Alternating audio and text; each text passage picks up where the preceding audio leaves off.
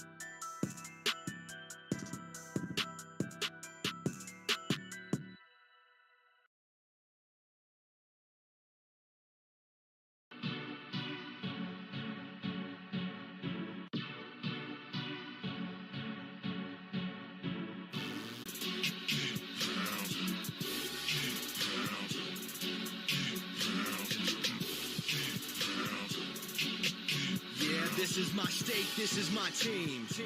You know what that means. This is for the black and blue that I bleed. This is for the chance to bring home that ring. But everybody gonna doubt this. So far there ain't been another way around it. We bring heat to the game each week. They just say we ain't got what it takes, we ain't bout it. Well, y'all can just keep saying that we ain't gonna make it, but at the end of the day, this'll be the Panthers nation. You know, this ain't a game to us major players at every angle that you can think of. That's why you hate us. Get out the way of greatness. You can look at our faces and see the blood, sweat, and tears that it took to create this. Yeah, I know what you're thinking, but you can save it. Cause even on the darkest of days, you know we're always gonna find a way to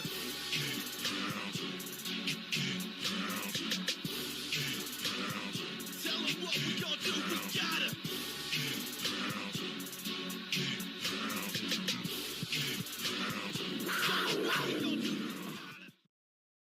Be sure to subscribe, keep pounding.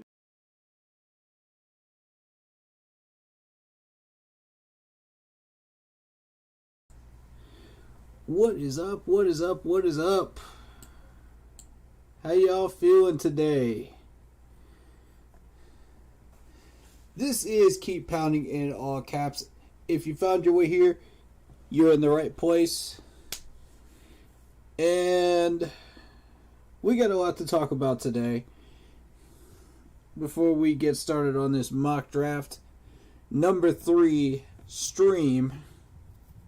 But before we do, hit that like button, hit that sub button, hit that bell, select all, leave a comment down below if you feel like doing so. If you're watching the stream on VOD, if you're enjoying the content, go check out the Keep Pounding group in all caps. Keep Pounding for in-game posts, polls, opinions, and reactions to NFL news and announcements on when I go live. Alright. First topic today is CMC. Let's dive on in. Now, some of you may notice on Facebook I am rolling with a new camera. And that being said, I need to make sure the camera on this one is working. 1 second, guys.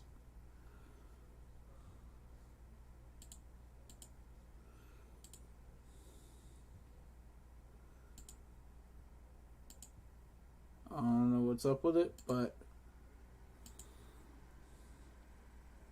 with the USB one, there we go. There we go, y'all.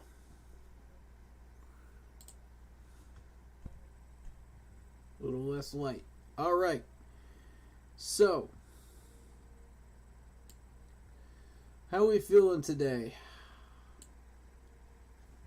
Good, bad, indifferent? Well, I got some news for you guys. Maybe you've heard it already. Maybe you haven't.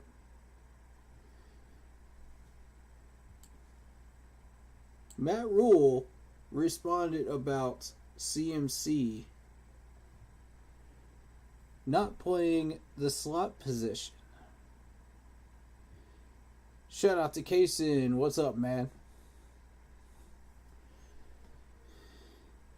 He said that we would be taking CMC out of his natural position. I don't know about this, man. I don't know what to think about this because, look, the way we were using CMC, we were running him into the ground, we were injuring him, and it was not a good look. Okay? He's been injured just about every year. He's had limited reps. Now he's back again. What's going to happen this time?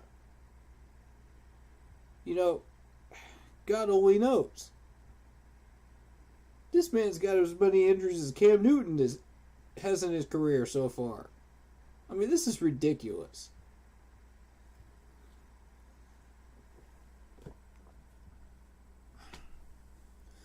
The Bills were the only interested party in trying to trade for CMC. now we're here. You know, we're trying to figure out what to do with him. We're trying to figure out what is the best possible place to put CMC.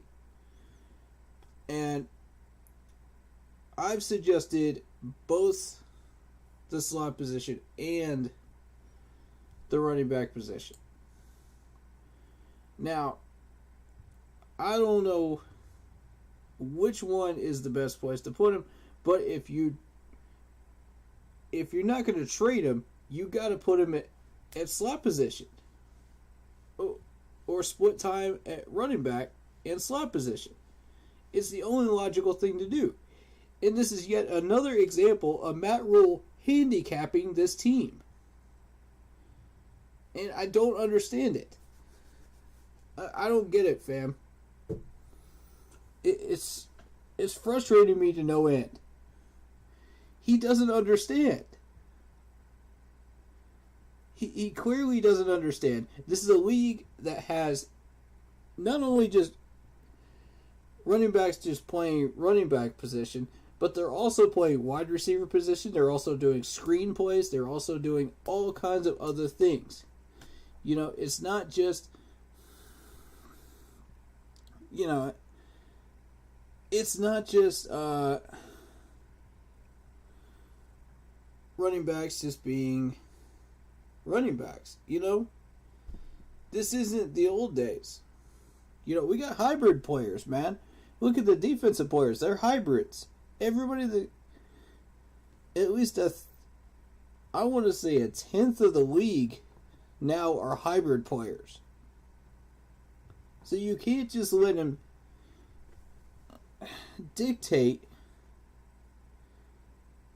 This is ridiculous. Rule needs to go. Rule needs to go, y'all. It's that simple. I'm done with this mess, man. I'm done with Matt Rule. I mean, as if you need another reason to fire this man. Honestly. As if you need another reason. We got a whole list going. It's not quite as bad as Ron Rivera in his last year. But it's climbing, you know. And CMC doesn't have a natural position because he can do it all. Exactly. Thank you, Torian. Like, this man is never going to get it. He's never going to understand what is the best thing for our players to be doing. And it's absolutely toxic to what we're trying to build. It's toxic. I can't say it enough times.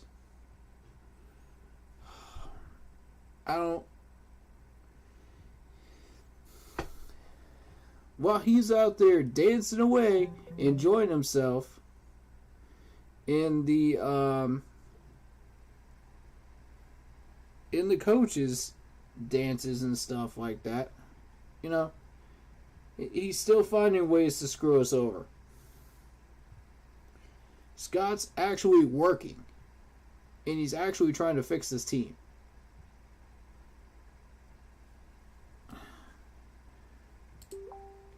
Man, I'm just so done with this, man. I don't know what to think anymore. We need to get rid of Matt Rule. It's that simple. Why do we continue to put up with this level of toxicity? Scott, you have the power to fire this man right now. You have the power right now to take control of this team and take control of the reins yourself. Why are you not doing it? And the simple answer is he's trying to appease Mr. Tepper. That's the only reason. I guarantee it. That's the only reason.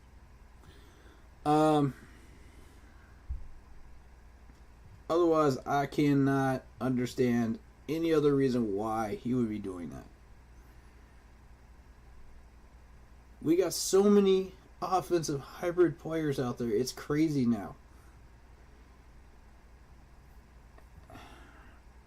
Did anybody hear what the Bills were going to offer us for CMC? Because I guarantee you these people were probably cutthroat at this point. They just want another Panthers player. This is getting ridiculously out of hand. And to continue this trend is dangerous, folks. It is highly dangerous.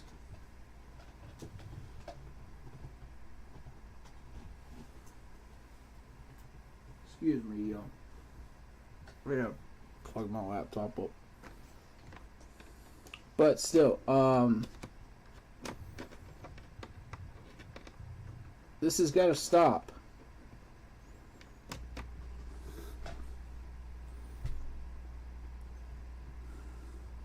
We can't keep acting like this is not a problem. The longer he stays here, the more damage he can do. He's getting paid for nothing. Exactly, Torian. Exactly. What has this man accomplished? Nothing. Scott's done it all. In 1 year, he's done all this and built us up as far as we have come. And what I'm starting to realize is that offensive line that Scott put in place, with Brady Christensen and Deontay Brown in the draft, are meant to be, Brady Christensen was meant to start, but Deontay Brown was probably meant to be a backup.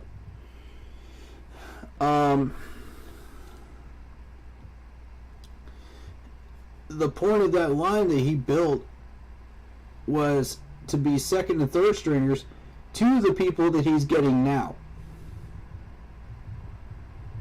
And the sooner you figure that out, the sooner you start to understand, okay, this might actually work. Scott is bringing in solutions that are actually working. What is Matt doing? If Matt was in complete control of this team, what would Matt do? He would still be sitting here, and we would still be looking at 6-10. And it don't make no sense at all. Oh, there's something wrong with the Zoom. I'll reset it. Hold up. Now, Zoom mic is working. Zoom mic is working.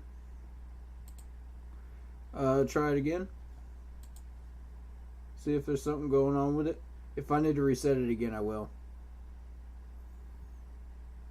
But right now, it seems to be working okay.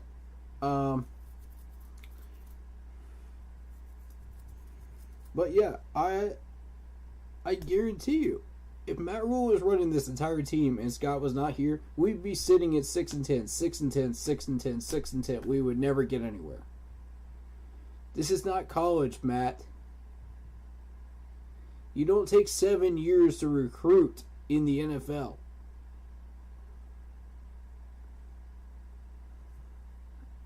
I don't understand it, man. I don't get it. I don't get how this man is still functioning as a head coach in the NFL. When Urban Meyer didn't even last an entire year. Urban Meyer, an established coach in college that has done what he's done with Ohio State. Even, did he get a trophy with Ohio State? I think he did. Before Alabama started taking over. But the point is, man, this dude has done his due diligence, and he comes up to the NFL, and it didn't even last an entire year. All these college coaches never lasted an entire year. but still Matt is here. Explain this one. Make this make sense. Make this make sense, folks. Is the sound all right, Kason?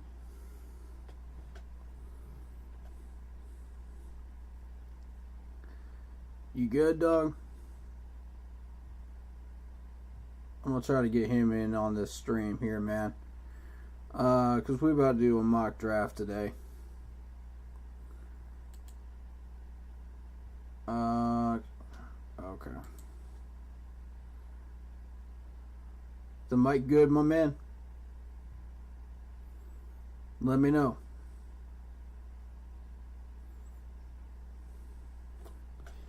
Alright.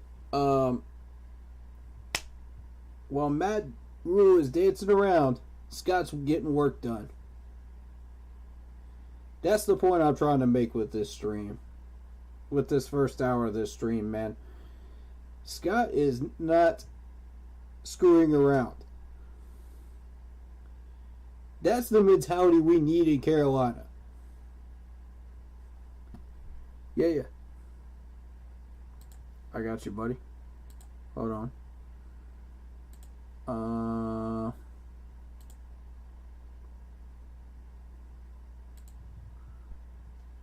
I ain't got you muted, buddy. There you go. I'm good. It's just Zoom chat being weird. I don't know what's going on with it.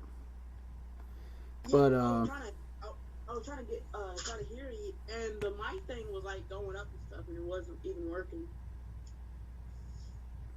That's weird. Why are you coming through the main mic? There we go. Okay, there we go. Alright. Now you're coming through. Alright. Here we go.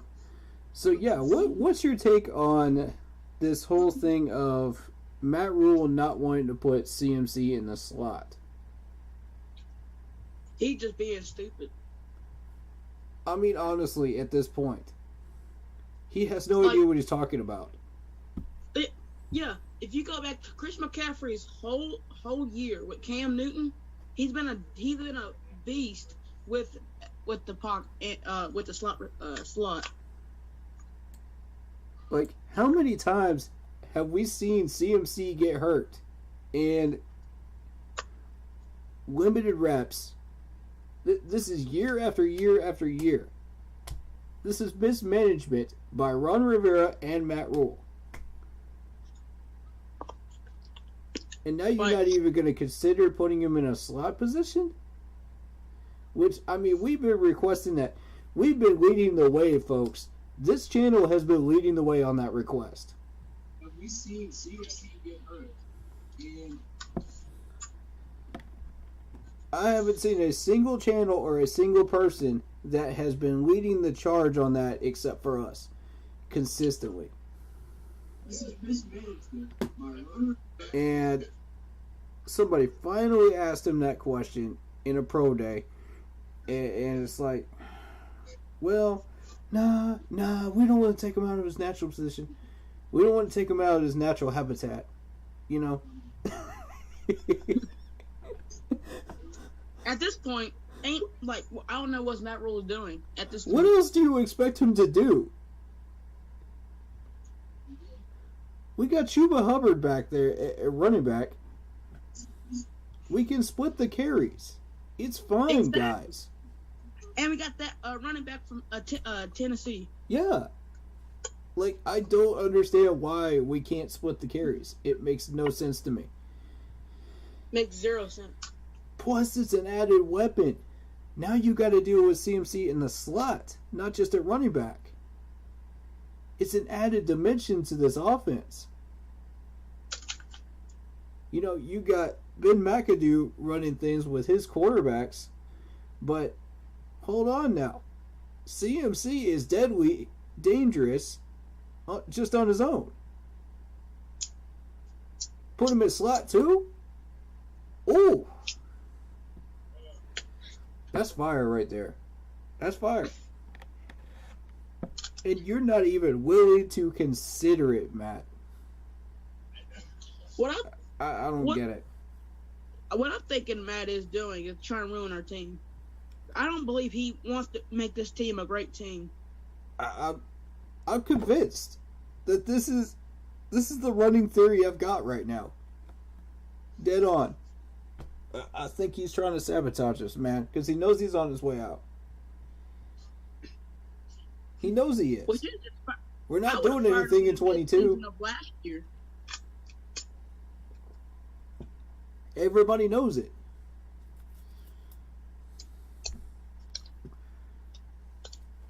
But y'all, we did this in the last stream, man. We did this in the last stream. Now I got my boy Casey in here, man. I'm going to show y'all. We're going to look at the list of quarterbacks that we're going to be facing. And y'all tell me what we're doing with here. Because this is some...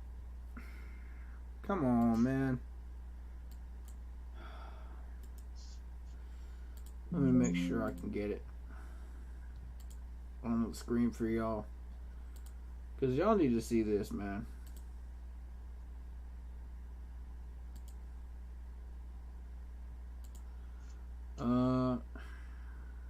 Okay, there we go. Alright, and...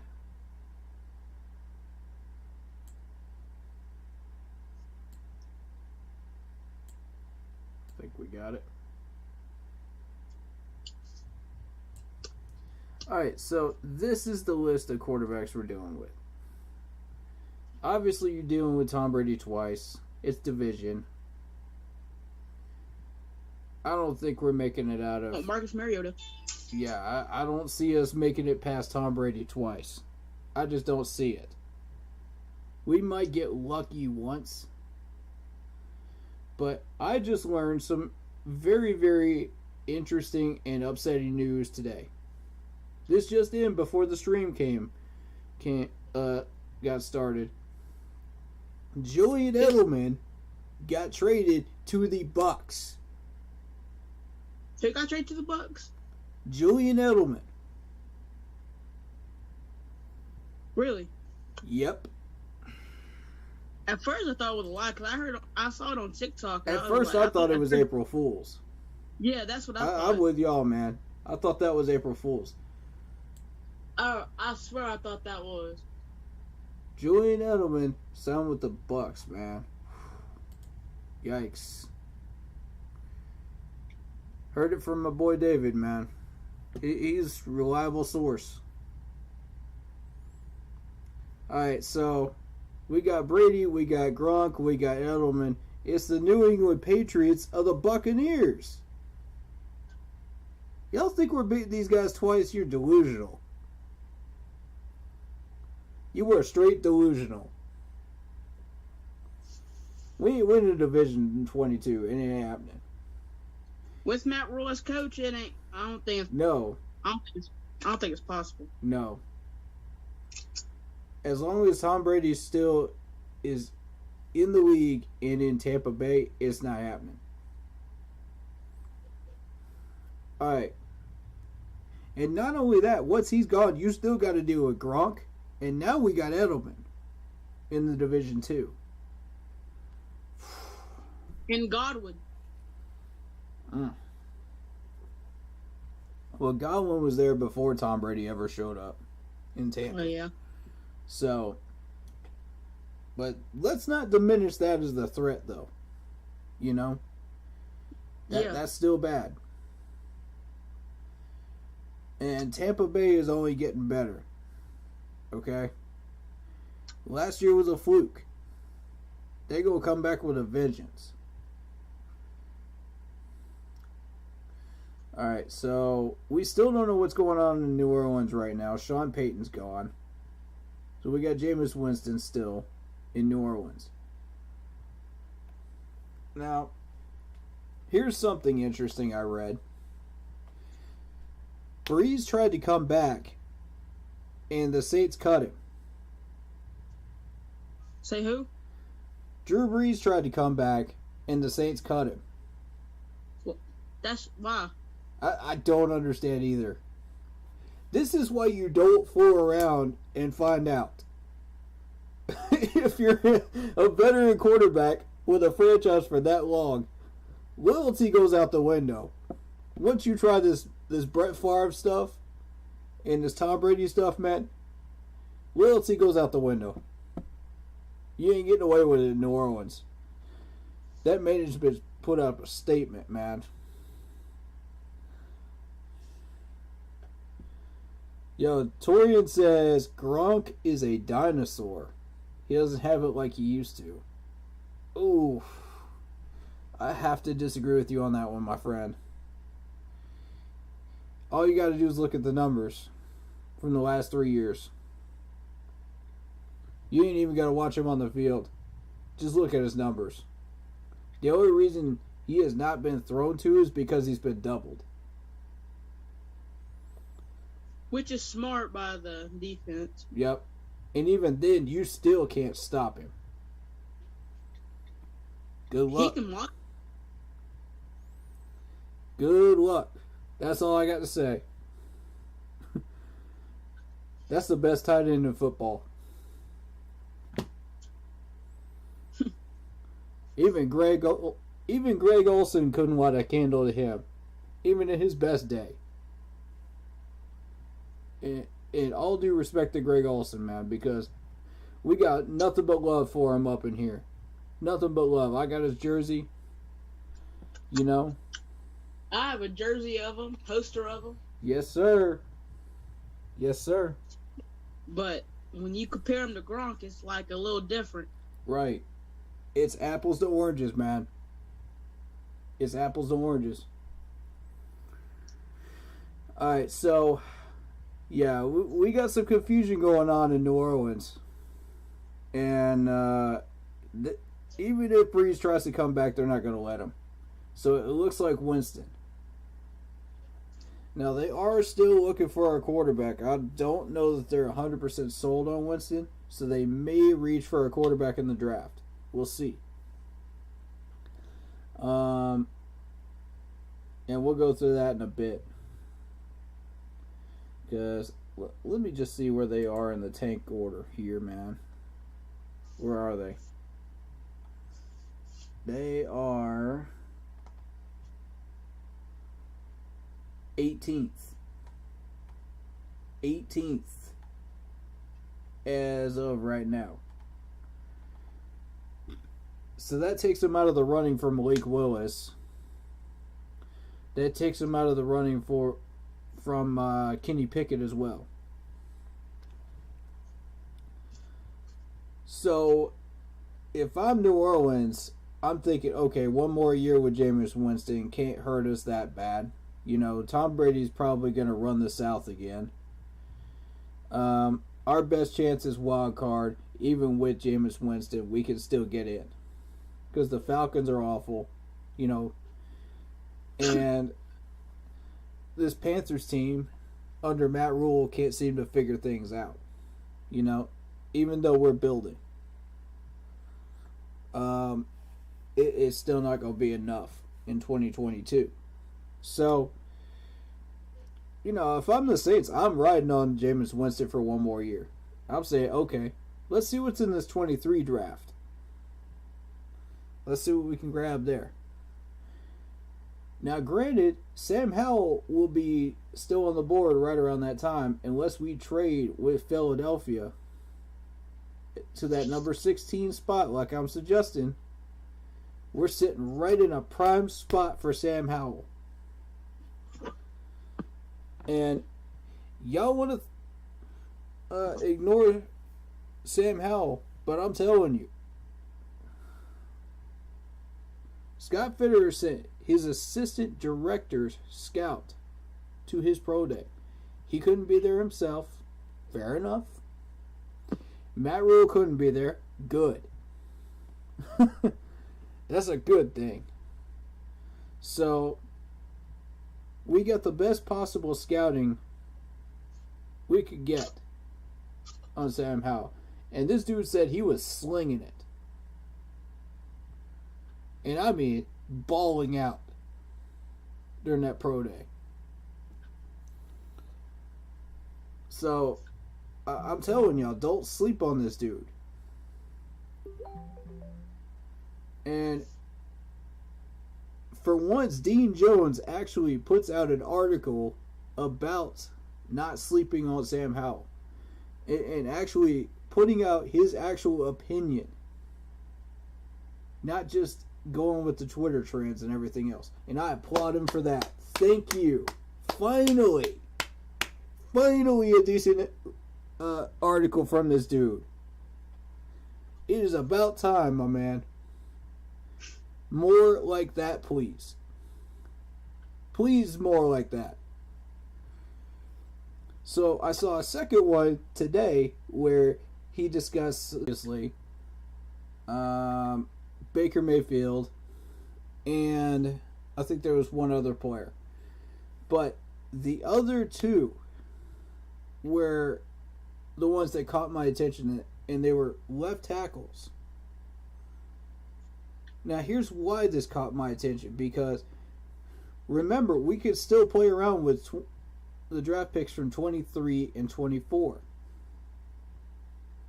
We don't have to squarely use 22 draft picks from this year.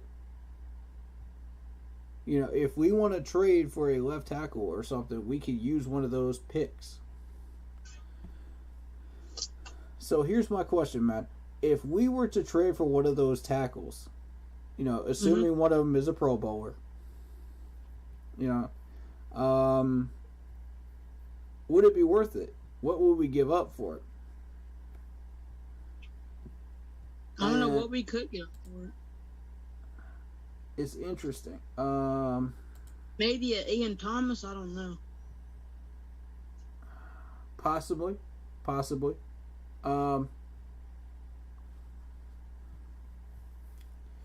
Ian Thomas and a corner. I'm thinking. Yeah. Original trade, you know. Just switch it up.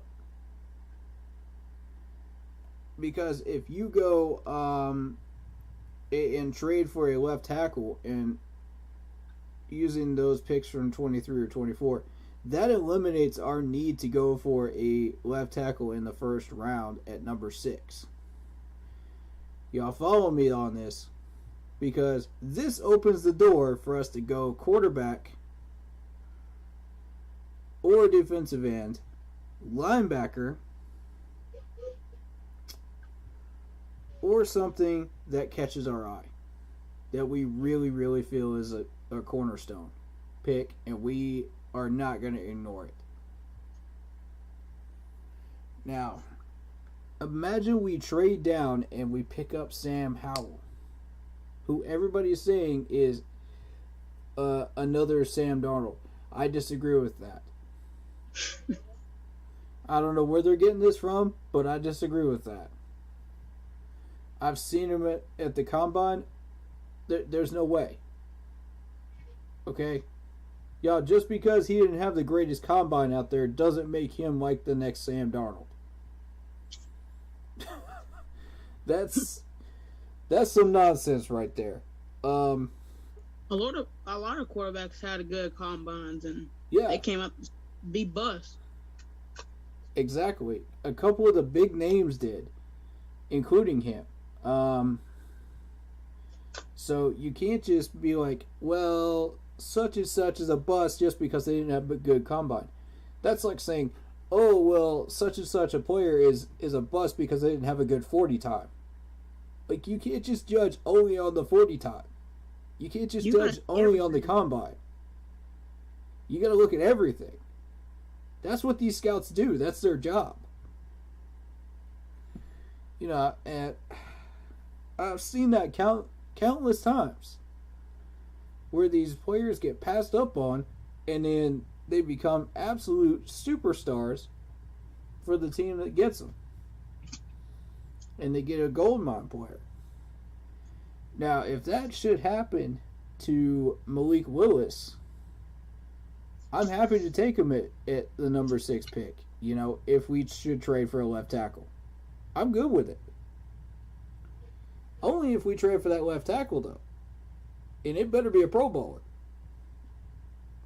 Because we are not giving up that level of talent for just an average linebacker, offensive lineman. I'm sorry, it just ain't worth it. Because I'm going to tell you this right now. They're not just going to ask for Ian Thomas or a corner. They're going to ask for a draft pick, too. Whoever we trade for. Third or second, they're probably going to ask for. Absolutely. Offensive tackles are only going grade-wise, the good ones, until the third round. After that, you might as well not even bother. That's why you see all these teams go defensively after the fourth round. There's a reason for it. Guys, it's a pattern. For the people that don't pay attention to this stuff in the draft, this is your clue right here. I'm giving it to you right now before draft day even starts. So you are clued in on this. And you'll notice it. Like, and I'm not just blowing smoke here. So, imagine if we did that. We trade down, we get Sam Howell. Second round, we go for maybe a guard. You know? And fourth round, linebacker. You know? Fifth round, maybe a safety or a defensive end. Doesn't have to be the greatest safety out there, just enough to replace Sean Chandler with. Something that can get the job done. Exactly. That's all I'm asking for. You know, we got Burris, we got Woods back there. We're good. All we need is depth at safety. And Sean Chandler ain't it. He blew a lot of coverages. Just saying. I'm going to tell y'all, Sean Chandler ain't it. And that's the nicest way I could put it. Y'all heard my rants last year. Y'all heard my rants this year. I'm done with it. I ain't doing it no more. Don't bring his name into these chats no more. Unless you have a replacement for him, don't bring his name up no more. And I swear I will block his name in the chats if I have to. Don't make me do that, y'all. Don't make me do that. There's some people that come up in here and try to troll this stuff, man. I'm telling you. We ain't doing that up in here. Which quarterback do you think would fit best in our new offense in the draft? Steve Smith suggested that we get Willis. I mean, 9/10 of the Panthers fan base is saying Willis. And I can't disagree with that, to be honest. I like the quarterback. If we're lucky to get him. Again, my target is Evan Neal. If he happens to drop, and it has to be the right circumstances, my target's Evan Neal. Akeem, to me, is a 50-50. Like, take him or leave him. You know, as far as whether he's worth a trade down or not.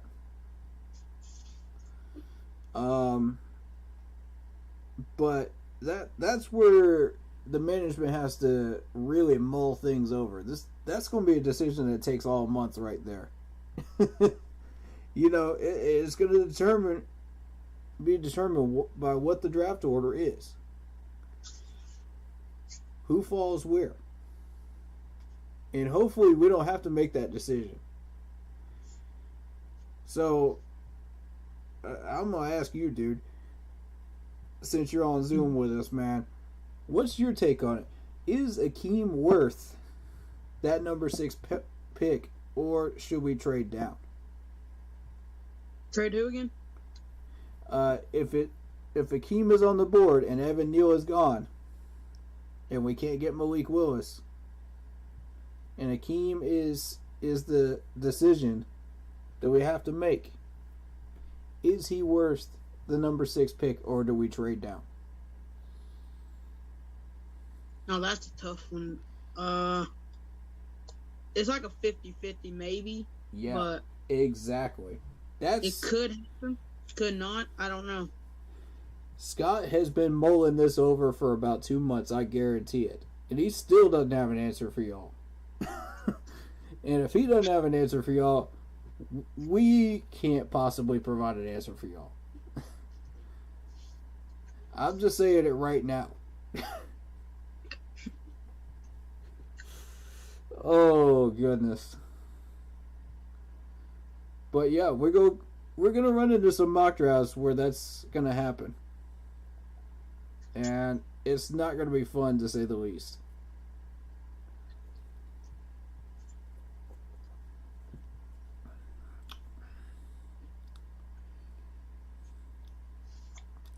Okay, Torian says trade down. Alright. Alright, your opinion has been noted. Why do you think that? Like, if you got an opinion on this stuff, man, give us some reasoning. You know, give us some facts. Give us some info. Why do you think that's a good idea? Why do you think it's worth getting 2 players in place of 1? Like, is he not that valuable to you? You think 60-40 it's worth trading down? That's okay. You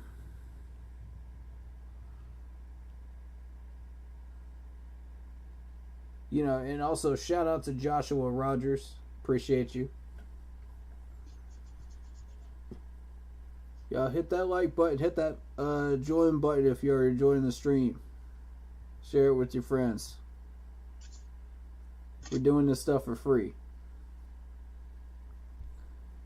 You know, that's pure love of this team right here. That's why we're doing it. Alright, so getting back to this list here. You got Marcus Mariota, and I'm not scared of Marcus Mariota. I'm going to be real with y'all. I'm not scared of him. I'm not scared of him. We can take him.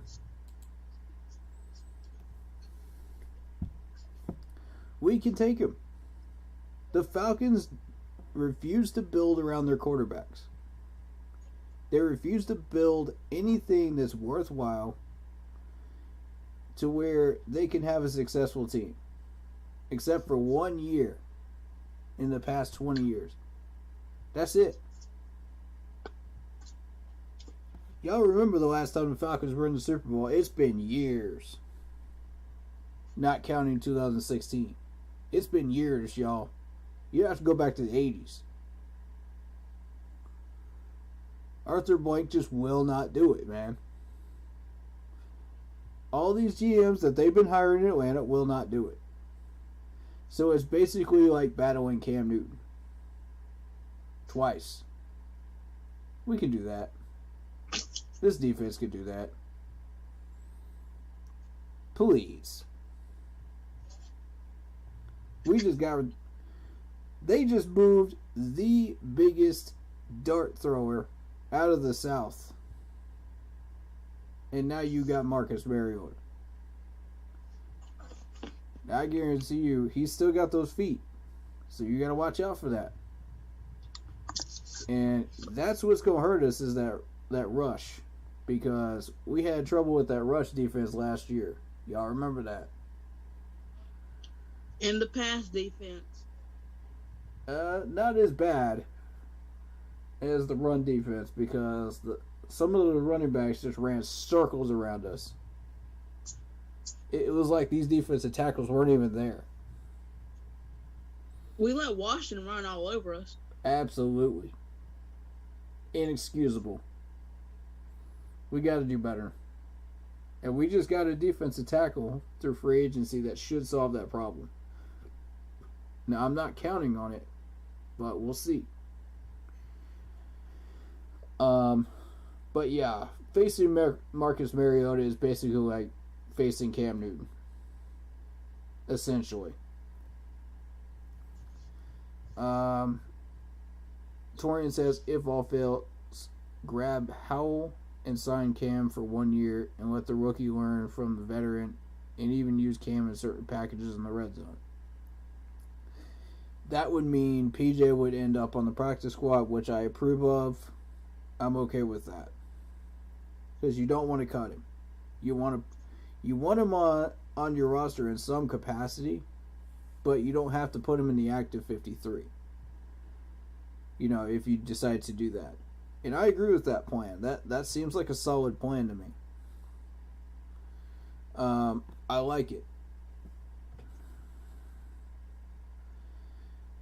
There was one rumor where they were talking about Deshaun Watson, Cam Newton as his backup, and then PJ.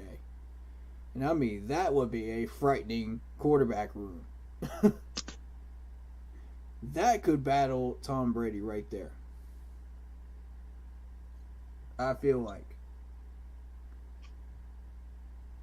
Because you're not losing that much as you go down the ladder. But,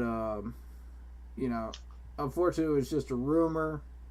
We weren't looking to do that. And Cam Newton's future is in his hands. Squarely and only in his hands. Scott Fitterer said it himself. That's straight from the horse's mouth, y'all. You want him here? Go talk to Cam on his Twitter. Go talk to him on his Instagram. Tell him you want him here. Like, that's exactly what I'm going to do once I get off stream, like, tomorrow. I'm going to immediately send him a message. I'm going to be like, I would love to see you come back here. We got a slot open for you, bro. We've been holding it for you. Come back home. I realize there's going to be a lot of Cam haters out there. And a lot of naysayers. But y'all hold your horses, man. Because Cam can't do all y'all are hating on Cam Newton just to hate on Cam Newton. And we've been here already. We've been here already and done this already. You know what I'm saying? Cam could do one thing wrong, and the whole Cam fan could just hate on him. One thing wrong. He could tie his shoes wrong, and everybody would hate him. Yeah. He made one bad pass. Everybody hated him. I mean, y'all are expecting too much of this dude. Harvey says, hating, I'm going to respectfully disagree. You haven't been paying attention to the Facebook comment sections, have you? You haven't seen the Twitter feeds. It is toxic. It's been toxic ever since 2016. I've been watching this stuff and I'm sick of it. I'm sick of it, bro. So yeah, if you think that people are not hating on him, you missed a lot. You really did. But I agree with a lot of what they say about Cam. Is what Harvey says. Alright. That's where we respectfully disagree, sir. I apologize, y'all are seeing all these messages on the screen, but we're gonna get to it. People are blowing up my phone today. My messenger. So Marcus Mariota is basically like playing Cam. You got Kyler Murray, who's much the same. Watson, same thing, except Watson's a little more dangerous. He's along the level of Russell Wilson type level, who is also on this list. Stafford is also on this list. Lamar Jackson is also on this list. Joe Burrow, who just came second in the entire NFL, is on this list.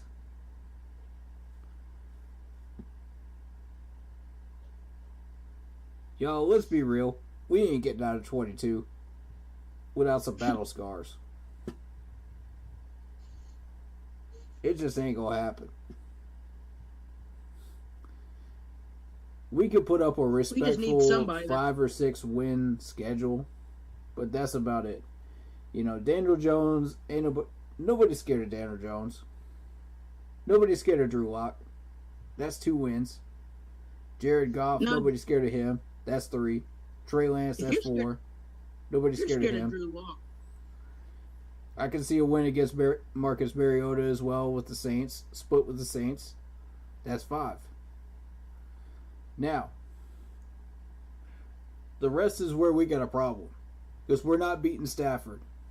We're not beating Bright, Mr. Tom Brady over here.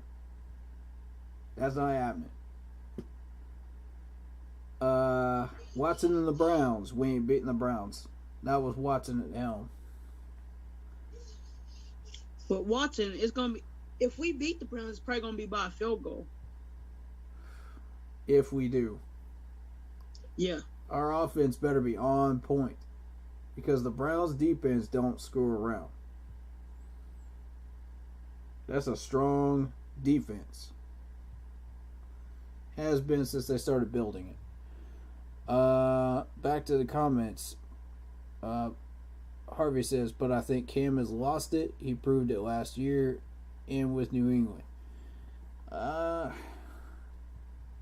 When you're paying for Cam Newton, again, you're paying for the Cam Newton of 2022. You're not paying for the Cam Newton of 2015. You know. He's got issues with reads now because of the concussion. It is what it is. You know, that's what you're paying for. And I don't necessarily want to say he's lost it because he still had a little success. You know, you put him in the right packages. Look at the Cardinals game. That's a good true marker of where he is. You know, driving down the field, I wouldn't necessarily trust him, you know, because of the reads. But in the red zone, absolutely, I trust him 100%. 3rd and 1, 3rd and short, I trust him 100% to dive and get that first. I swear, man, you got to put him in 3rd and 1 and 4th and 1s. Yeah, I don't understand why.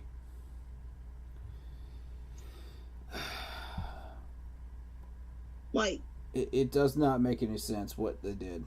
You have a 6'5", 250, almost looks like a linebacker, and not like letting him jump over the pile for a first down. Makes no sense at all. That's coaching. Figure that out. That is coaching. That is Matt Rule, and he needs to go. Pack those bags. We'll help him pack. We'll buy a plane ticket for him. At this point, I think there's at least 100 Panther fans that would chip in money to buy him a plane ticket to get him out of Charlotte. Tell me I'm wrong, y'all. Jeez, man. We wouldn't want to get rid of him. How bad he's been coaching for us. Ugh. He had terrible coach. He's terrible coach.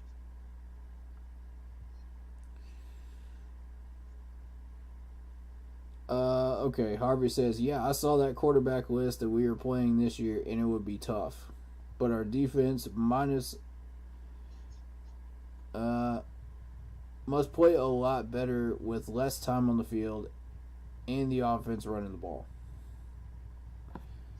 Here's the thing. We don't know what Ben McAdoo's offensive playbook looks like. Plain and simple, we don't know what his style of offense is. All we know is what they're telling us, that he's good with quarterbacks. That's not enough for me.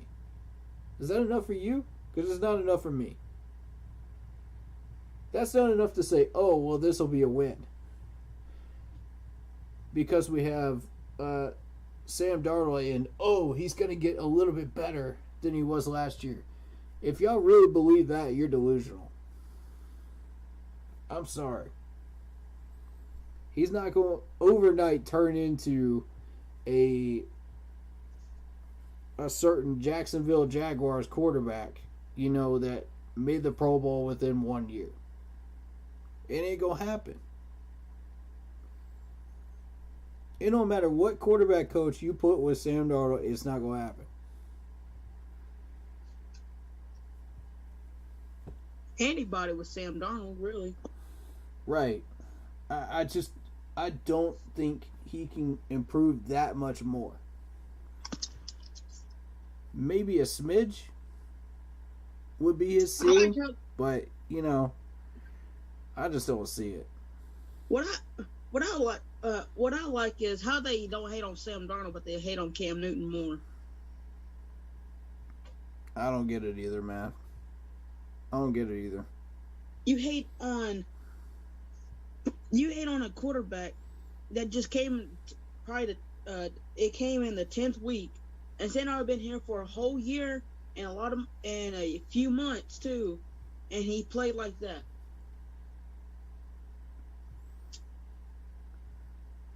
I don't think there's been a quarterback that they haven't hated since 2016.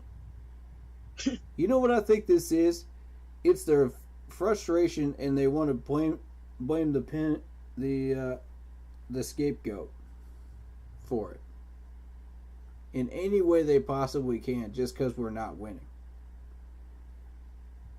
Because y'all are that frustrated that we're not winning every single year. Let me tell y'all something. There is not a franchise out there except for New England for a while. And even they dropped off the face of the earth. They're not doing nothing right now.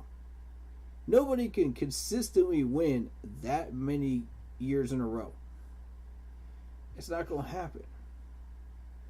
You can't go 15-1 every season. Exactly. And that's the frustrating thing I've got with these fans, man. They just don't understand this. And it's just like, every year you're expected to do this, and this. And it's just like, when they don't meet your expectations, and naturally they won't, because you know our history, why are you expecting this? Plain and simple, why are you expecting way more than we're capable of doing every year? That's that mindset. I've been telling y'all. We as fans are part of the problem. We got to be better. That's all I'm going to say on that subject, because y'all already know how I feel about that. The Cam of 2022 cannot win football games consistently. No, that's why he's a backup. That's the whole point. That's why he's a backup. That's why he took the backup role last year. Did you... Man. The only reason he took that starting job for those 2 games is because Sam Darnold was not cutting it. But half the reason was a certain offensive coordinator that had no clue what he was doing. But I digress. Panthers fans have always hated on the quarterbacks when they're not playing at a high level. And wait till later this year. If Sam doesn't play well, watch the hate come out. Last year, the O-line and coaching was messed up. Rule is still messed up, but everything will be better. Watch. I love that optimism right there. This dude's straight talking, and he's right. Because if any quarterback doesn't do well in Carolina, here comes the boo birds. Here comes people throwing bottles. Here comes this and this and that. You know? And I'm sick of the toxicity in this fan base. I really am. You can boo these people, but since when did we start becoming Philadelphia? Since when did we start trashing our own players and our own coaches, you know, by throwing bottles and stuff at them? I don't appreciate that.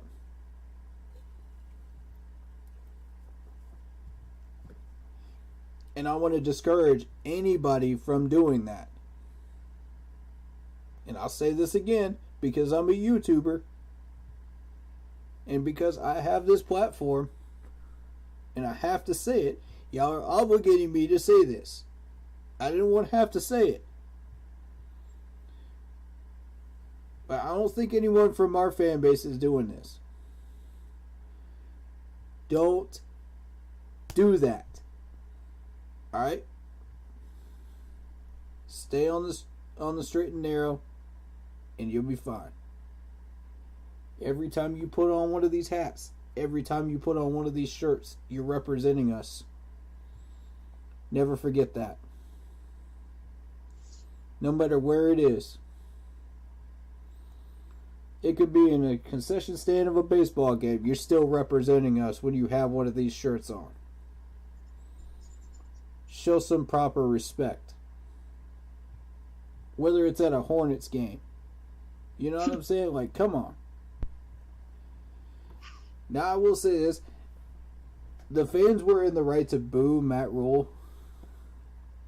They weren't booing his family. They were booing him. They didn't throw any bottles. They didn't do none of that stuff. What happened to the Browns? But I'll tell you this. If you think that's bullying, take your butt up to Philadelphia. See how long you last up there. That ain't bullying. Not as long. That ain't bullying. Not at all.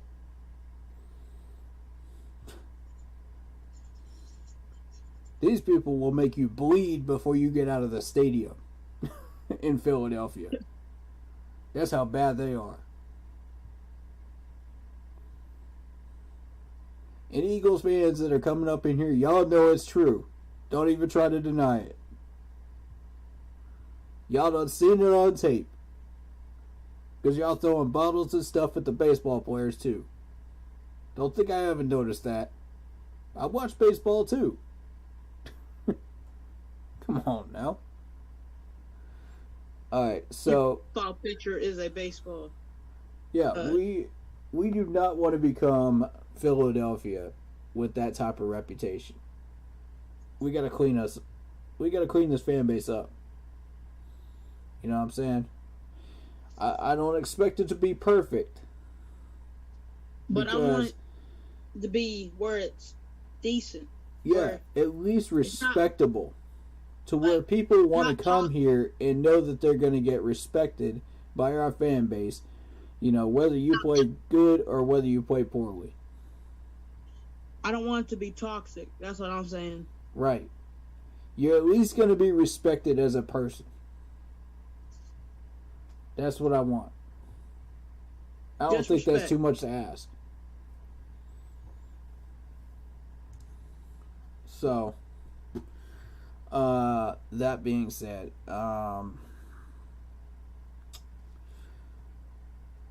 Chauncey says Carolina on the rise. That is true. Under Scott Fitterer, Carolina is on the rise. There is hope, ladies and gentlemen. Despite Matt Rule, there is hope. A lot of hope to go around right now.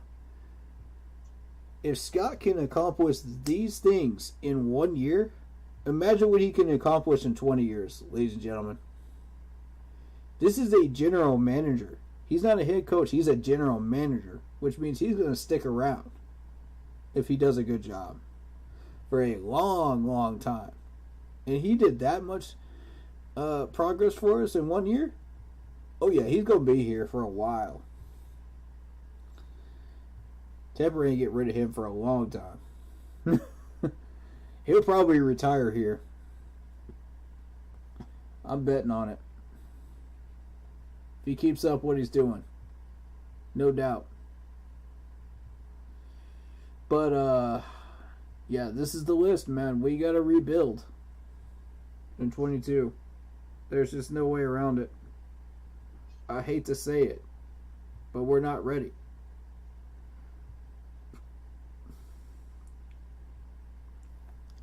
And you know what else I find interesting is that Tom Brady timed his return right around the same time as we were going after Watson.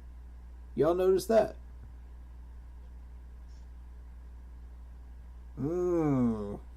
That sounds a little odd. Mm-hmm. Y'all notice this ain't no coincidence. The man got scared. He said, hold up. Y'all ain't about to take this division that easy. Y'all ain't about to have it on a silver spoon and a plate. Nah, dog. I'm coming back.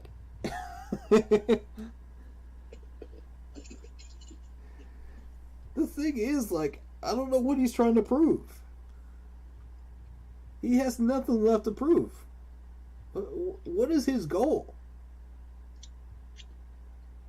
Like, I don't... And now you got Julian Edelman over there, too? Like, okay, you get 2 rings with Tampa, so what? You've already got 5 with New England? Who cares? Who cares? Literally. You've already proven your point, bro.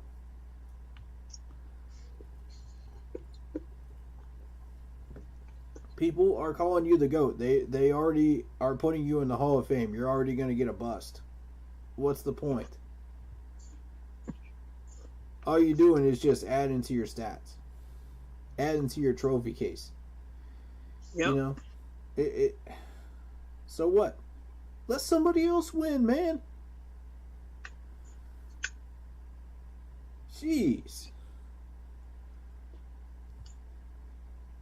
You know, this is like watching Jimmy Johnson keep winning the NASCAR races over and over and over again, man. Let somebody else win.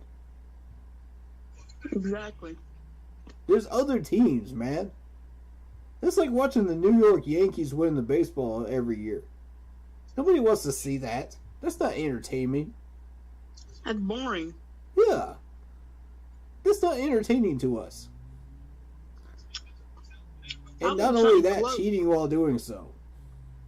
Because that's what Tom Brady type teams do.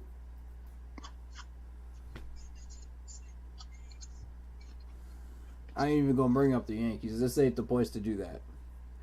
But still, y'all see my point. 7 Super Bowls and he still isn't satisfied, y'all. Like, come on now. How? Bro, at a certain point, you got to put down the cleats, man. You got to say, okay, only this is if he enough. likes even. The only way, he probably just likes even numbers, because there ain't no way.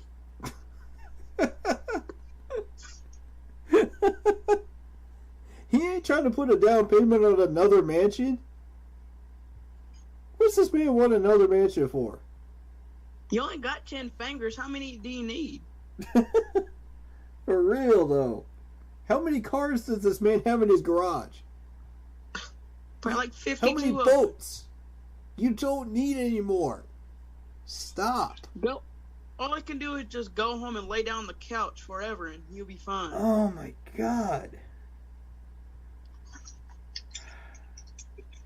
Now, option for this game, you just don't want to stop. I get it. Okay? If your hunger for the game just doesn't end, and you're just that good, fair enough. But this dude's already won 7 rings. Surely that hunger's gone away by now. The passion for the game's still there, but the hunger's got to be gone by now. Come on now. Bro, I'm saying, remember his first ever Super Bowl? He was so excited and stuff. Now he just don't even look like he he don't care no more. Yeah, it's like you walked into a Walmart or something. It's like, man, I've been here like 100,000 times. Yeah, Like, I know just hand me my trophy. Hand me my ring. I know where everything is, so I'll be fine. Yep. I've been on this stage. Just let me touch the trophy and we'll be done. Just give me a ring, then I go back to home. Yep.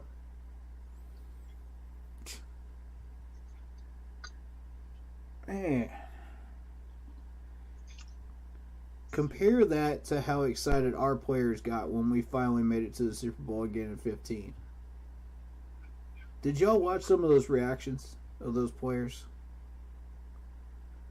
I mean, Cam Newton, Thomas Davis, I'm telling you, it was priceless. Some of those almost made me cry, y'all. It was that real. It was that real. You could feel it. When we won that game, I was screaming. Y'all could feel the emotions all week long.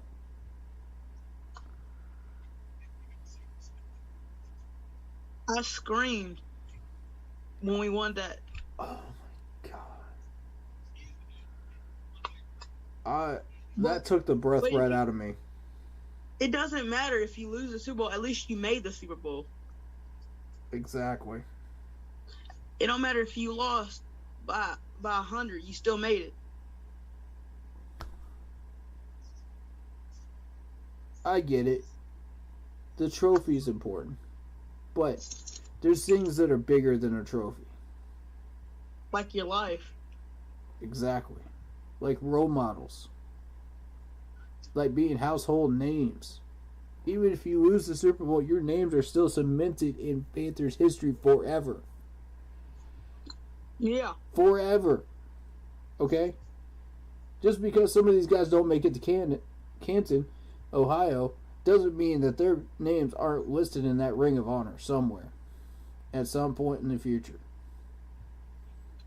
As they should be. They will be immortalized in Panthers history. You think back to Jake Delhomme and that whole crew, those names are history. They're written in Panthers history.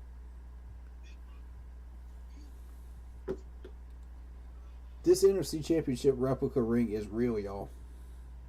It's real. No. It's real. I'm holding this in my hand. Now, don't get me wrong. I love for us to win a Super Bowl. That's real. Every one of those players has earned the right to touch that ring. As far as I'm concerned. Every one of them. Every one of them. Whether they be on other teams or what. I don't care. That is the best Panthers team I have ever watched in 15. And I'm proud of each and every one of them. Mm-hmm. Even Trey Boston, man. I freaking love him too. Every one of them. That whole team, like, I can name a lot of players from 2015. Thomas Davis. Mm-hmm. That's real right here. I'm holding this right in my hand. Now, I'm going to say this right now. It means something, y'all. Right now. Don't ever forget Kurt Coleman when he was in 2015. Facts. Kurt Coleman, he was a bad boy in 2015. That's straight facts.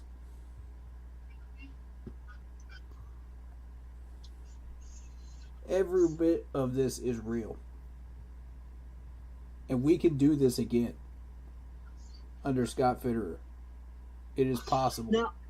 Now I could say, I'm a Panther fan, but I'm going to say this just to get it out there. Hey, I gave Trey some love, man. I gave him his love. Come on, Harvey. Yeah. Don't do that. Now I'm gonna say this: in 2015, if you think about it, even though we won all them games, we were the worst second half team in the NFL. It's true. It's absolutely true. We laid down. How many points we put up in the second half? We laid down. We took our foot off the gas. Yeah, and then we had to get it. I warned Dabo Swinney about the same clutch it thing. up like the Colts. You know, it's interesting. I warned Dabo Swinney about that same thing. Don't take your foot off the pedal. And look what happened against Syracuse back in 2016. I rest my case. Yeah. I warned this team about that in 2015, and look what happened. We lost that Falcons game, right? I warned y'all. Don't do that no more.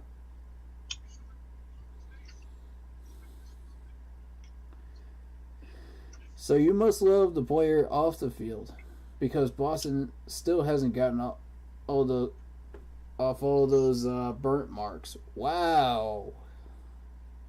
Wow, dude. What happened? He said, so you must love the player off the field, because Boston still hasn't gotten off all of those burnt marks. Oh. Ooh. Man, come on.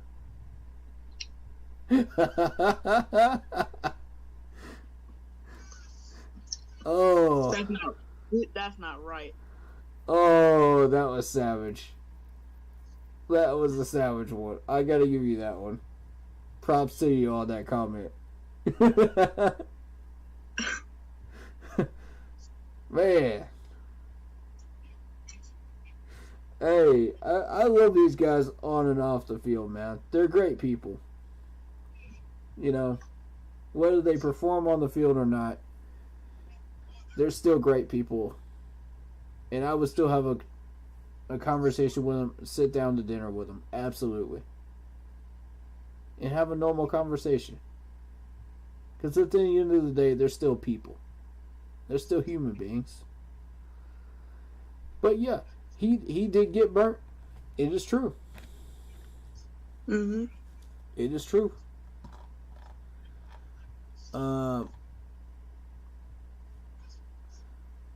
That's why I want a super aggressive offense here in Carolina. I missed that comment about Matt Rule. I didn't see that.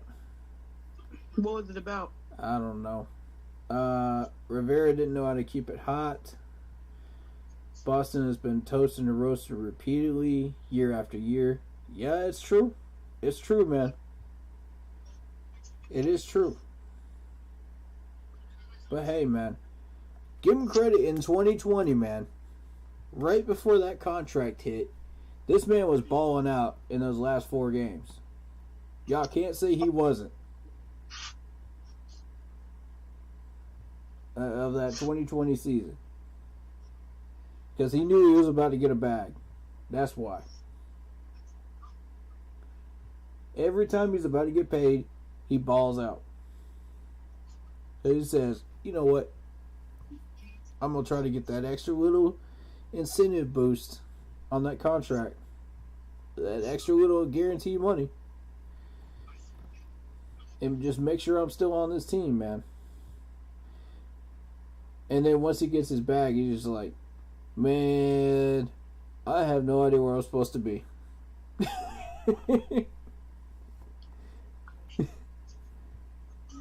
Oh, I love him, though. I love him, though. He's a good guy. I'm happy with what they do with the kids in poor communities. Absolutely, man. We always want to support that and encourage, That's the thing about the Panthers I really do like. They help out the poor and the kids and stuff. Yeah. Cam Newton has that yearly dinner. Yeah, he had 800 kids there. Wonderful, man. All these camps that they're doing, man. It's so wonderful to watch. Hey, Hey, if you're talking about Cam, when is it gonna start again? I'm not sure because we're not even sure he's going to stay in Charlotte. So I don't know if that Will happen. Dinner serving thing that he was doing is still going to happen or not this year. I don't know when that usually occurs. It could happen, or what that event is called, but if somebody could look that up and let me know, we'll give full support to that for sure.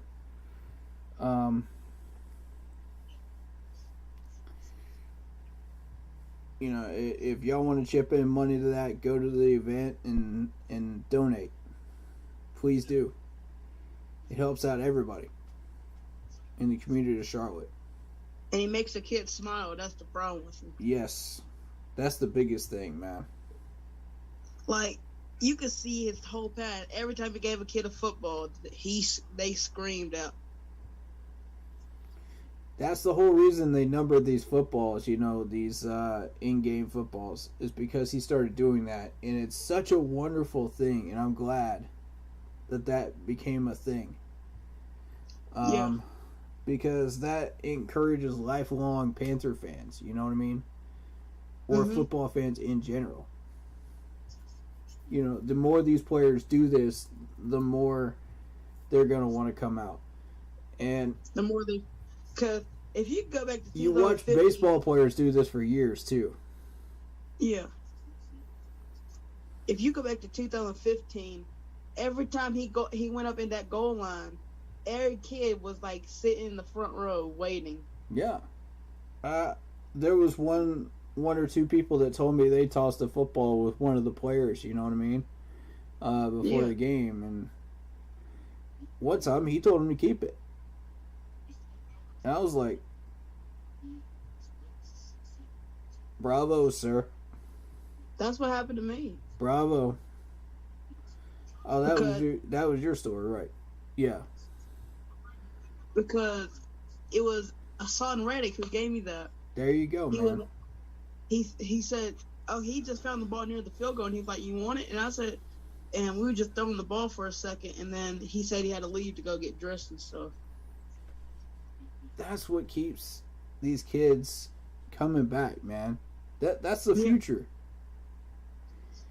Guys like my man Case in here. That's the future of the NFL. He's playing. And he's got a love for this game now. Because of the inspiration of these players and because they were proper role models for him. Maybe one day I'll be doing that, and I'll give balls. Absolutely. Give football to kids and stuff. Make them smile. Right. The bigger the platform, the more chances you'll have to do stuff like this. And it'll be awesome, if you get that far. And I think that's wonderful. Now I'm trying to chase my dream to be a NFL player. I think I'm trying to play high school football and middle school football and stuff. Mm-hmm. Even if you don't make the shot, at least you try to do it. Right. But one day there'll be another door opening for you. Right. And I also want to say this for the college players that go into the NFL. A lot of these people come into the NFL with degrees and in their fields of study, which means it's not over once they retire from the NFL. They can go on and open a business. They can some of them become helpers in hospitals. I've seen that happen. I think there was one in New York. Was it New York or New Jersey? Which one are you talking about? I think it was one of the New York Giants players or one of the Jets players. I don't know.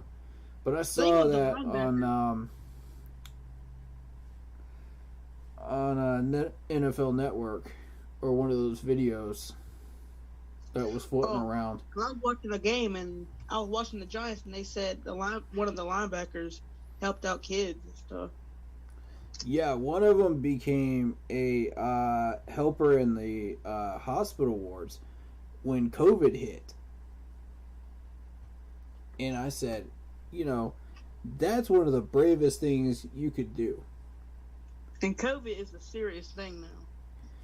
When you think back to the first year when we started having COVID, nobody knew anything about it. And he immediately went over to the hospitals and helped them out once he retired. And I have so much respect for that right there. Because, like you seen Thomas Davis. Man. He helped out too. That's a role model, ladies and gentlemen. That's what we need more of in Carolina. That crew we had in 15, those guys were role models. Mm-hmm. Cam made other players, even though they didn't want to do it, he made other players give kids football. Mm-hmm. And it's a beautiful thing, man. It really, really is.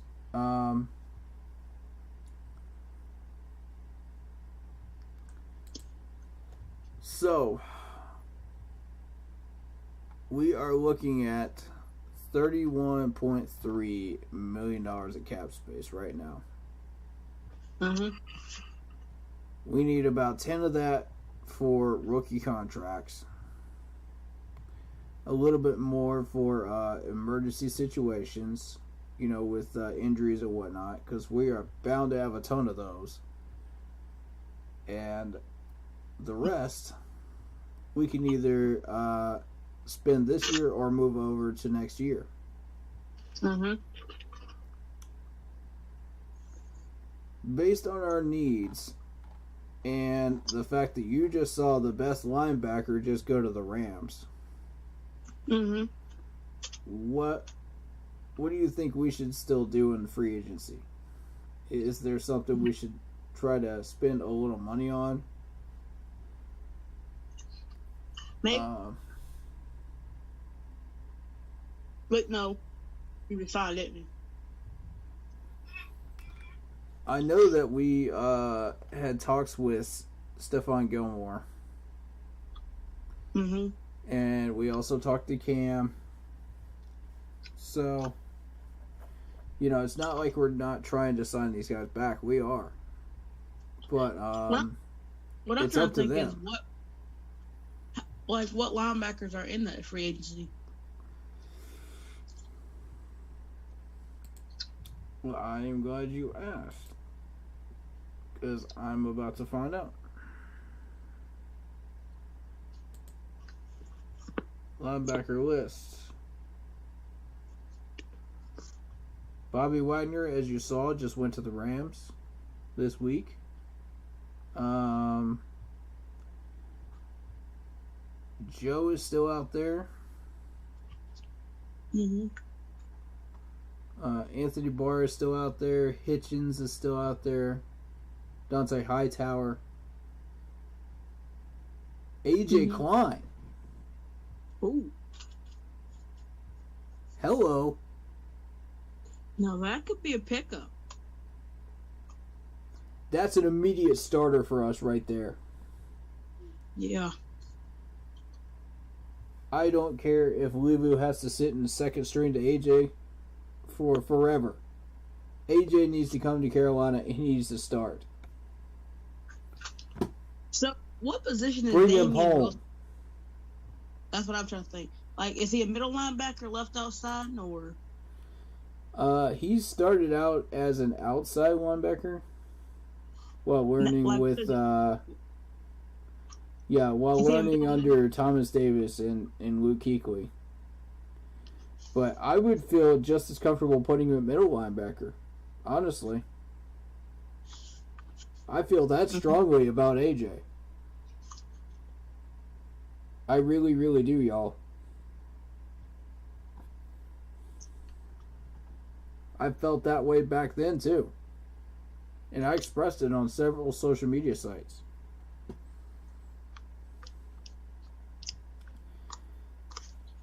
As soon as I noticed him leave this team, I said, that's an instant starter. Whoever he goes to, that's an instant starter. Sure enough, he goes to the Saints, instant starter. I know how to spot these guys, y'all.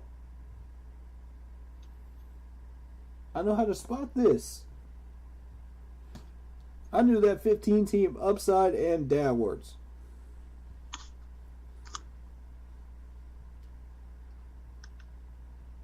So, here's something interesting. If you look at a status, expired, terminated. Contract. Wow. That's interesting right there. You're dealing with a 4-year contract with us, 3-year contract with the Saints, 3-year contract with the Bills. All 3 of these teams chopped him during the middle of his contracts.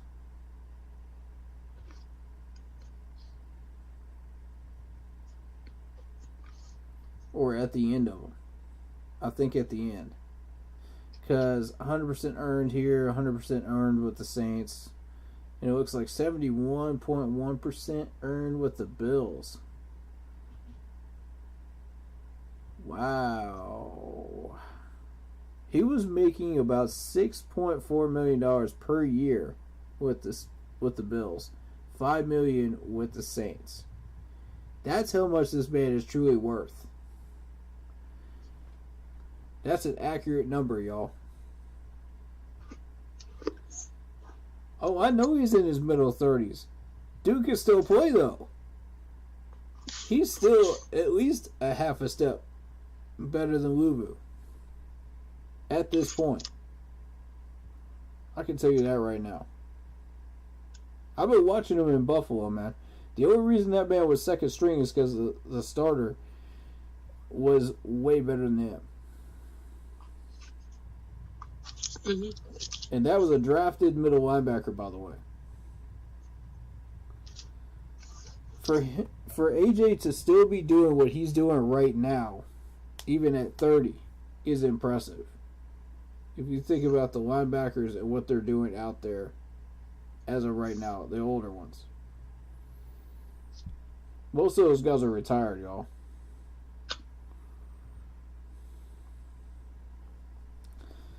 Shout out to Terrius Reed. How you doing, man? But, yeah, 6.4 is accurate per year. He was making about $18 million with the Bills total for all 4 years. $15 million total with the Saints. 2.3 for us in those 4 years. We undercut him, but that was Gettleman that did that. You'll have to remember that. That was Gettleman. Now, the fact that that man is still sitting on that market and we have not made an offer is embarrassing. At least a 2-year deal. I want to see a 2-year deal at least. 3rd-year option.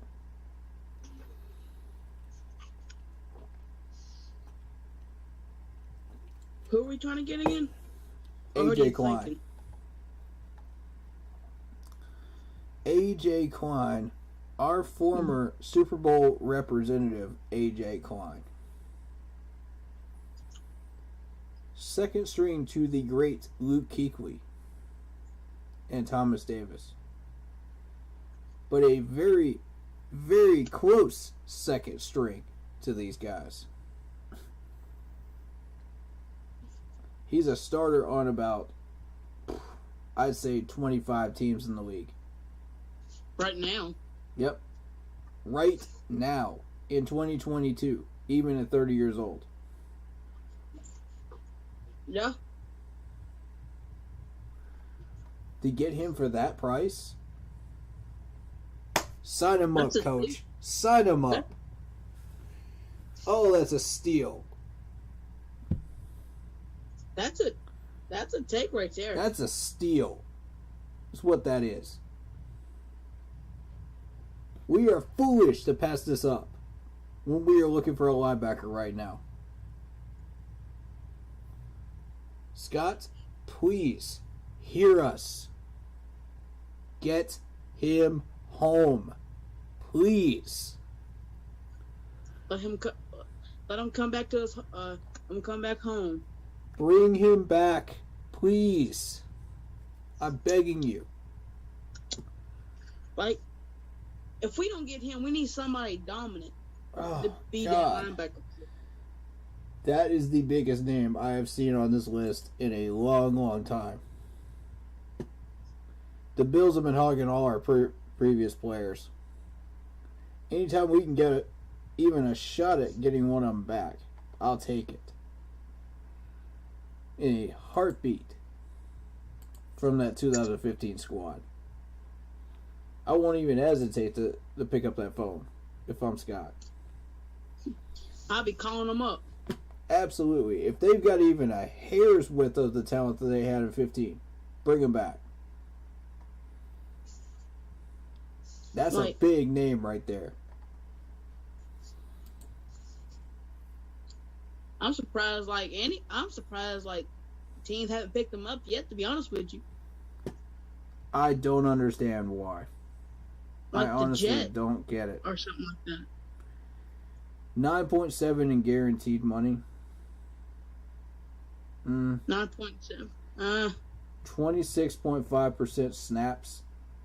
But again, that was because the middle linebacker that they drafted in Buffalo was a good step or two ahead of him and younger. Faster and stronger. Oh. But not by much.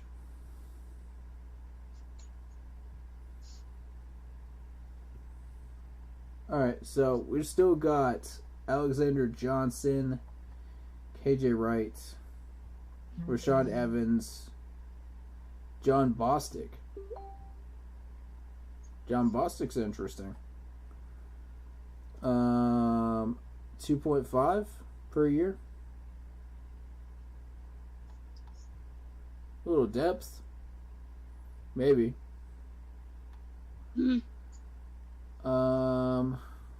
Christian Jones, Kevin Mentzer. No. Mentzer's over the hill. Oh. Yeah. Quan Alexander over the hill. No thanks. Jordan Evans. I mean, we're getting down to the lower names here where nobody's paying attention to these guys anymore. I want to know, like, what safety could we get to take over Sean Chandler? I will take a look at that next. That's who we should. I'm finishing up this list real quick. We should just trade. We should have released him because he's absolutely. There's no reason why that man should be even signed to another contract. He's not even a rebuilding. Like, what has he actually accomplished back there? Besides making some tackles that another safety would have made anyway. Like a safety supposed to make tackles. Exactly.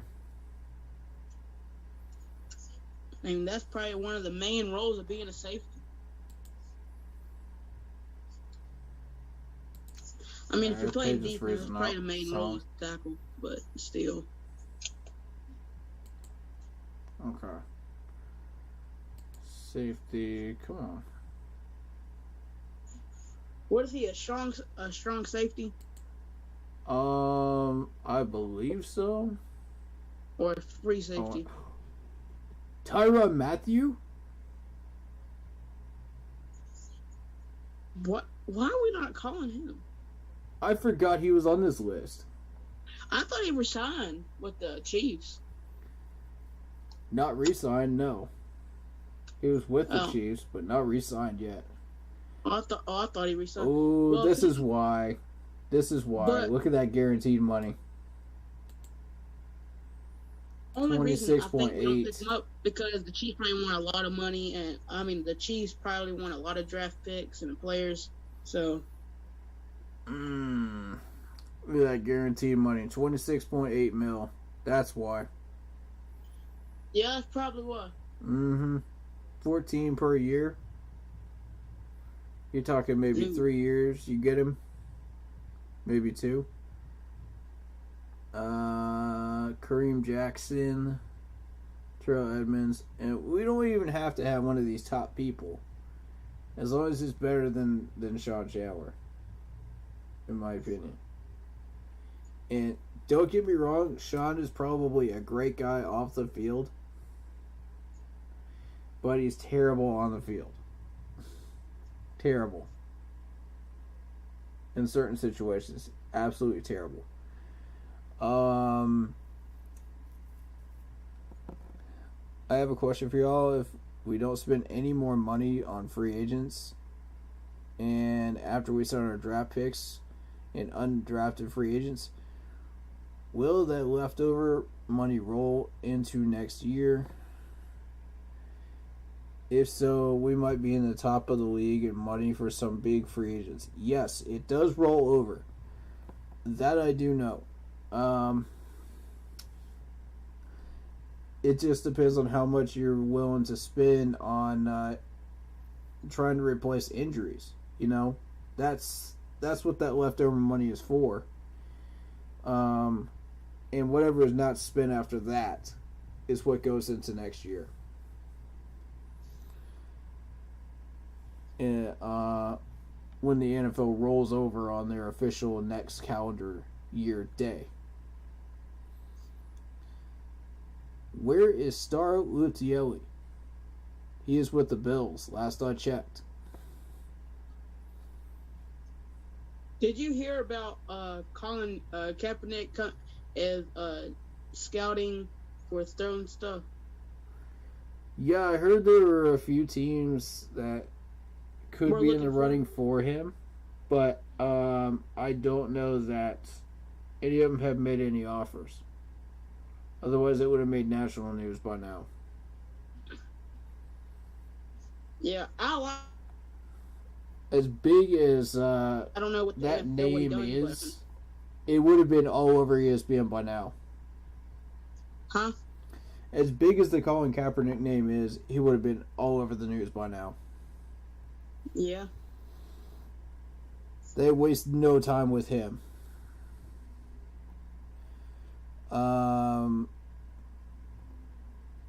They might be waiting to next year to make a big splash. Yeah, probably. We just made a big splash of free agency this year, as a matter of fact. You know, we got all those offensive linemen. We got Woods at safety. I'd say we made a big splash this year. You know, it's not a Cinderella story, you know, worthy of ESPN, but we still made a splash. Absolutely. And we're still getting their attention, at least, with the $31 million cap still that we still have left. So, yeah, I'd say we made a big splash.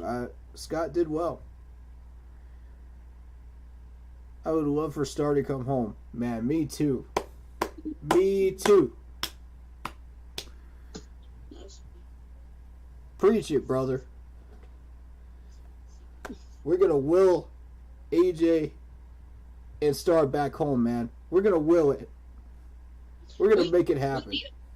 I love for him to come back. Behind Luke Kuechly, he was good. Yep. And Thomas Davis. Mm-hmm. They all worked together. It was perfect harmony when they worked together. Klein was like 2.0, yes. Luke Kuechly 2.0, yes, sir. I've been saying that for years. Absolutely, man. I've been saying that way before I ever started this channel.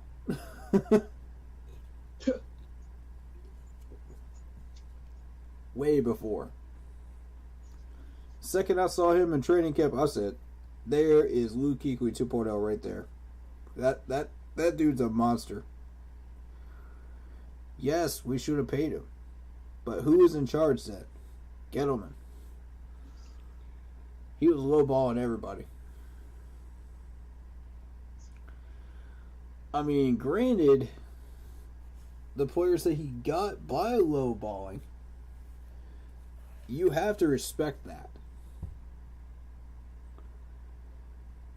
However, the respect wasn't mutual when it came to contract signing. Yeah.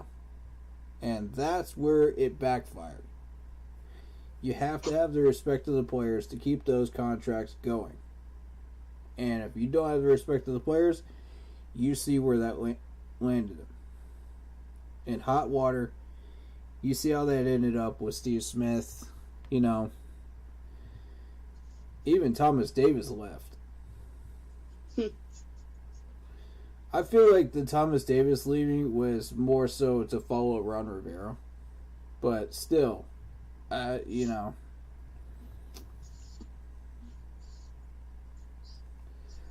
Was AJ a Marty Hundley pick? I think so. I think he was a Marty pick, if I'm not mistaken. I'm pretty sure that Gettleman didn't pick him. That was a couple of years before. Gettleman took over, so yeah.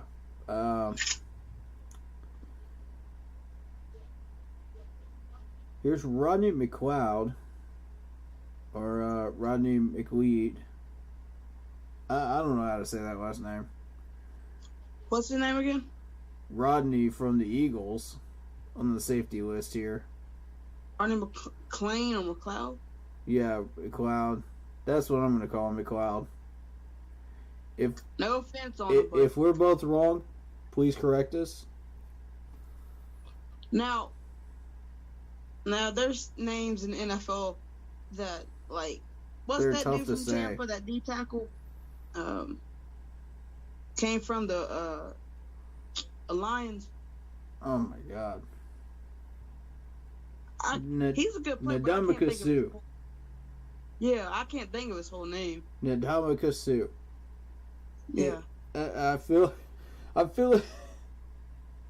I still can't say that first name right sometimes. Man, I feel like I'm casting like a Harry Potter spell or something when I say his first name.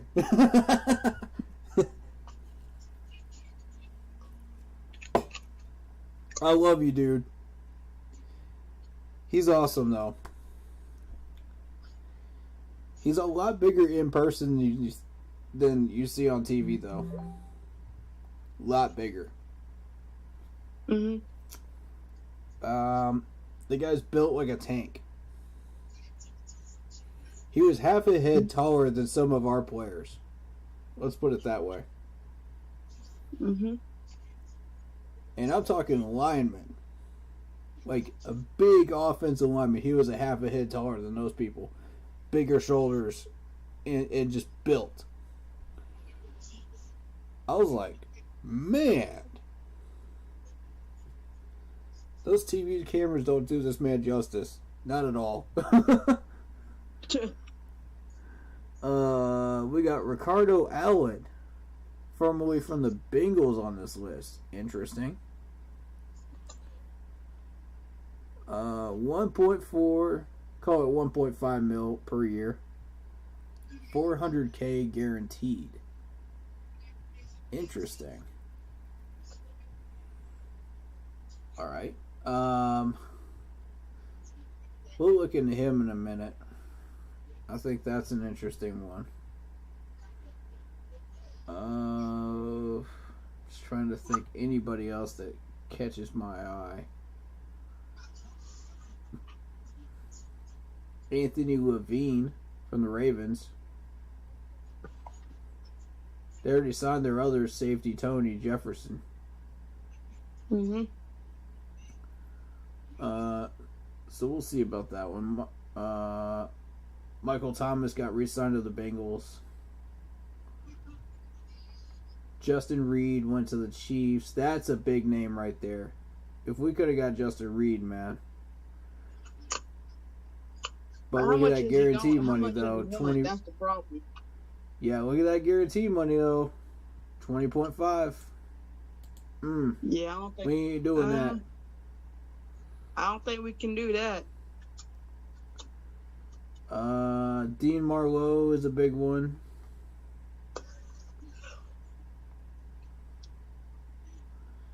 That's the one. We should have never re-signed right there. Sean. Why? For double the amount of money he was getting last year. Why?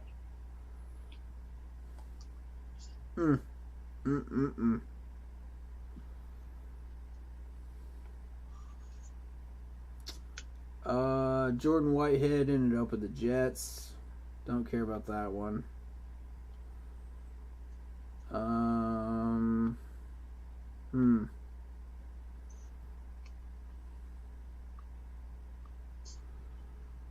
This is getting a little hairy here. I'm gonna be real with you.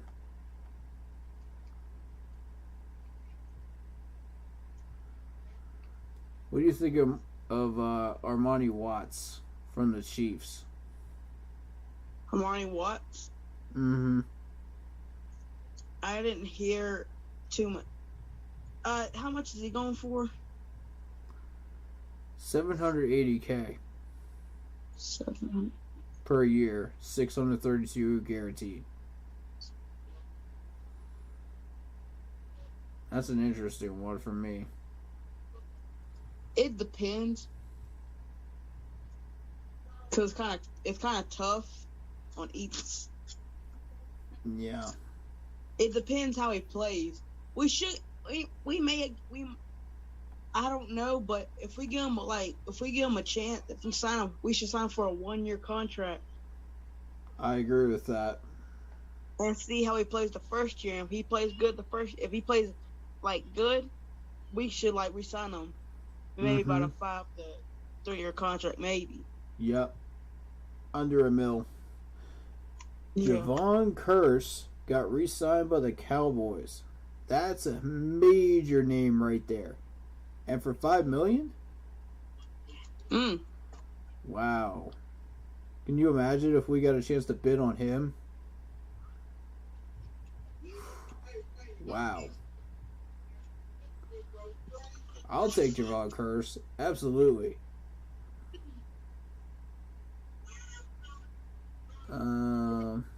But right now, Rodney has my attention with the 1.5 mil here.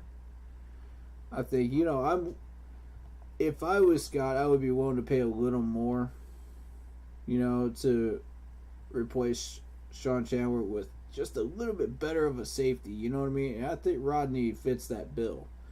Now, does he fit our system, though? That's the question. You got to have a safety that fits the system. That I don't have an answer on. How about Keanu Neal? Huh? Keanu Neal. How much is he going for? $4 million per year, $3 million guaranteed. Has he been re-signed yet, y'all? I don't know that. I don't know that either. Because, this isn't totally updated. Because, see, It's going to take a few days for it to update. yeah, because they haven't updated the Sean Chandler signing here. That's not on there yet. Oh, so maybe he might. I don't know. He may have resigned. I don't know. Well, You there's should look Burris. There's Burris. Look it up. So, Look- it couldn't have he been that might. far behind. I don't know, man. Ooh, Jabril Peppers went to the Patriots. $2 million. Yeah, I heard that. Oof. I would have gladly took him. For sure. Yeah, there were some names, man. there's some names on that list. Mm-hmm. Ricardo Allen, Bengals, going for 1.5 mil per year, 400K guaranteed. Yep. That's another one that stands out to me. Again, we're looking for 4-3 defenders, though. Mostly 4-3 coverage safeties, I think, is our best bet. You could go experimental and get a hybrid guy, you know, but we're mainly looking for 4-3.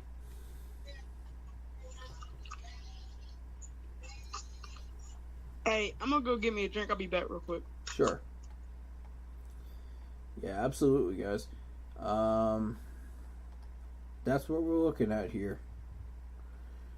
What left tackles are still there?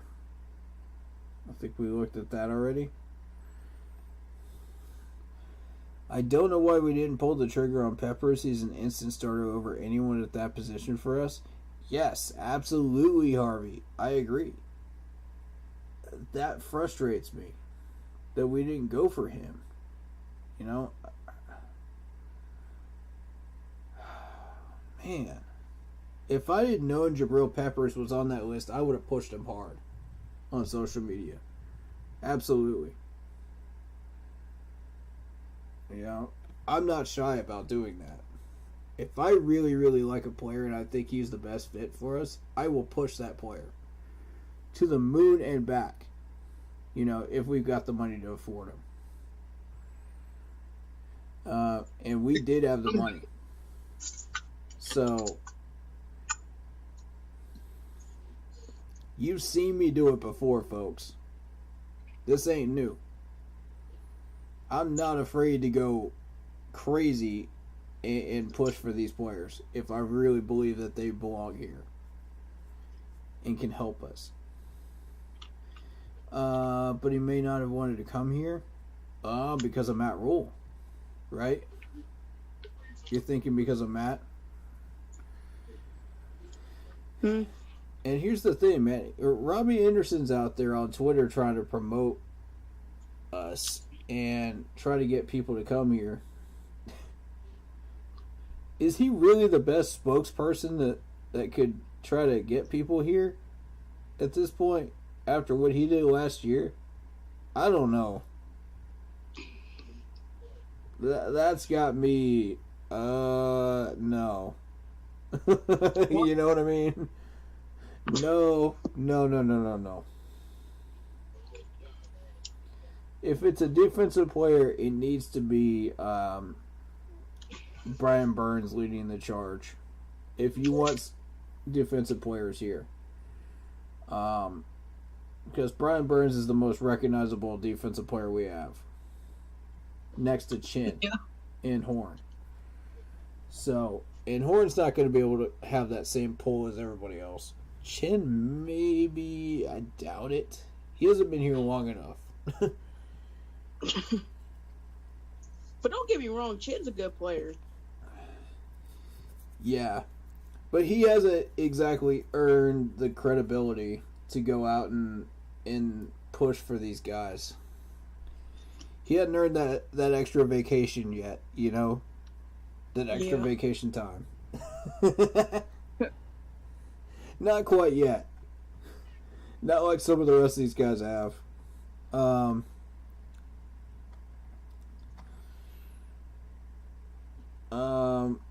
You don't see why not. He's plugged into social media. The problem is, if you were paying attention to Robbie Anderson last year and what he did, it's not a good look. Hey, I think we already talked about this. Yeah. We've been here, man. We've been here. It ain't a good look, man. We ain't trying to bring more toxicity up in here. We're trying to bring less. Hey, all I gotta say is look at the stats. That's all I gotta say. Facts. That's all I gotta say. Facts. That just proves everything right there. Just look at Robbie Anderson's stat. He had a lot to say about absolutely nothing. And not anything to back it up with. I hope that Horn plays lights out this year. Chin took a step back last year, in my opinion. I disagree on Chin. I think, he wasn't exactly surrounded by the best people that could have helped him out, but, we're getting there. We're getting there. Once we get the crew that we need back there, Chin will begin to look like the safety of the future for us for years to come. He'll start to look like Justin Reed out there, or Eric Reed, when we had him. And that's what we want. But he's got to be surrounded by great players to do that. And Eric Reed kind of did it by himself, mostly. But, Chin's never been a Lone Ranger. You got to put people around him. And he'll start to shake up the competition at that point. Every guy in the NFL, they got to have a team around them to play good. Right. Everybody's connected. It's all one big domino effect. You can't just go out there and be the only person that's doing the work. You got to have a whole team. That's why they call it a team sport. And that's what made the 2015 team so lethal. We had everybody working together in perfect harmony, in chemistry, communicating with each other. It just worked so well. He talked mad bleep to Sam. Yeah. But Sam was bleeping up. He was messing up, man. He was screwing up. That is fair. To a certain point, that is fair. But you have to factor in the offensive line, too. You have to factor in bad coaching. You have to factor in Joe Brady's terrible offensive play calling. There are a lot of factors involved. So it wasn't just Sam. But yeah, he did talk a lot of junk to Sam. And that wasn't a good look. And to him, it's like, you telling Sam Darnold toughen up. I'm just saying. I'm just, when I heard that, I was like, you gotta be doing. You gotta be doing your part before you can start talking. You gotta be junk, doing your part of the game. Yeah. You're not doing nothing. You're missing the easiest catches at NFL. Wide open by acres of land, folks. Acres of land. He's just like, this is like backyard. You could put an football. entire barnyard in that land. He's wide open and dropping the easiest passes for a first down. I don't know how much better you want Sam to throw you those balls. Like, honestly, I could even catch those balls, and I'm not a wide receiver. He's throwing the ball perfect to him. Yeah. Like, that's like showing a little kid how to catch a ball. Yeah. I get it if you have a rocket arm like Matt Ryan does, because it can be a little tough to catch some of those balls in those tight situations. But we're talking about Sam Darnold here. One thing about it is, big difference. In closed stadiums, he dropped the easiest passes. The weather in the stadium didn't make a difference. I went to the Viking. I'm gonna say this again. I went to the Viking game, and we saw some of the easiest missed catches. Man, bruh. You can't be talking trash if you do not catch those balls. Point blank, period. I don't care who you are. You could be Ocho Cinco out there, and if you're dropping balls, nobody's going to pay attention to you. Randy Moss. Like, come on now. Megatron. The list goes on. You know? Jerry Rice. If you drop the ball... No one's going to pay attention to your trash talking. They're just not. At least when Steve dropped balls and he talked trash, he could at least back it up. Mm-hmm. By coming out there and catching the next one. Yeah. He put his money where his mouth was. Let's see you do that, Robbie. Or are you just here for the bag? Like, I don't know. Show me different, man. Show me different. You gotta show me different. You gotta prove it. Mm-hmm. I ain't buying it right now. I ain't buying what you're trying to. You're trying to sell us a bag of already bought store-bought cookies and trying to make us believe that your grandma made them herself, you know? I ain't buying it. I ain't buying it. Are you buying it? Nah.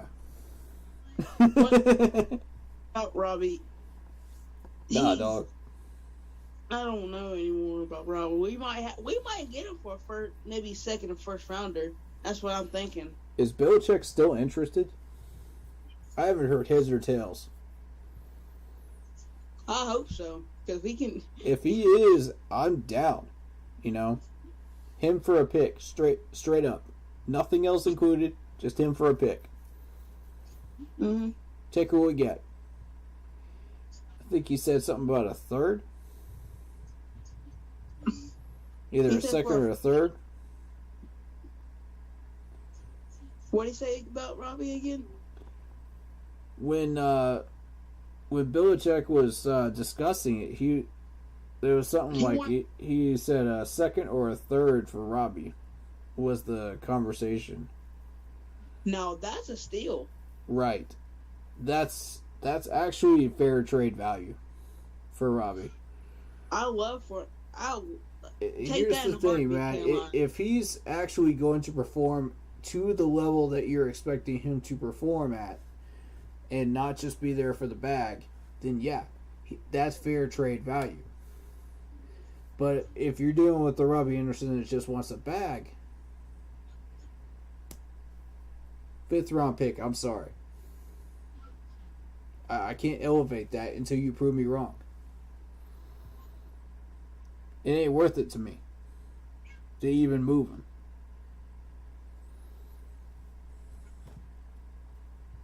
I mean,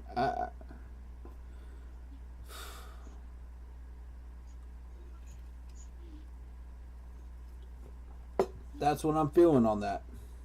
Mm-hmm. All right, so Harvey says, "I believe you about Chin. All Reed did was miss tackles. He didn't get that one interception." I don't know what games you were watching. This dude was making some tackles back there. And some major tackles, too. Mm-hmm. At critical points. And he's pretty quick, too. Yes.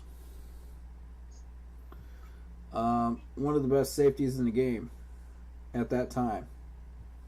I don't know about now, but, when we got him, yes. And the thing was, when we got him, he had to keep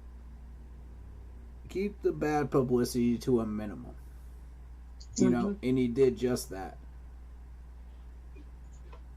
So, and I remember that was a very tricky time to try to post videos about him because of the whole situation that he was involved in with Colin Kaepernick. So, it was tricky to word things to where, people didn't get too triggered because it is the internet and it's a very sensitive subject these days. So, no matter what side you're on. So I had to really carefully word my videos and streams about that. But, I basically said, as long as he keeps his cool, and he does all that stuff outside of the field, I'm cool with it. You know, do whatever you're Yeah. doing outside of the field. You know, keep that stuff to the press room. We'll deal Yeah, with it but- there. Yeah, but don't do stuff that can get you off the team and get arrested and stuff. Right. Keep the Do something toxicity to a minimum. Yeah. Not Come in something- here, take care of business, Overland. earn your money, earn your paycheck, get the job done, help us get wins. Then you can do all that extra, you know, whatever promoting and stuff like that you want to do outside of that. Go I'm do cool it. with it. I got no problem with it. You know. That's up to you. That's on you. Whatever happens outside of the field is on you. Yeah. But on that field, it's sacred ground for the Panthers, man. It's sacred ground. You don't do that on sacred ground. Yeah. That's how Panthers fans visit this, man. That's how they see this. And I'm just thankful that everything went smooth and silk. You know? It could have been very, very bad and very challenging to deal with. So, thank you for handling it correctly, Eric. I got all the respect in the world for you, man. Thank you. You did well. You earned your money, and props to you.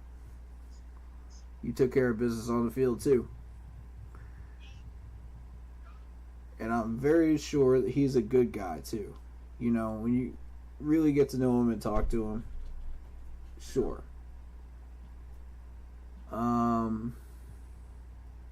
So we got an interview with Scott Fitterer here.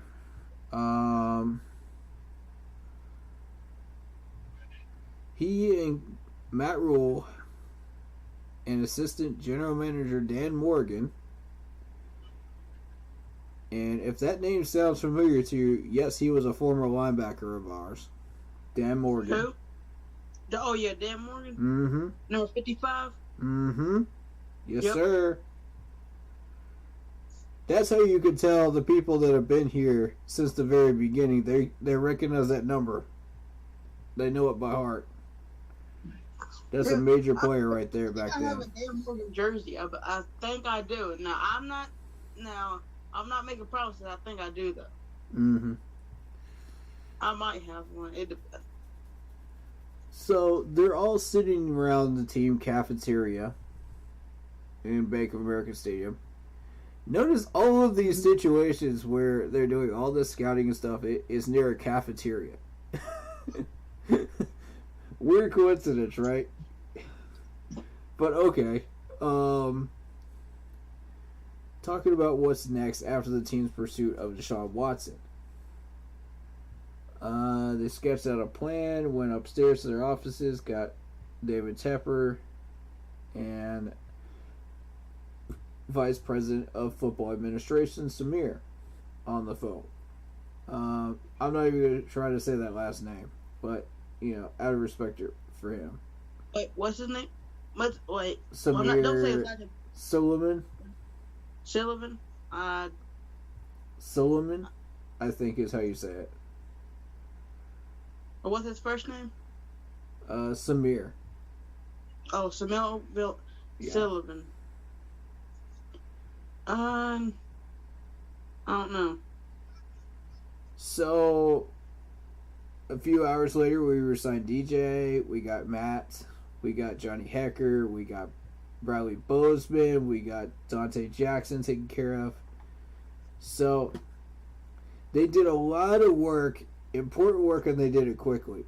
That's Scott Fitterer for you. He does not mess around. I'm telling y'all. This man is on point with everything he does. And it is so refreshing to watch this.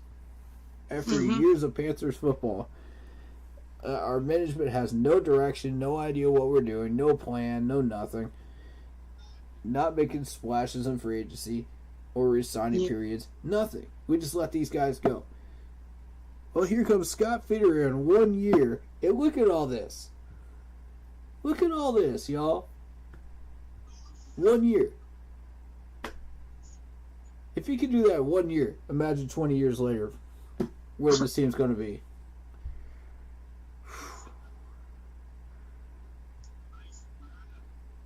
If we get Matt Rule up out of here, man, and we get a good coach, I can see at least 2 or 3 trophies in our future. Oh yeah. Not just one. Like I just like Matt Rule. Some people are saying he could be a good assistant coach. He's got a lot of learning to do. I think, yeah, keep him in the NFL, but not at head coach. No way. No. You can't. No. What kind of a head coach do you see him as? Do you see him as more of an offensive coordinator? Do you see him more of a defensive coordinator? Which way does his style lean, in your opinion? Because I've asked that to a few people, and I've gotten different answers. See, that question's hard. It is. It really is. See, that's one of the hardest questions that I ever had. Because if you think about it, yeah, look at all the signings that he made. To be honest with you, he might be a defense coach because what he did with Cam Newton and Sam Darnold was pretty stupid. Mm-hmm. So he might be more of a defense coach, but I don't know. That's a tough one. For me, it comes down to the free agent signings that year. Yeah. And the draft picks. Because that was before Scott Fitterer got there. That pretty much told me, okay, this is which way he leans, like 60-40 defensively. And it's a very, very delicate 60-40 defensively because we didn't even get what we wanted. So, to me, that's what I'm feeling. Maybe an assistant defensive coordinator.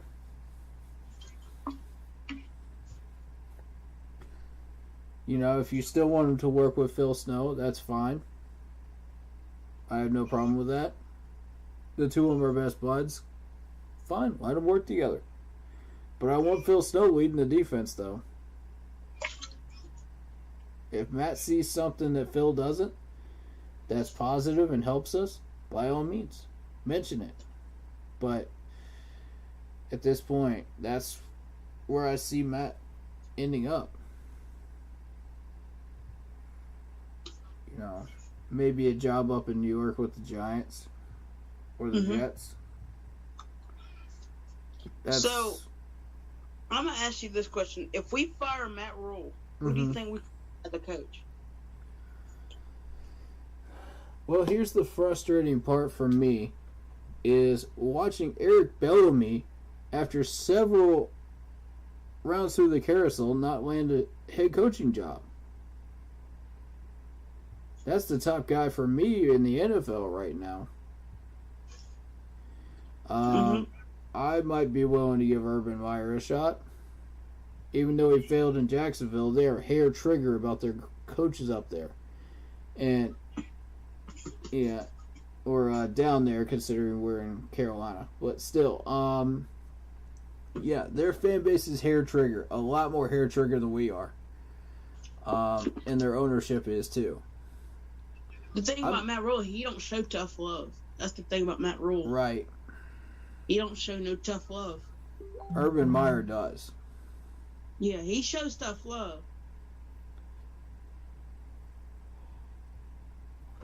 And you want a coach that brings that balance of, okay, tough love, but also shows them love when they do what they're supposed to be doing. You know what I mean? That's what I'm trying to talk about. What they're tough asked love. to be doing. That's the thing about tough love. You still love them to death, but you want them to fight for it. Mm-hmm. And we need a coach that will establish, the keep pounding mantra again. Reestablish it. And say, okay, let's take a moment and just rethink what keep pounding means to each one of us, as a team. Mm-hmm. Yeah, that's what I want them to go in when they have these meetings, in the off season. Let's just, for about 5 minutes, let's everybody just write down what they think keep pounding means. All the players, coaches, assistants, everybody in the room. Yep. And we're going to come down to one single meaning. And that's going to reestablish the keep pounding mantra for this team and giving 110% every time they step on the field, every single play. It means keep working. That's what I would like to see happen. And that's where we were in 2015 because everybody on that team understood what keep pounding meant. And they put it into action. Put it in the heart. Yeah. You felt it. Every time they played on that field, you felt it.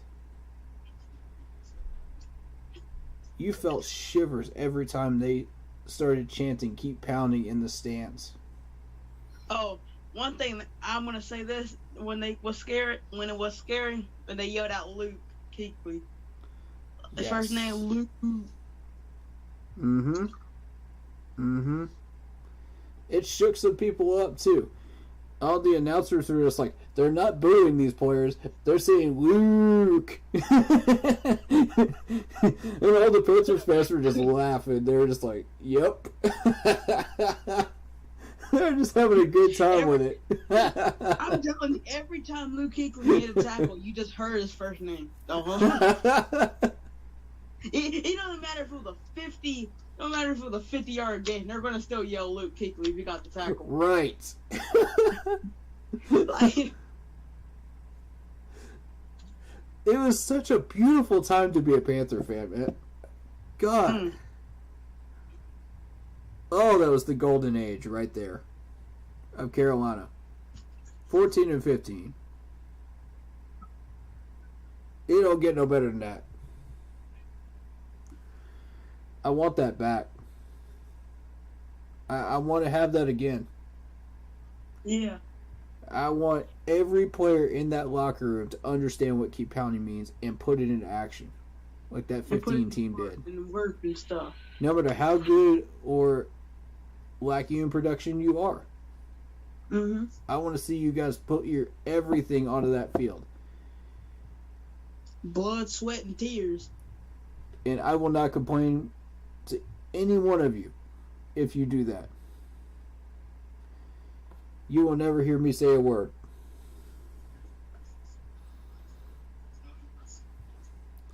I will show you all respect, and I will give it where it is due.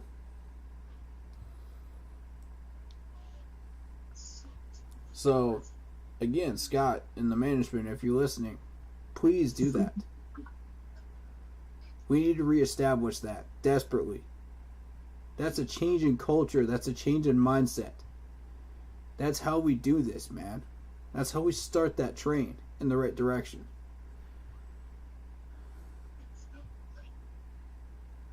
We got to get away from all this laziness and taking plays off and no discipline out there that Matt Rule is encouraging. You know, go against that grain. So,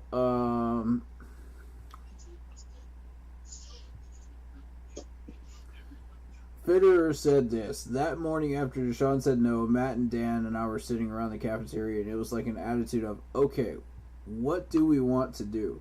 Let's go get DJ done. It was like, let's go do this today. Let's go kick butt. Let's turn the page. And that kind of set the tone. So instead of it being a negative, not getting Deshaun Watson, the whole narrative changed. Y'all see this? Let me read this last line again.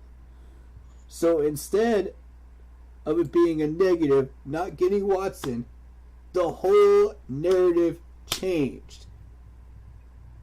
Because this man wanted to turn the page and he wanted to get things done. This is the attitude we need in Carolina. Thank you, Scott. God bless this man.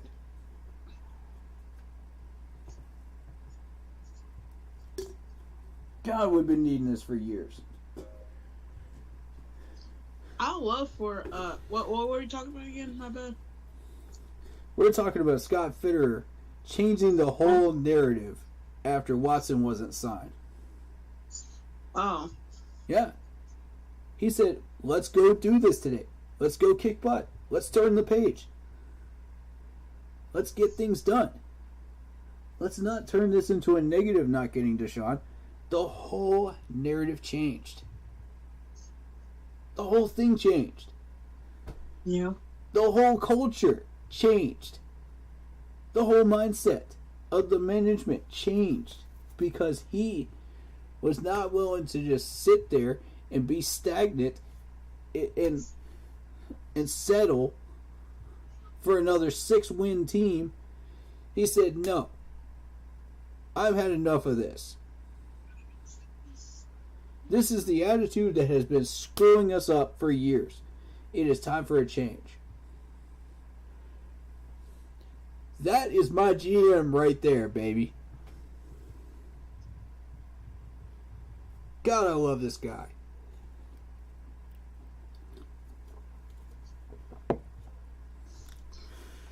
Oh, that's beautiful. That's like a clean glass of fresh water out in the Sahara Desert right there. That's what this whole franchise has been needing for years. Y'all don't realize how happy this makes me right here to see this happen.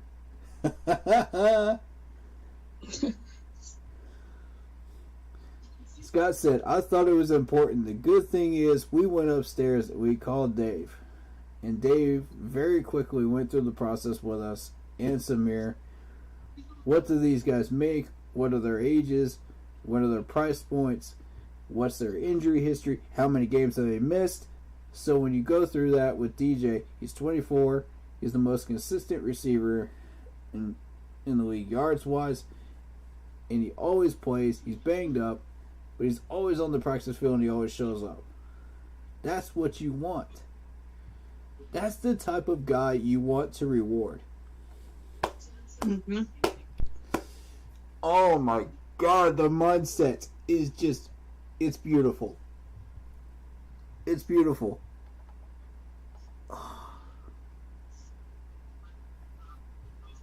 I'm so happy, man. This changes everything. Mm-hmm. We've been so stagnant. We've been so stuck on ourselves. So stuck on that failure and settling for so many years that we just got used to it. We're just like, well, it's another 6-year season. Well, it's another top 10 draft pick. It's another lazy year. Scott says no. No. The buck stops here. It stops right here, and it stops right now.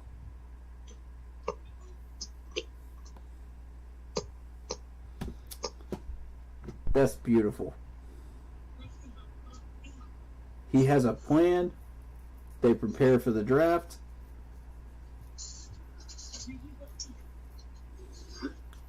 Alright, so then you get into the questions.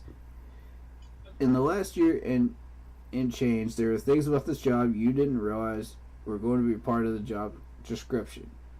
Interesting question.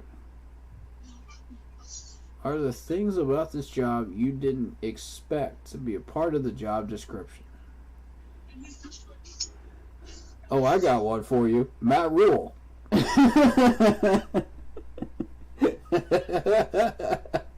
Did you expect Matt Rule to be in that job description? Handicapping you. That just popped out of nowhere. That's my answer to that one. I don't know about Scott, but that, behind closed doors, he might be saying that. But outside of him, no, he can't be saying that. That just came out of nowhere. I don't know where that came from. He says a lot of things, but mostly problem solving. There's actually more problem solving than actual scouting at this point. Yes. Exactly. Exactly. You nailed it, Scott. Been saying it for a few years now. It's a lot of problems that we just have to find solutions to before we can even get to business, down to business, and really start building. You're in charge of the scouting process and all that, but you realize it's more of a true management and leadership role. And people come up with personal issues and want to talk to you in your room, and you have to understand it's just an employee. It's a person. Okay, it's not just an employee, it's a person, and you want to help them out. Yes. Yes. Yes, that's the mindset. That's the mindset of a true businessman right there. You look at any owner of a business, this is the business model you want to incorporate for your business. You want to treat these employees and customers as not just employees and customers, but people. And that's a lesson for anyone out there that's working, or owns a business. So I just want to say that, as someone that has an associate's degree in business and wants to eventually own a business one day. So,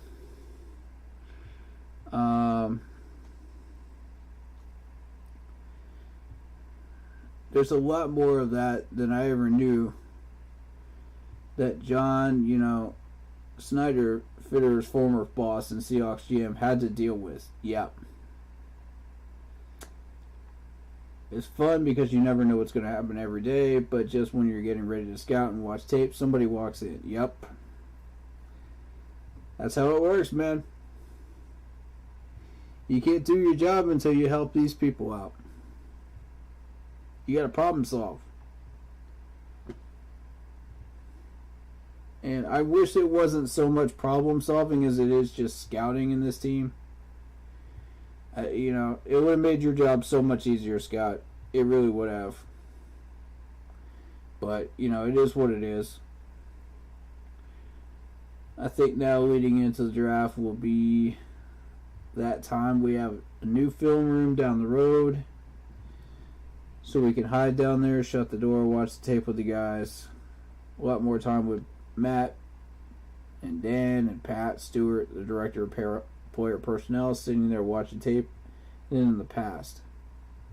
The question was, do you have to carve out specific times of the day when you're devoted to just scouting? Yeah. Simple answer, yes.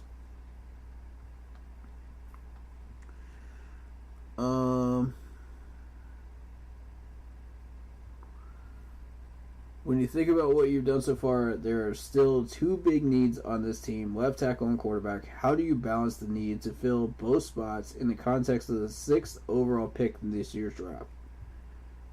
That's the question. This will be interesting because the tackles will be in their best players on the board. But we do need a quarterback, and at some point we have to take a shot, especially in the top 10. You hate to force it because when you force it, you can make a mistake. Y'all hear this? You hate to force it because when you force it, you could make a mistake. Yikes. Be on guard, folks. This is a GM that understands this. Finally. If we were dealing with Marty up there or Dave Gettleman, they would make a mistake. This guy's smart enough to realize this. Give him his due credit for this. It's a unique quarterback class because there's not a clear number 1, number 2, number 3. True. Very true.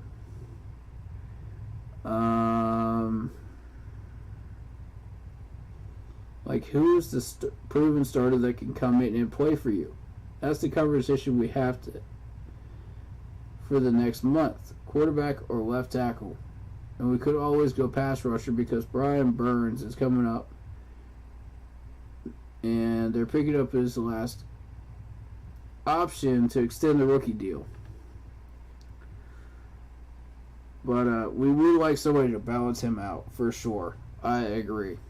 That's always the smart thing to do. And we need a bull rusher is what we need. To complement his speed.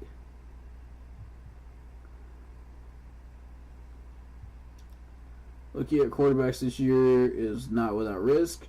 As many analysts think, this class is not as good as previous ones in terms of talent. Does that give you pause? Ooh, good question. Dude, give this reporter some credit, man. These are great questions. I love how this is worded. Because if you guys remember, about 2 weeks ago, I was saying, Scott Fitter is going against these scouts. He's going totally against the grain. He said, there are starting quarterbacks in this crew. In this draft. In the top 10. And you're going, okay. Does this make you take a second and think, you know? Okay, so I've been wondering Scott's response to this. Let's go. I hear that, but in reverse. But how many times have you seen guys like Joey Harrington labeled can't miss and they end up missing? Ooh. Getting the right person with the right makeup, with the right skill set for your offense, and having that blend together is key. So much of it is what's around them. You have to be able to protect them. Finally a GM that understands this. Yes! Oh. God, it's so refreshing. How long have I been complaining about this stuff, y'all? How long? And now we finally got somebody that understands it. This is, oh yes.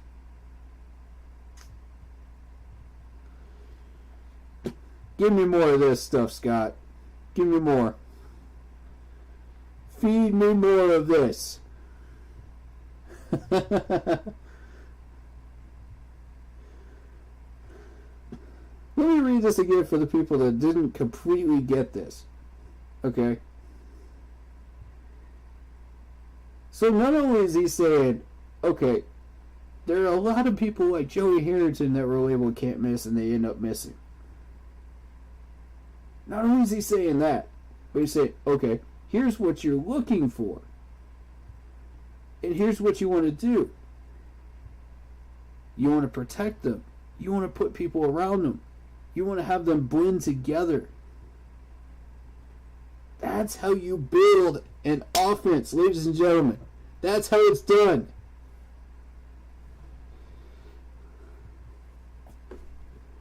Oh, we need this. We needed this bad. Oh, I love this. With all the moves made so far, what do you consider the positions of strength on this roster? Ooh, good question. Alright, let me ask you first, Kaysen. Who do you think is the position of strength on this team? And then I'll say mine, and then we'll listen to what Scott has to say.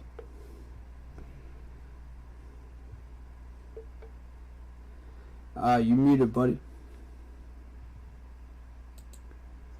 My bad. Like the strongest person? With all the moves made so far, what do you consider the positions of strength on this roster? The position. I'll let you answer first. I'll go then. Our defensive line. Defensive line? Mm-hmm. Okay. I'm gonna. Oh, go ahead. I could say our, maybe our corners, but I'm kind of thinking of receivers maybe. Hmm. So what you're thinking of? I'm thinking positions of strength right now. Biggest positions. DJ Moore, number 1. Jeremy Chin. Obviously. I mean, come on. It's Brian Chin. Burns. Yes. Who else?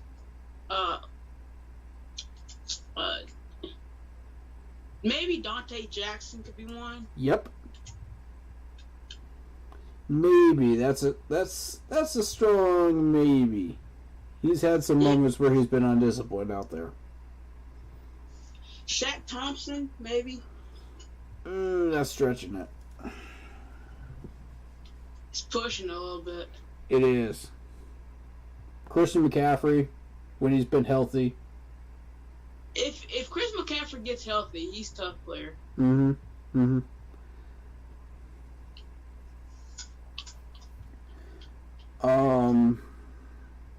And Taylor Moton. You can't forget the offensive lineman. Taylor Moton. Yeah. He's been an anchor.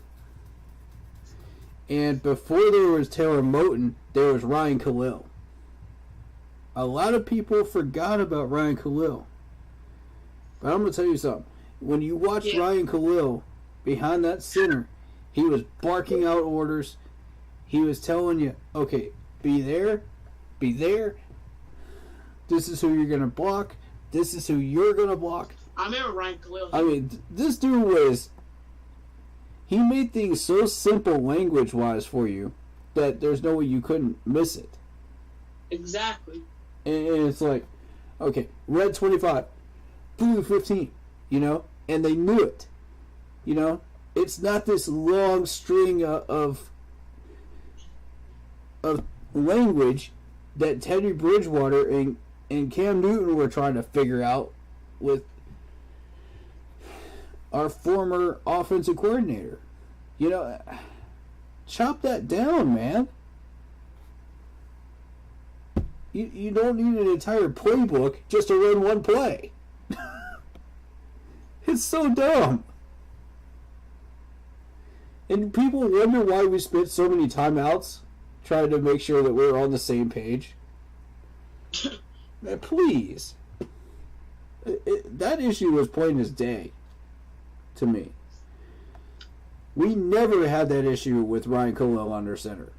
Never even once. No matter who was behind center.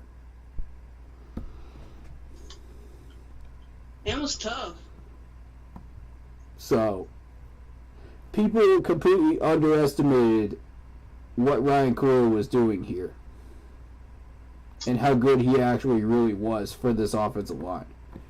So when he left, the whole line went to chaos.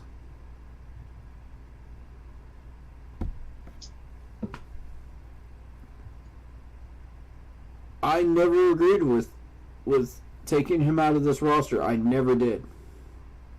I was very angry. The roster in the first place. Yeah. Because I understood all of this, you know, leading into any cuts or moves that we made on that line. And I said, if y'all move Ryan Khalil, we're screwed. We're screwed. That's our anchor. Everything's going to fall into chaos. Sure enough, it did. Didn't take long either. It fell Stupid. tremendously when he left. Stupid. That was one of the dumbest moves we've ever made in franchise history, was getting rid of Ryan Khalil, in my opinion. And no one will ever recognize it because they don't understand what Ryan Khalil did. I want to ask, why did we release him? That's what I'm trying to think. My thought is, judging by the time period that happened in, was that under Fitterer's time? No, that was under Gettleman. Gettleman? I can't remember. I think that was under Gettleman. If it was under Gettleman, it's money. If it was under Marty, then there's other motivations involved. And that opens the door for a lot of speculation. Mm-hmm. But, you know, if it's under Dave Gettleman, it's easy to figure out. You know, it was just money. Yeah. That's basically what it's known Like, for doing. in other words, we could not afford to pay him, you know. And we were penny pitching. So that we could try to fill the rest of the roster with guys and not be, like, under the cap. Or over the cap, you know. As they say. But yeah. One of the dumbest moves in Panthers history, top 5. Yeah. That ruined us for years. I'd say one of them was Ted Jr. I could say one of them were.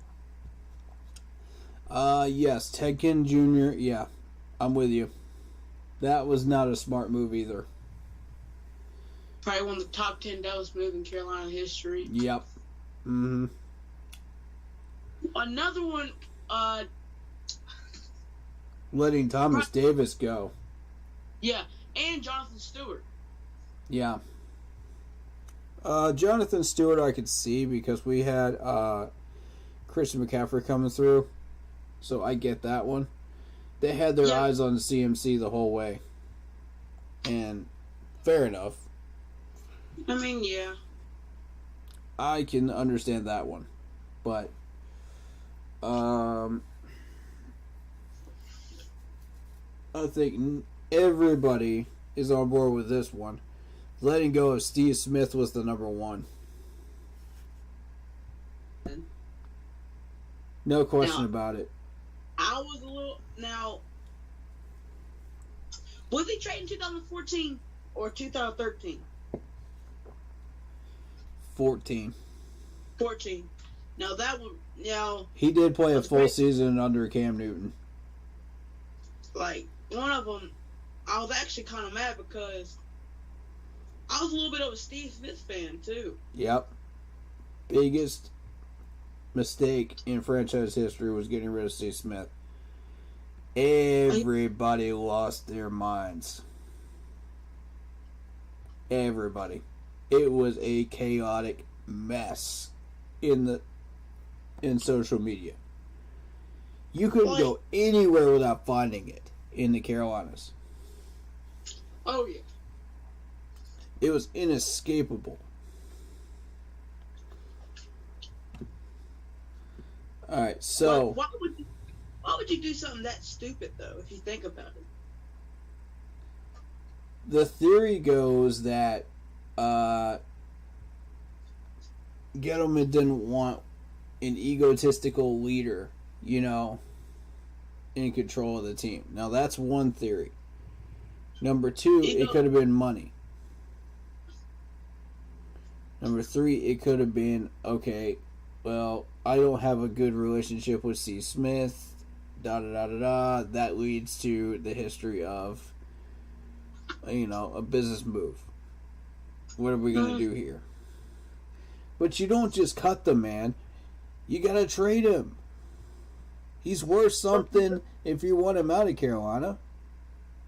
You got to get him for somebody. You got to get value for value. And thank God we got a GM that understands this now. Ugh. You don't know how refreshing that is. You should have gone at least for like a few draft picks. For real. Like 2, maybe a first rounder, second maybe. That's yes. Yes. Like, if you value him in just the regular trade market, not counting the whole Stafford trades, screwing up the whole thing,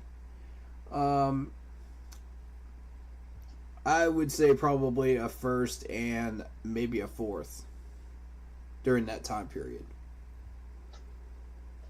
yeah. You want something for him.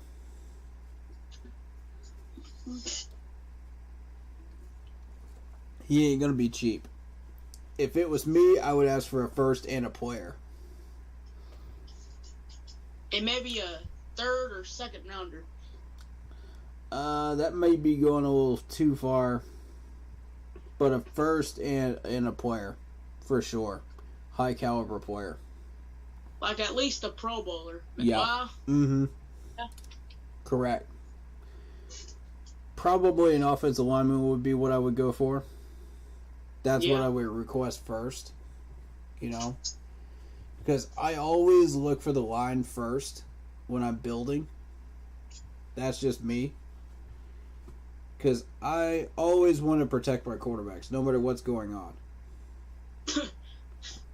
You know, no matter who's being moved, no matter who's being signed, you always want to protect your quarterback. If you want a great quarterback, you got to have a great line. Thank you. Speak the truth, my man. Say it one more time for the people that didn't hear that. If you want a great quarterback, you got to have a great line. Thank you. Been preaching that for weeks, folks.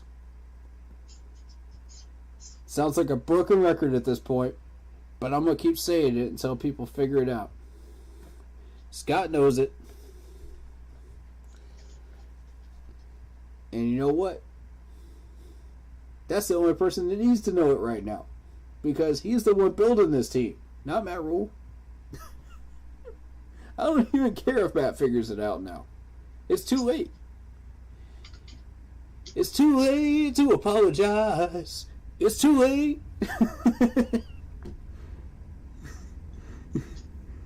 Hey. Oh, man. Alright, so. The positions of strength on this roster. Fitterer says, I'd say the DB room right now. With Dante back, J.C. Horn, Xavier Woods coming in, Justin Burris is back. The whole defensive backfield is really stable. I think the defensive line is really good with Derek Brown. Growing and manufacturing. You know, maturing back there. Burris coming along. Adding Unitas to that group is big. That's a really stout, good group right there. You have other guys, Frankie Louvu, who can come down and rush off the other end. So I think that's good. Notice who he doesn't mention. Notice the one name he didn't mention. An entire secondary. Notice it, folks. Read it between the lines. That's all I'm going to say. Not 150K wasted.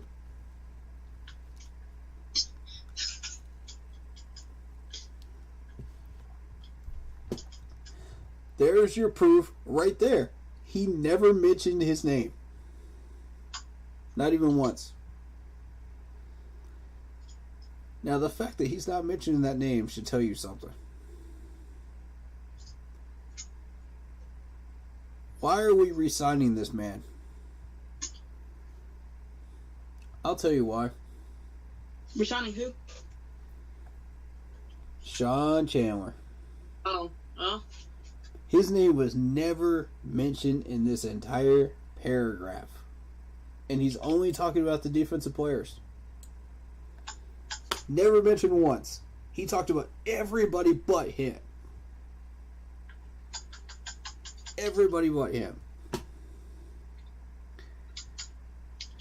Alright. Now check this out. In case you missed it, Kaysen. Mm-hmm. Guess where Sean Chandler's from? Where? college-wise. Temple, Temple? which tells you that's a Matt Rule guy, Really? ladies and gentlemen. Yep. That is a Matt Rule player. I think I did this before, but I'll go through that entire list again in a second. But I want to finish this up first, and I want to show you something, dude, because I think you missed it, and maybe some of these viewers missed it that are just coming in here that haven't seen my prior stream. But I'm going to show you how many of these Temple guys and how many Baylor guys we have on this list comparatively to the other bigger schools. And you're going to see a huge difference. Like, what was it again? And you'll be So- able to recognize immediately which guys are Matt Rule's guys. Just from seeing the school name. Mm-hmm. Alright, I'm going to bring that up right now, actually. Hold on. People need to know this. They think they understand, but they don't. Alright. Let's sort it by college. Now, you're going to have your Western Ontario, Canada people, you know. Mm-hmm. That's, you know, kickers are from all over the place. Kickers are from places. You've never even heard of. Yeah. What? What's your thought on destroying? Should he have an NFL contract? On who? Donald Delahaye. Look up his YouTube channel. It's like D-string with 2 E's. Is he a player for us or who? No, he's like a kicker, Okay, and he's kicker. and he's trying to like play he's like waiting for a call. He's a good. If you watch it like YouTube, Oh, like him, okay. He's a free agent. Got you. if you look at him kicking the ball, he kicked a 70-yarder. Really? Yeah. Accurately? Right down the middle? Yeah, I think so. It was like, With a little was accuracy left or right? I mean, but if you think about it, 70 yards is 70 yards. True. So That's incredible. if he made, he actually played for a college, Wow. but he played for UCF. Central Florida. Mm-hmm. And he was doing YouTube. All he was doing on YouTube was just kicking and all he was doing is just kicking and doing his game footage and stuff. Wow. Nothing bad. But he had to lose his contract because he was doing YouTube and was making money, Right. which was probably dumb in my opinion. But so he's like a undrafted free agent. Okay. Kicker list. Let's see if he shows up in here. I don't know if he is a Big free agent, 01. but he says he's waiting for a call though. Joey Sly went back to Washington. Scott Fry. Chase McLaughlin. Not seeing it on this list right now. Nick Folk is probably the biggest name on here that catches my eye. And Zane Gonzalez. I don't know if he is a free agent. I don't know if he's like trying to make it to the NFL. He just said that he's waiting for a call on his YouTube channel. Mm-hmm. So I'm not sure if he is a free agent or not. He just said he's just waiting for a call, and he's going to pick it up. By the way, we're giving Zane Gonzalez $2.2 million? Mm-hmm. Current average per year. $2 million guaranteed. Maybe 1 million will probably be my highest. I'm willing to go 2 million. 2.5 is a bit much, but right in that range. I like it. I like it. You look at some of the other kickers in the market that are getting like $2 million, 2.5, 2.2. I just wonder how that's about right, honestly. Look at Joey Sly with the 2.4. That's what I wonder. You got Joey Sly with the 2.4. You look at Nick Folk with the 2.5, who's been around the league for a long time and has been consistently good. So, I mean, yeah, that's top grade kicker money right there. In fact, he went over $2 million. So, congrats to him. I feel like he earned it, and I'm excited to see what he can do. Yeah. But getting back to this roster, you got 3 guys from Alabama, which is good. You want to draw people from the national championship teams. You got 2 from Auburn. And here we go. We got 2 from Baylor. We got Bravion Roy. We got Sam Tackleberg. Neither of which are starters. Either one. Those are Matt Rule's boys. Matt, he be. You can spot him immediately, folks. It ain't hard. I'm watching the thing on YouTube, and it's kind of like delayed, so I'm trying to see it early and stuff. Yeah. It's not hard to spot these guys, folks. Okay, now I see it. Yeah. Wow. Right? He's just. So we've got 4 people from LSU. We've got Frank Heron, Dante Jackson, Terrence Marshall Jr., Stephen Sullivan, all of which are doing well right now. Frank is probably a backup, but that's 3 out of 4 from LSU. We've had a lot of successful history with LSU players. Yeah. So then you move on down here. And it's interesting to note that we have 2 people from Mississippi, as well as 2 people from Minnesota. Big Minnesota linebackers. Martin and Damian Wilson. But neither of which have done anything. The 2 Mississippi guys are defensive players, Hartsfield, Marquise Haynes. They've done more good than the people in Minnesota. From Minnesota. So that's, Ole Miss has a history of really good defensive players. So that doesn't surprise me. You think of these schools, each one of them has a reputation for something. There's 3 guys from Notre Dame. Troy Pride, Tommy Tremble have done something worthwhile to help us out. And notice there's 3 Ohio State guys here. Uh-huh. Notice that Ohio State is consistently in the top 5 in college football every year. They're in the hunt for the playoffs every year. Ohio State. Oh, yeah. Consistently.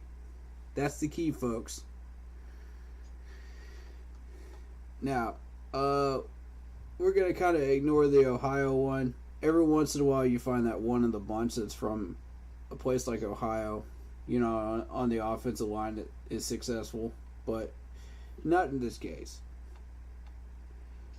But you keep moving on down. You got one from Rhode Island. That's a wide receiver. Hasn't done much. Now, South Carolina Gamecocks have been big contributors to this roster over the years.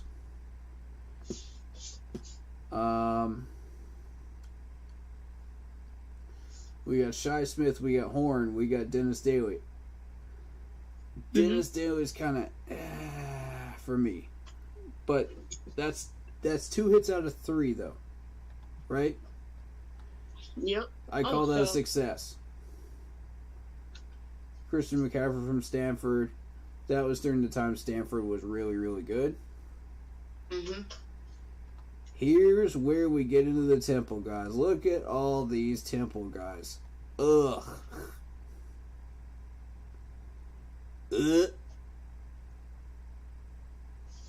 Not counting Robbie Anderson. Look at all of them. Because I didn't even realize Robbie was from Temple until I started looking at this roster last week. Or this week, rather. During that last stream. But look at this. 1, 2, 3, 4, 5, 6 Temple guys. 6. Counting Robbie. All of them Matt Rule choices. Matt Paradis has been decent. I would say that. Sam Franco Jr. has been decent. Robbie, when he wants to play and do well, has been decent. You know, PJ Walker has been pretty good. You know, he was there before Matt Rule. He's not a bad backup. Yeah, he was there before Matt Rule showed up. So PJ does not count. That's 5. You know.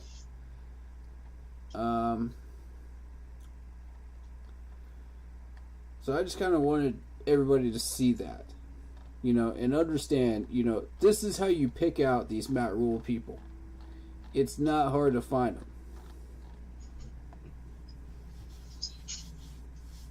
Then you got your West Virginia and Western Carolina people, you know.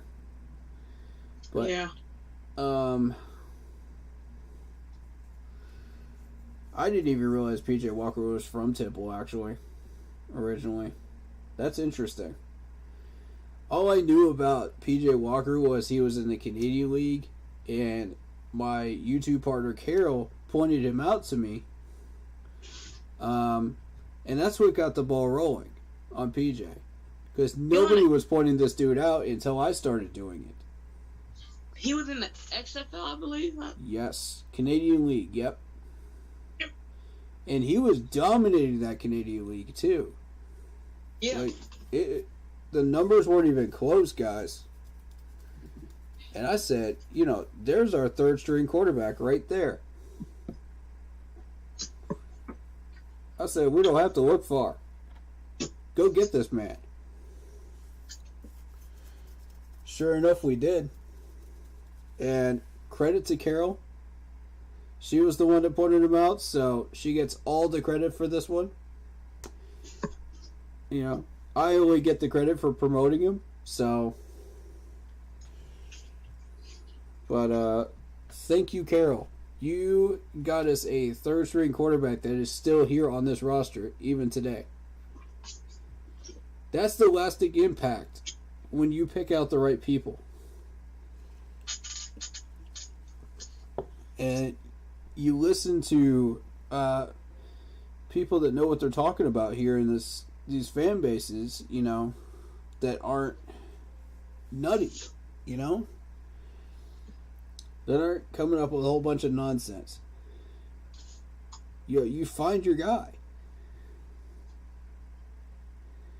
So, I want to thank the management for listening to us on that one. Thank you very, very much. That's definitely a blessing in disguise for everybody involved. For sure. All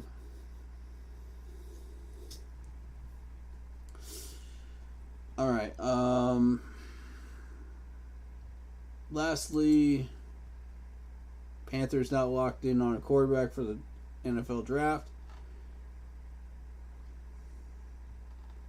You know, you can kind of see where this is going. I think we would be aggressive in every sense of the word. We have been. We just have to try to make as good a decision as we can. Yada, yada, yada. Bunch of media fluff. Shush. Just shush. Matt, you're hurting us. This is toxic right here. This is the type of toxicity I'm talking about. If you can't come up... Come on. Sure.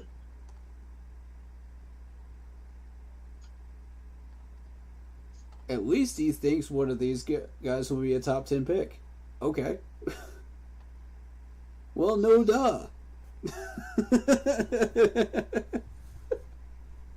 No duh. There's been a quarterback picked at every top 10 from every draft in existence. Of course you're going to find a quarterback in the top 10. This is the type of ridiculousness we're dealing with, folks. Come on, man. I don't get it. Why are we doing with this? When we clearly have a GM that knows what he's doing, has all the power in the world. Why? Why do you want to give Matt Rule one more year? Why? When you read stuff like this and hear these Jay-Z lyrics, come on, stop. I would never want to give Matt Rule. No, shit. Oh, God.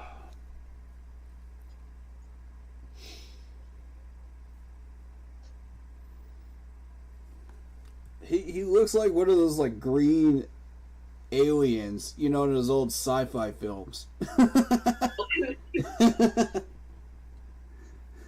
Much love to you, Matt, you know, with your dumbbell ears, but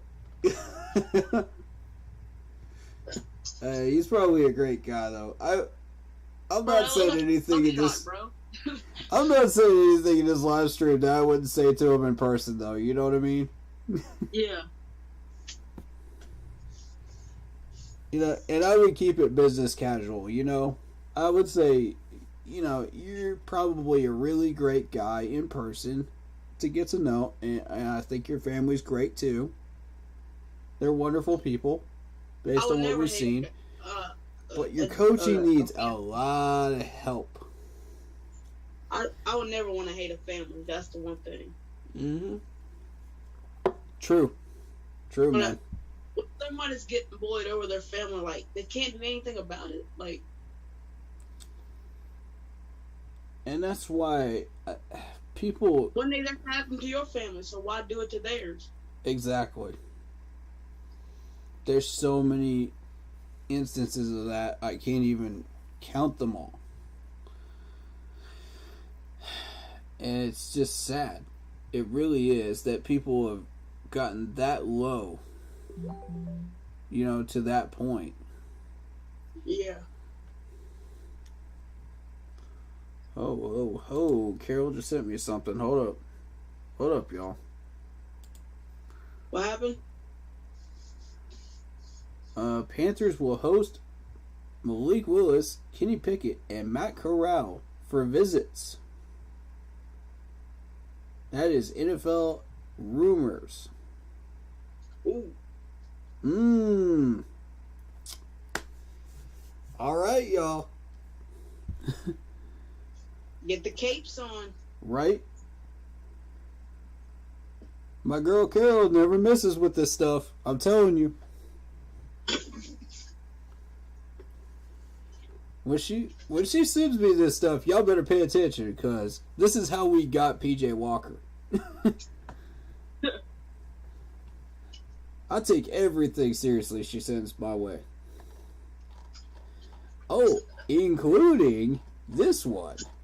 Hold up. Oh, strap yourselves in for this. Hold up.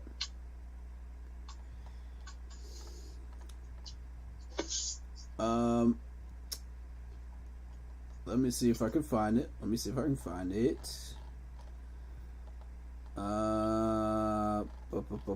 That's Ostra. She copies and pastes the whole doggone conversation thing on there. I love her to death, but, you know. Takes a while. Right. Let's see. Ooh, okay. So,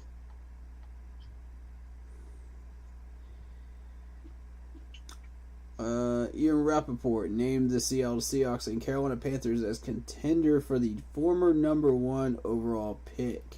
The Browns are going to have to eat some of that salary, and I think he ends up with the Seahawks or Panthers.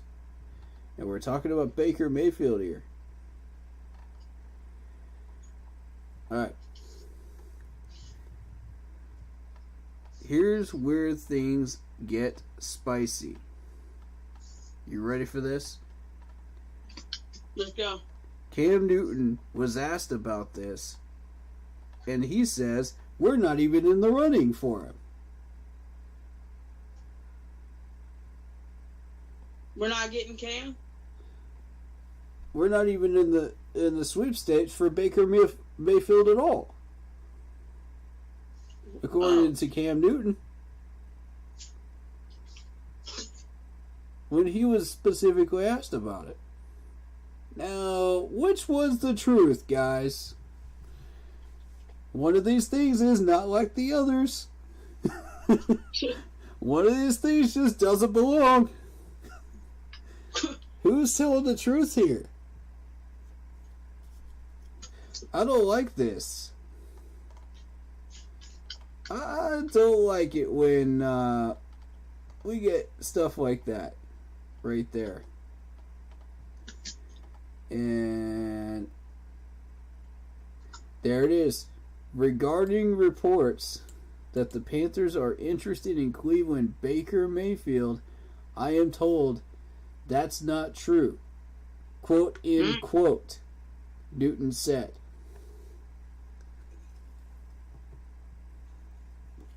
Y'all are seeing it on your screen. I'm not making this up. That came from David Newton. That came from his Twitter, y'all. David Newton. And Ian Rappaport. Two of the biggest names out there. Those are legitimate names. So this is legitimate info here that Cam has just given us.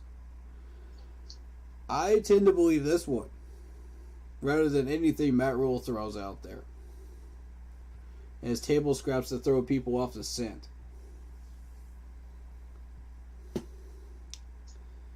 This is reality right here.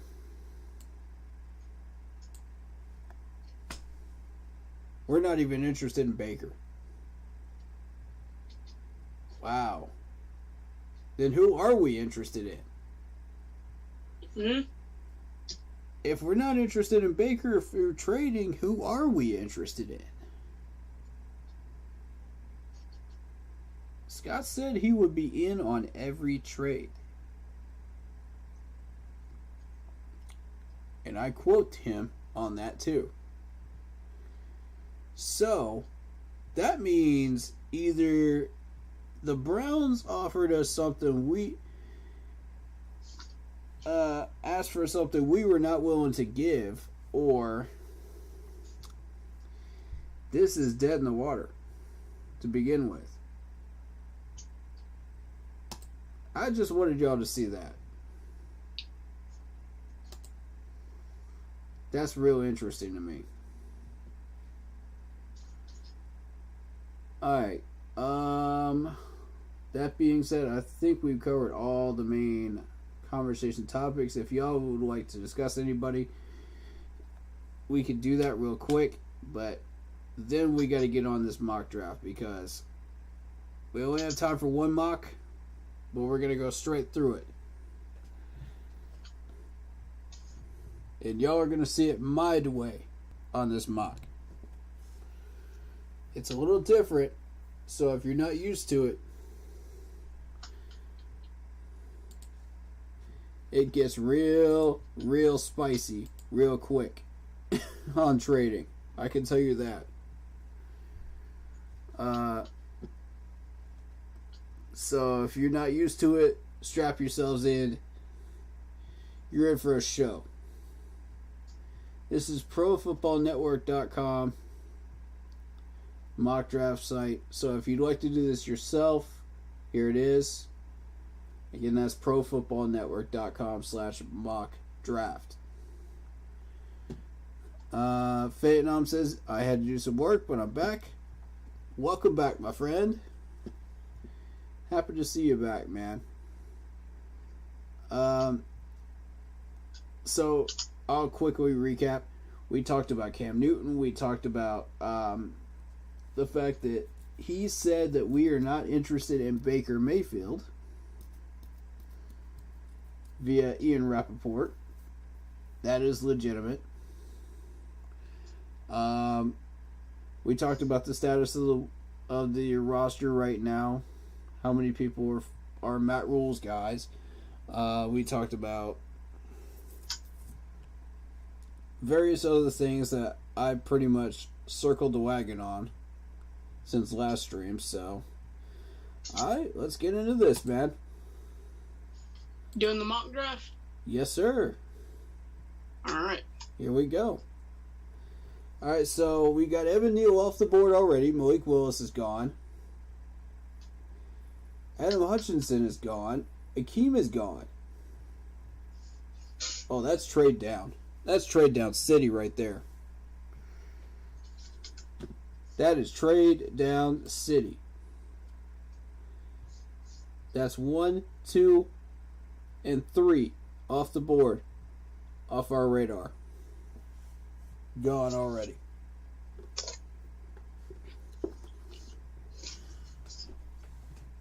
That's not good.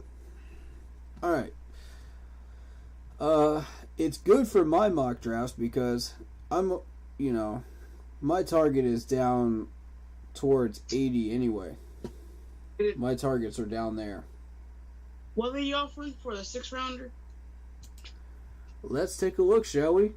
Pick 6, move to a pick 8, and we get a 2nd round for next year. That's the first offer. Second offer. Oh, there we go.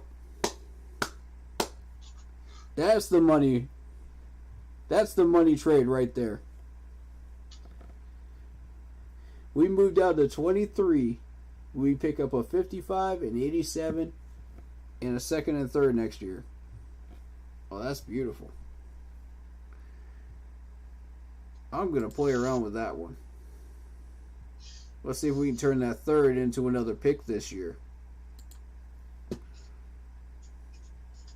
I only need 1 pick for next year out of this trade. That will make me happy.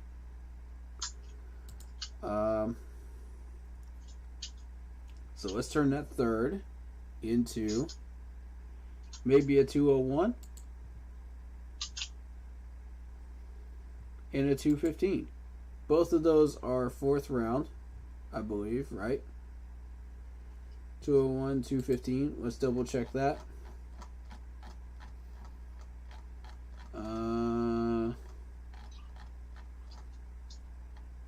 Let's see. 201 and a 215. Both of these are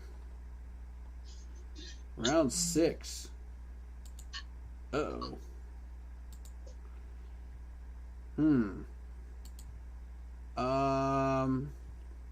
We could use a pair of 6th rounders, I suppose.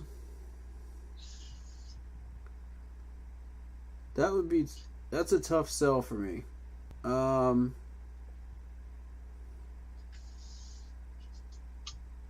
I tell you what we do. 2 7s for a 6. Makes sense to me. But the 6 has to be this year's. So it's got to be 201.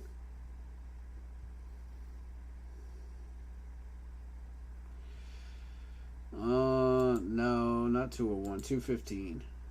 215. I think 201's a reach.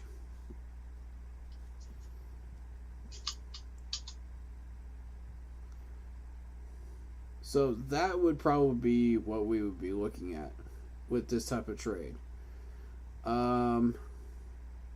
Because of the fact that those are 6-rounders there. And I don't want to play around with that, moving a third for that. No way. That's not proper trade value.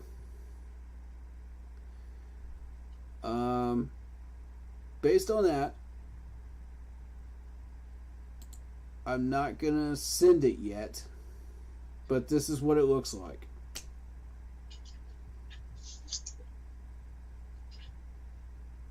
And I think that's fair. We're getting a little more than we bargained for from the Cards for that number 6, but, you know.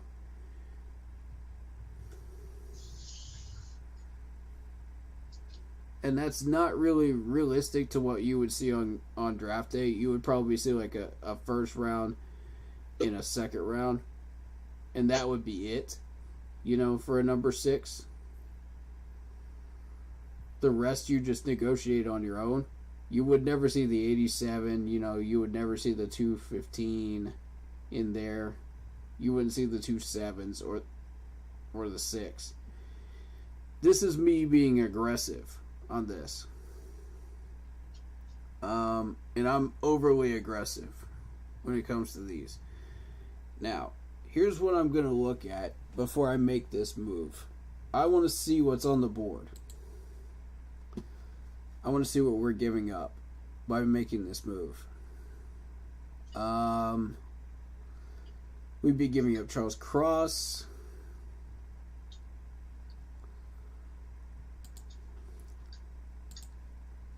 We'd be giving up Kenny Pickett, Matt Corral. Sam Howell would still be there. So if we make this move, Sam Howell is there. So I'm happy with that. Now, does this hurt us on offensive line hunting? Yes and no. Because we're missing...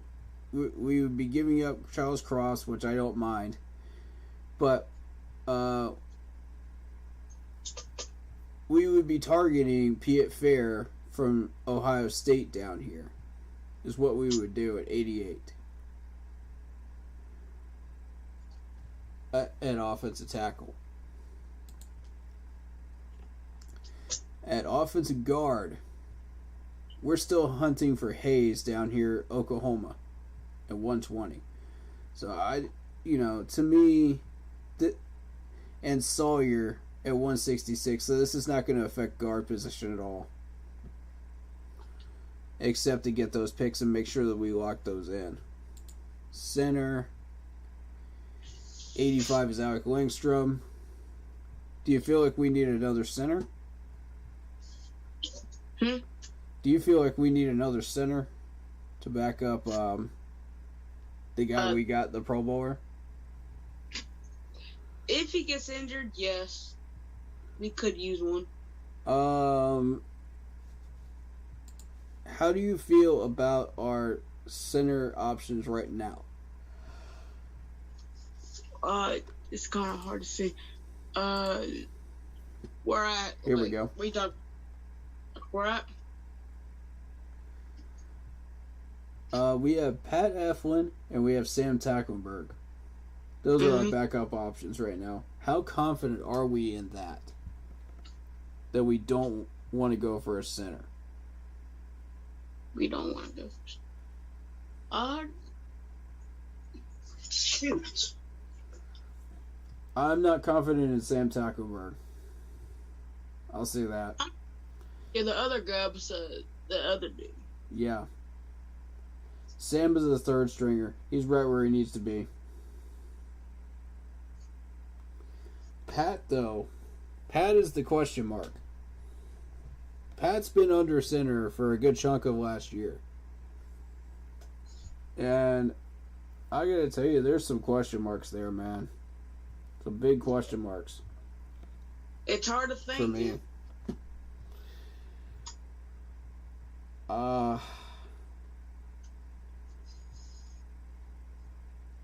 Yeah, I say we throw a center in here. I say we do it. It's going to be a tough sell because we got one at 88 and he's 85, but that's the only center I see that's really worth pushing for.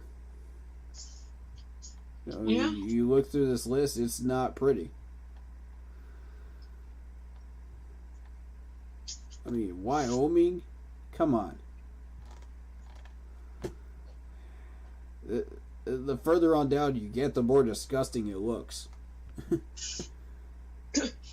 This is not a very good draft class at center. At all. I don't like that. I would bet on Tower and I would bet on Alec.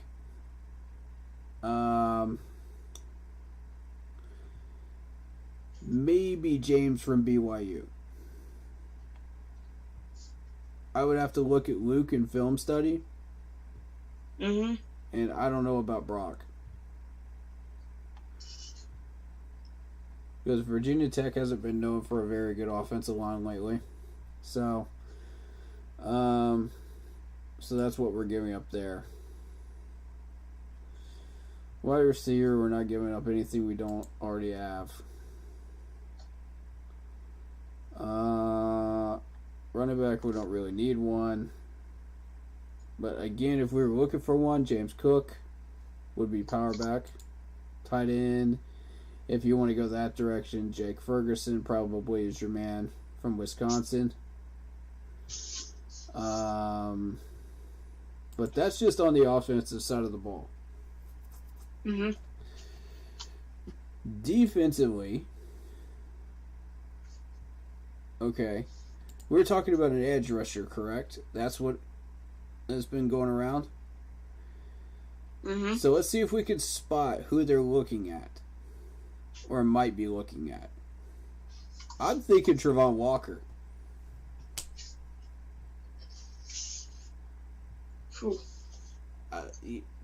This pretty good one. board right here, it just screams Trevon Walker to me. Is who they're looking at. And we haven't even done film study on edge rushers yet. But I can already tell you, this man is dangerous.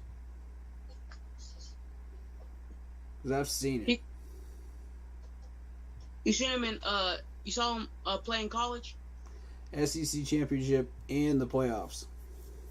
Oh. Yep. That was enough for me. You know, you see him against Bama once, that's enough. Really, to give you an idea of what you're dealing with. Because Bama's the bar. You really find out how good people are when they face Bama.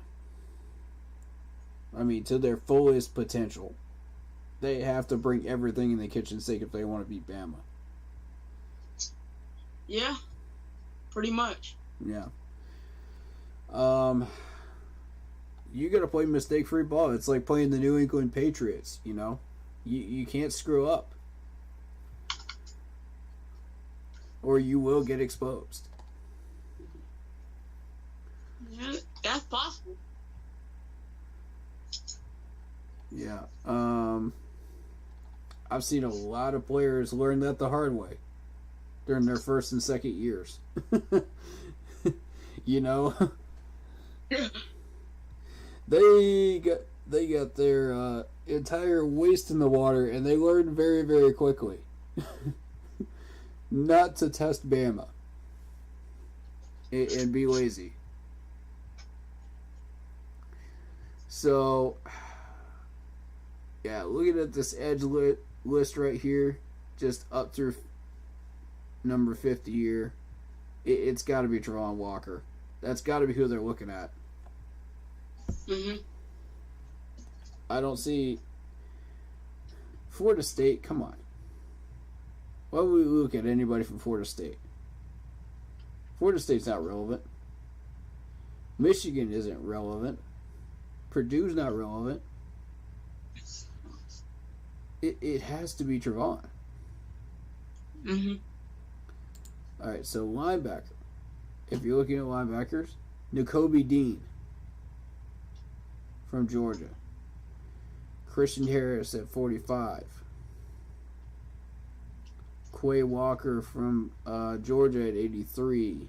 Brian from Oklahoma at 93. Which we did a film study of, and we were really impressed by him.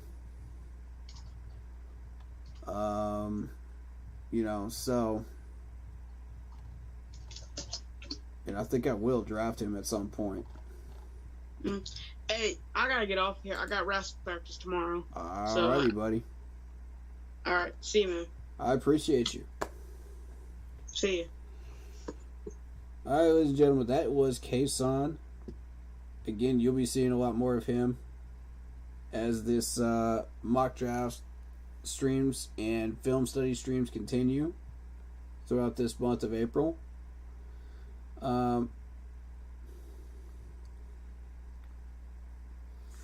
So, we are giving up on Travon Walker, but there are other options here down the list, such as Kingsley here at 68, from South Carolina. But my eyes are on Tyreek from Ohio State, down here at 181. So we'll be looking at him. Christopher Allen, 226. We'll probably grab him with a late 6th rounder or something.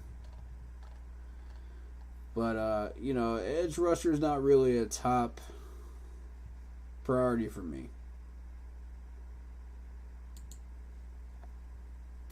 Now, see, if we make a trade for one of those 2 left tackles that were suggested, and they better be Pro Bowlers, otherwise, I'm not messing with it.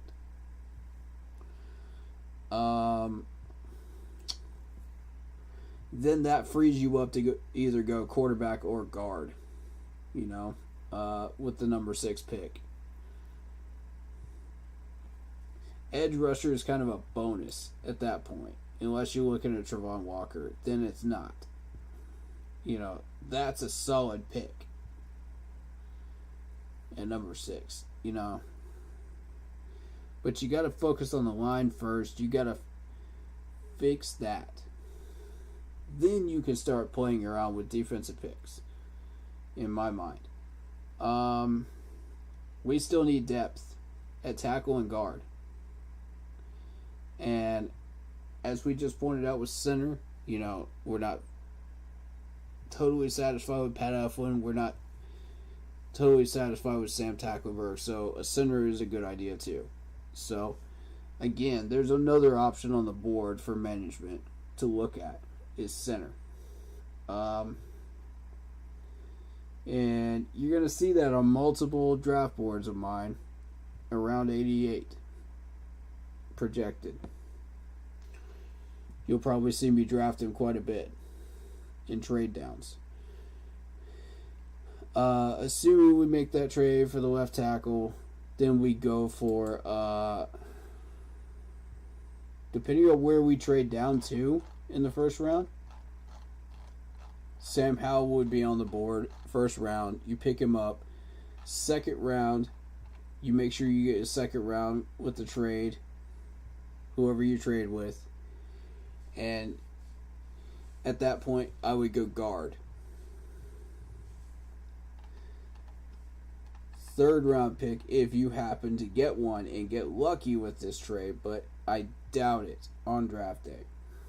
I sincerely doubt it. That's really winning the lottery right there. Getting a third in it. Then at that point, yes, a linebacker would probably be a good idea. You could be looking at Christian Harris at 45 here, if he's still there. Probably not. I would think Brian would be the target at that point because you look at 83, 93. As you start out the third round, you're looking at 60s, 70s. Safe zones here. You know, that's a little bit above that projected number, and that's what you want to make sure you get your man. You know, you want to make sure these guys land in these safety zones. Otherwise, you get in trouble and you don't get your man. That's how this system works.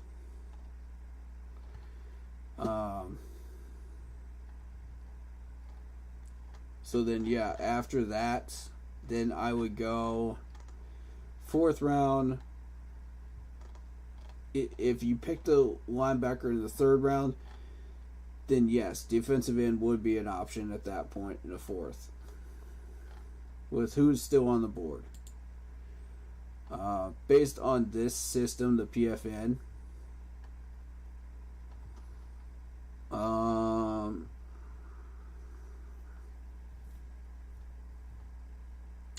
like I said, Tyreek Smith is my option here. That's who I'm looking at 181. And that's well before, you know, round 5. You know, we've already got a pick at 137, so that's a safe place.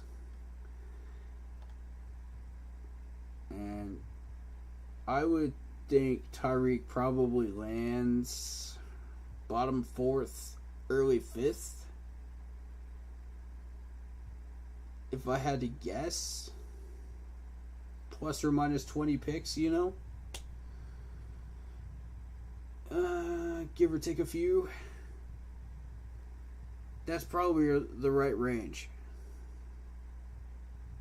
Because some of these edge rushers are going off the board way earlier, you know.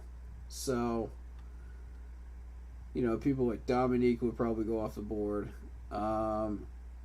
Kingsley would go off the board early. It all depends on what these teams want. So, again, long explanation short. You see what I'm trying to do. You see what I want to do with this trade. So, that in mind, let's ask for the 215. We don't need the 3rd. That's fine. If we can add it in the 3rd, that's negotiable. Done. Pleasure doing business with you, Cards. I tell you, man, I get a little wild with this, with these trades. So don't be expecting something easy. Okay.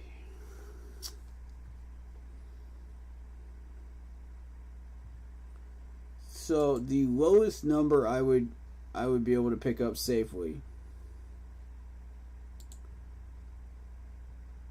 And let's see if Sam Howell's still. Kenny Pickett's still there?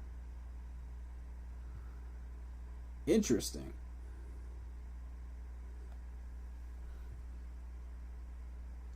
Curious, very curious. No one's picked him up. Huh. Sam Howell's there.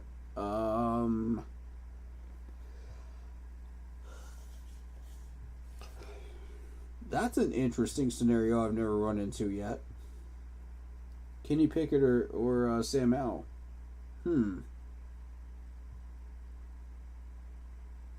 I think they're making too big of a deal about this hands thing. I do like Kenny Pickett. He didn't have the strongest combine, but I think he's got more in him than he showed that day. I'm willing to take that risk for him.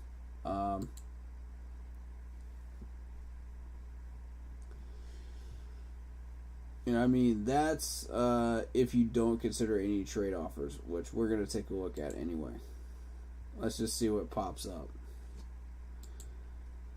Okay, so we got the the Cleveland Browns here for this first offer, pick 23 for 44 and a 78.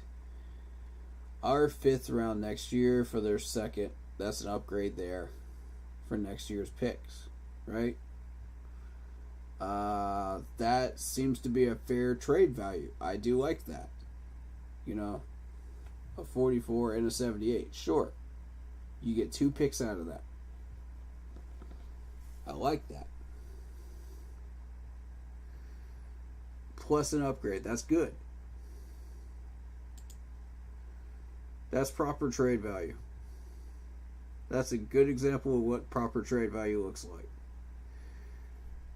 Now here's an interesting one. We moved down 6 spots to 29 with KC. We get our 4th from next year turned into a 62 this year.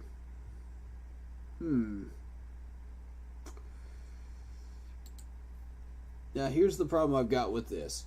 You only have 1 4th round pick for 2023. That's you're starting to see the issue here.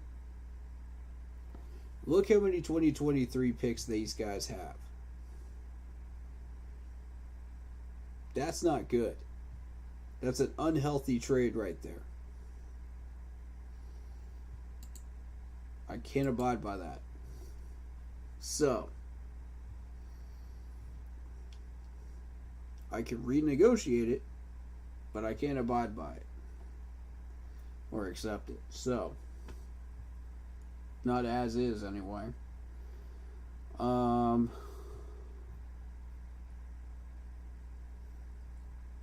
so if I do this trade, we could use the 78. I'll be real with y'all. That locks in one of those 88 picks.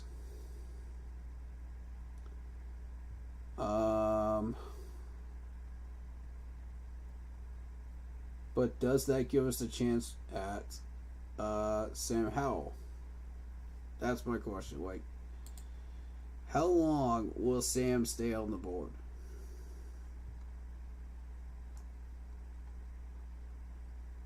Because, I mean, you don't have much after that.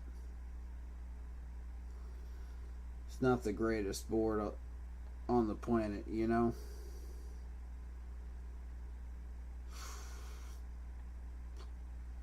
John Mechie.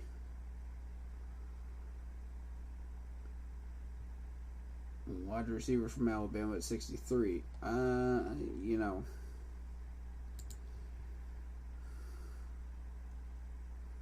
And there's the list of quarterbacks.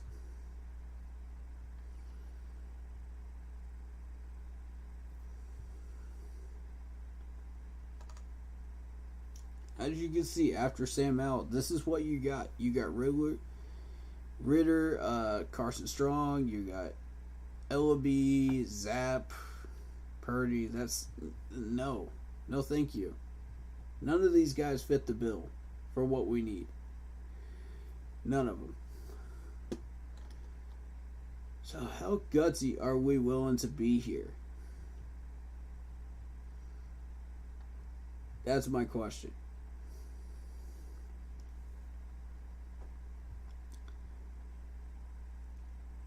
But what if we did something, excuse me, a little more interesting? What if we were to re-sign Cam Newton for 2 years, go after a quarterback in the first round of the 2023 draft, an offensive lineman in the second round, without having to trade for one, right? And probably a guard, third round for 2023. That would put us on the map. Go defensive after that. If we do that, I can justify skipping a quarterback in 2022 since we're not going to do any. much of anything on the schedule in 2022 anyway. 5 or 6 wins either way. Cam or no Cam Newton. You know what I mean? Sam Darnold or any of these quarterbacks. It ain't gonna work. You got Brady. You got Mariota in the division now. You got Julian Edelman. You got Gronk. It ain't gonna happen, folks. We ain't winning that division. Best we can hope for is that wild card spot. That second wild card spot. Not the first one. Not even the first one, but the second one. And we would have to hope that we're still in the hunt for that second wild card spot at that point. Which, I'm going to be real with you. We've been outside looking in at that second wild card spot for the last 5 years, not counting 2018. It ain't pretty. But if we can go through one more year of that, you know, without people coming to the stadium with pitchforks and torches,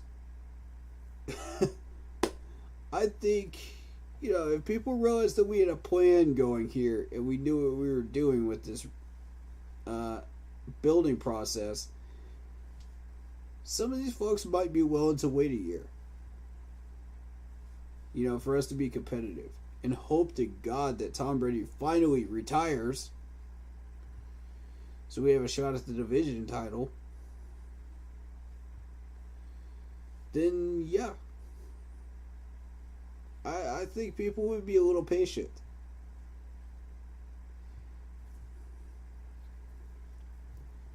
So there's a lot that goes into making a choice like this. You know what I mean? And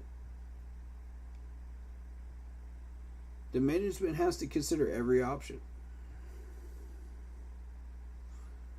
Because it's real. Every one of these options are real. Possibilities that could happen. Now, I highly doubt Pickett's still going to be on the board with Sam Howell down here at 23. But you never know. Once in a blue moon, this type of thing happens. You got to be prepared for the scenario. And how you handle it determines who you are as a manager of a team. So, that being said,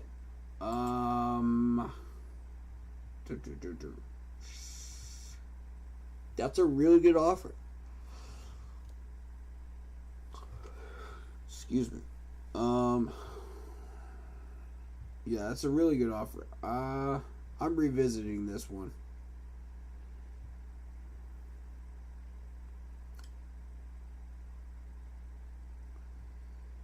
What if I was to downgrade that second to a fourth and ask for another pick?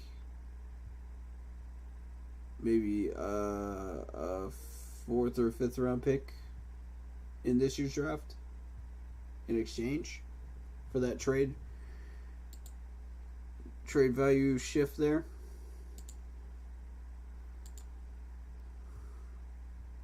You know, the fourth for the fifth. It's still a little bit of value, you know.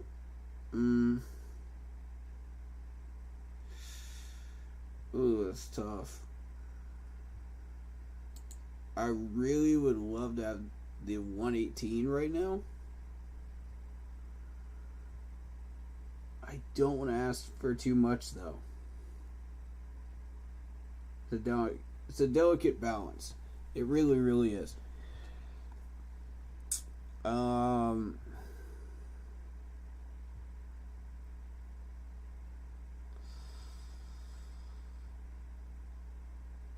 I might be better off asking for the 202.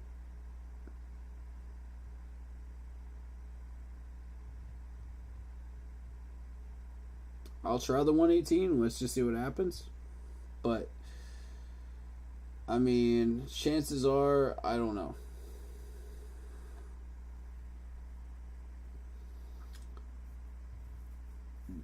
So now that we've negotiated all that, is this worth giving up a chance at Sam Howell?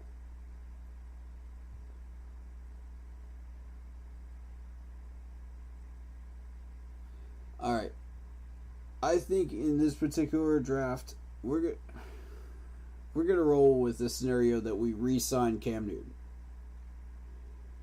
as our number 2 quarterback. Not our number 1, but our number 2. Okay, guys?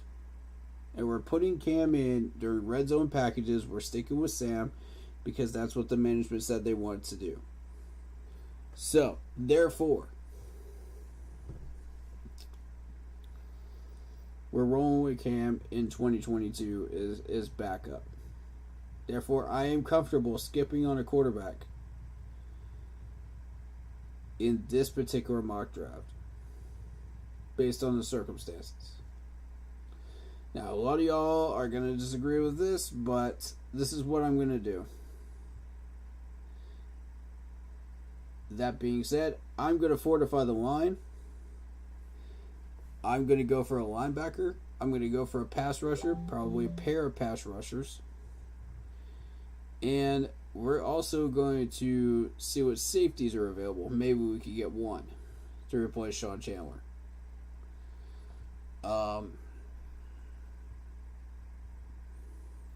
And if we get lucky, a second linebacker. Maybe. All of these things are going to factor in. And also a center. I would like to get a center. So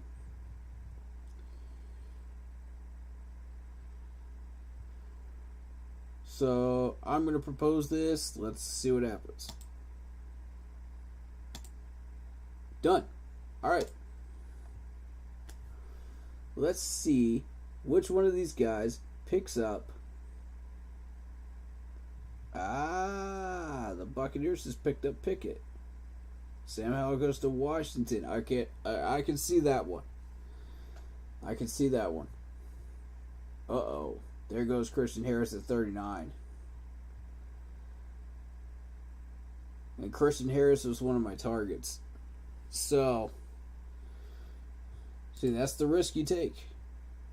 When you start moving down with these trades, that's the risk you take. It ain't a pretty one, but it's there. Nakobe Dean is still here, and that's a weird situation here.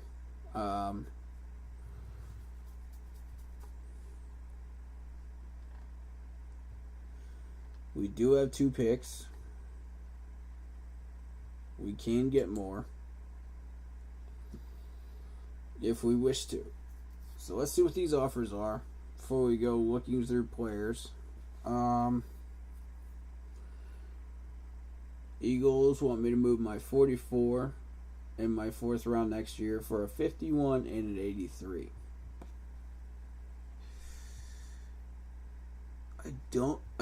I'm not comfortable moving that 4th. I'm just not comfortable.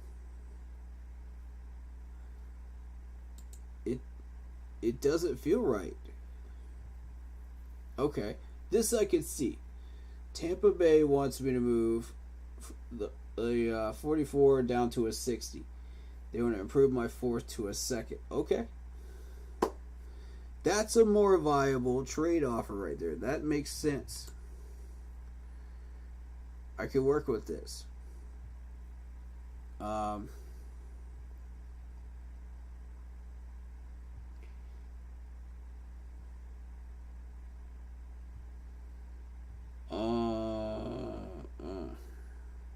Okay. I think we have enough picks here to do something player-wise.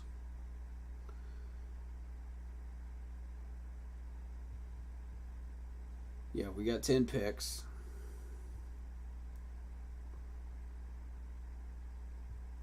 And I would want to downgrade that 2nd to a 3rd. And here's why I'm going to do that. Because I'm going to ask for a 6th. And what that's going to do is that's going to balance us out since we don't have a 5th.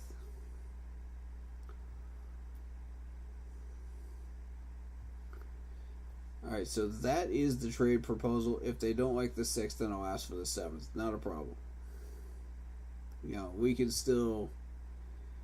move the 7th. It won't be easy to move, but we could do it. Alright, so that would be your trade proposal. Should we wish to do this. Now, for now, I'm going to see what players are still on the board. And remember, we can still move this 55.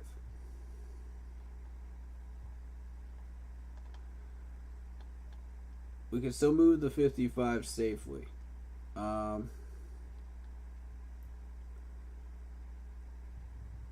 see if we can get something in between 78 and 87 here. So we get both those 80 players, you know. And from then on, that 87 becomes something else that we can get something with. You know, maybe a Brian Osama or something like that, you know.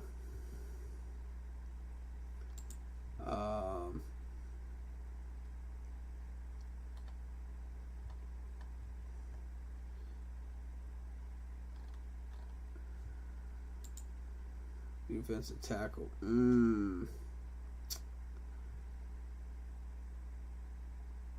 See, Mathis is still on the board. Defensive tackle to me is starting to still look like we might need help. I'm not confident in Phil. I'm not confident in Frank Herron or Nixon.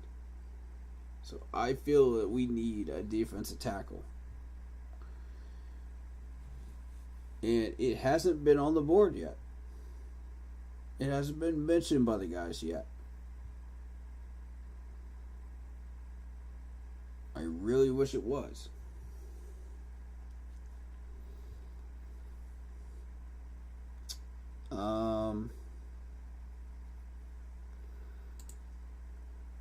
So you got Devontae Wyatt. You got Mathis. Mathis is probably going to be my target at 64.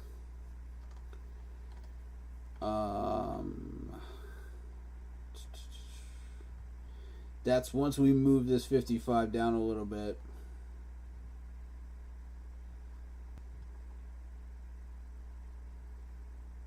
And even if you miss on all of those, you still get Garrett down here.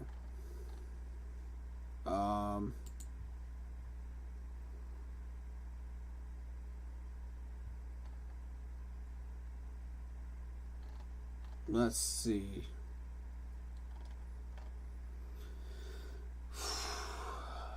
Is Nakobe Dean worth not moving these picks? How confident am I in Dean?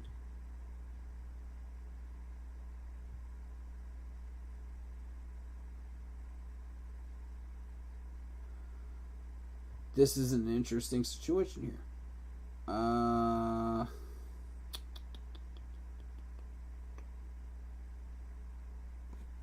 Alright, so let me weigh this out one more time.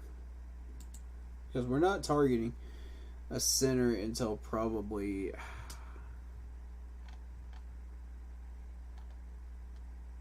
I want to say 78 safely to get Alec Lindstrom.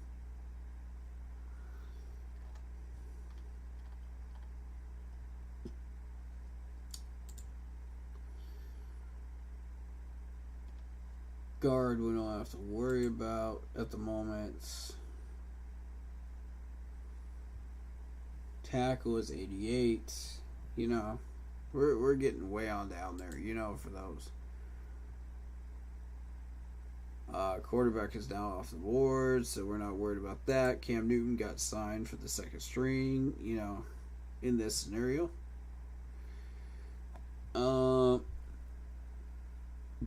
Vietnam says Alec Lindstrom is going to be the best center alongside Tyler. I completely agree.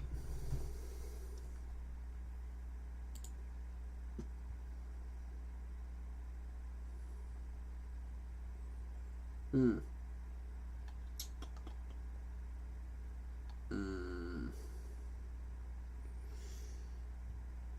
I think Mathis may be an option.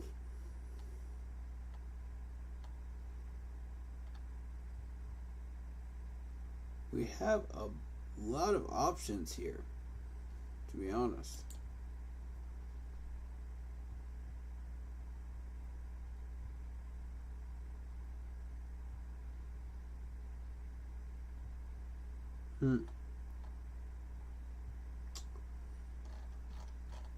Alright, let's revisit this trade offer here. Exactly how I had it.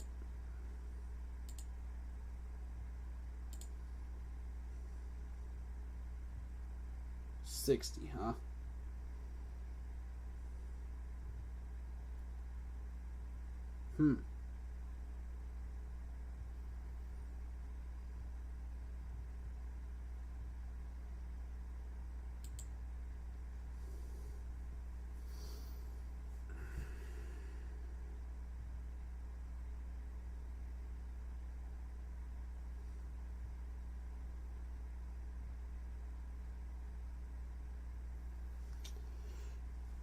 I think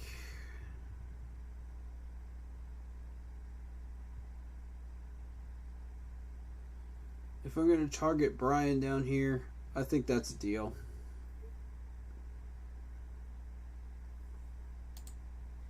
Deal.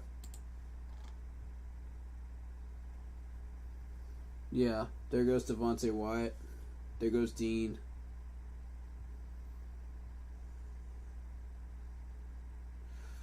And there goes Mathis. See, this is the area where it gets dangerous. I told you, round 2. This is why I want that number 51 pick of the Eagles in a trade down with the Eagles for that first and second round. Because you're missing out on Mathis, Mechie, Nakobe Dean's not going to be there. Devontae Wyatt's not going to be there.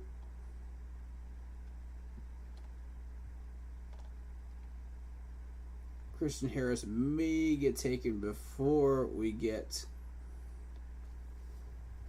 to that number 51.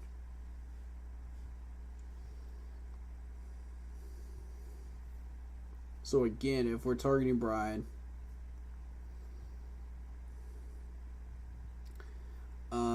our highest number is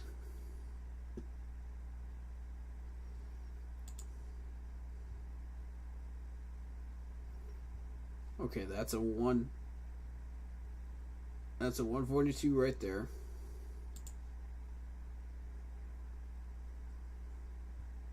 You got a 93 here.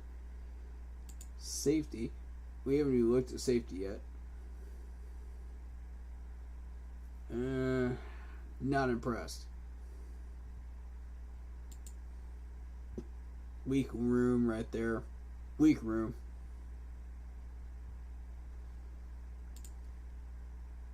Alright, so you got an 85. So I think Alec comes first.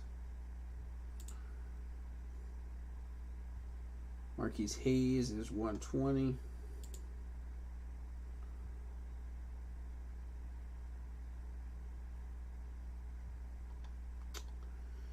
You're targeting P.F. Fair right here at 88. And, of course, Alec Langstrom at 85. 85. So let's see what these offers are. We only got one offer.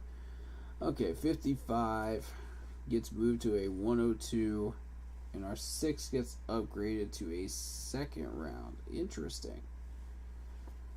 I dig this. I dig this.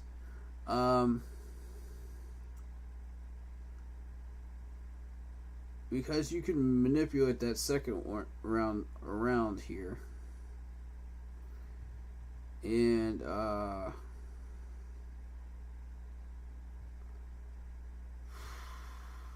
maybe get something out of it.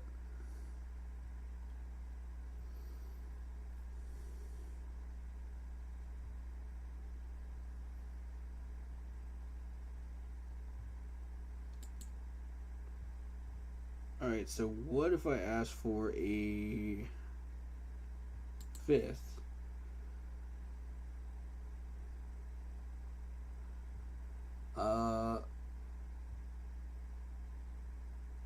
But I gain like a third round pick?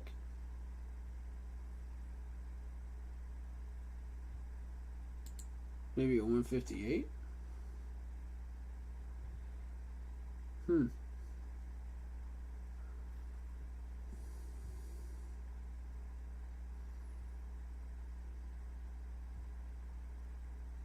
Yeah, I'm here for it. Okay, if I make this move, I am still in the safety net because I still have the 60. I still have the 60. I still have the 78. There's the 87.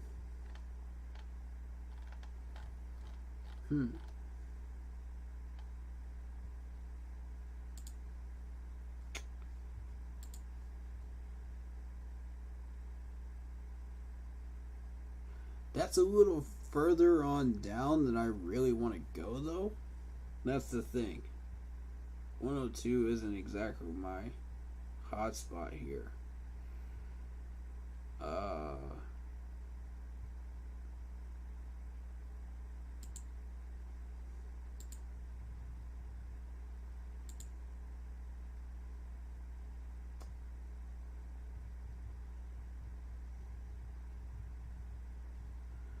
I think, as long as we ask for the 150, yeah, I think we're okay. 158 is round 5.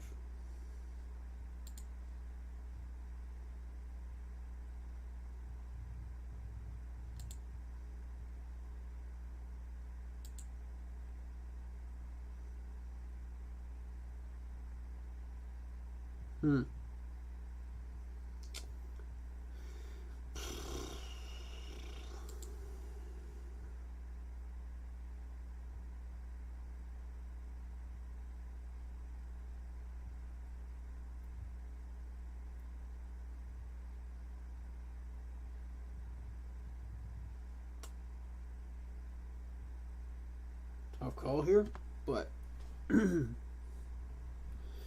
I do like it.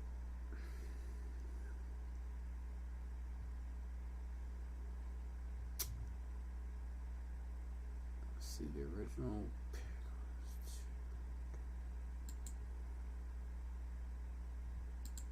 We would be justified asking for the 125 to balance it out. I think that's only fair. You move from a 2nd down to a 5th, and you only pick up that one upgrade right there. Yeah, that's fair. Done.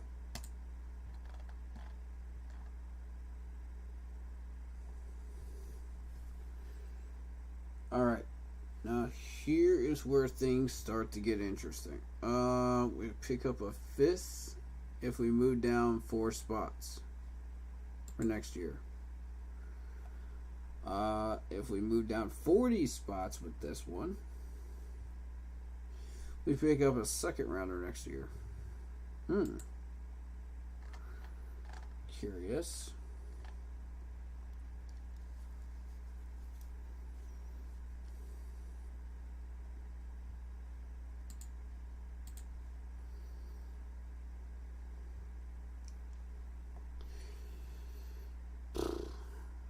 Well, the Broncos are willing to sacrifice one of their last picks of 2023. Nah, that ain't realistic. I can't do that to them. Come on. That's rude.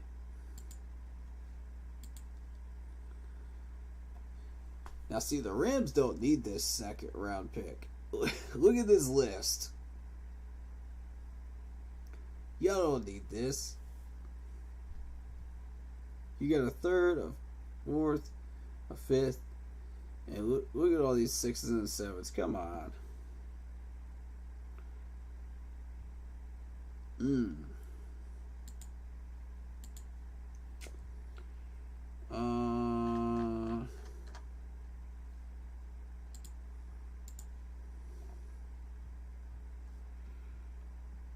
Give me just a moment to fix Zoom.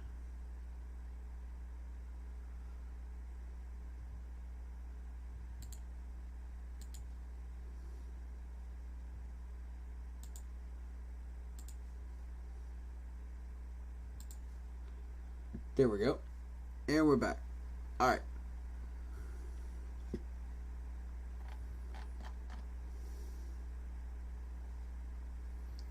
$125.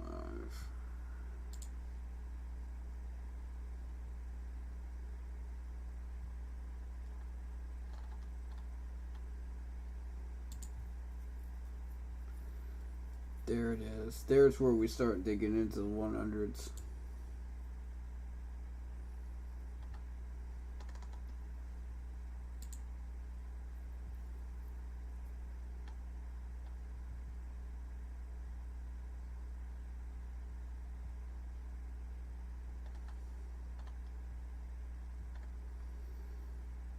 Okay.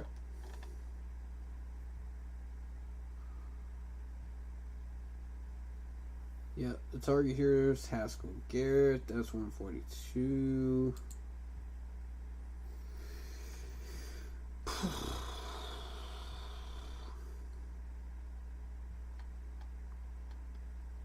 Tyreek Smith at 181. Yeah, we're sitting pretty here. 93.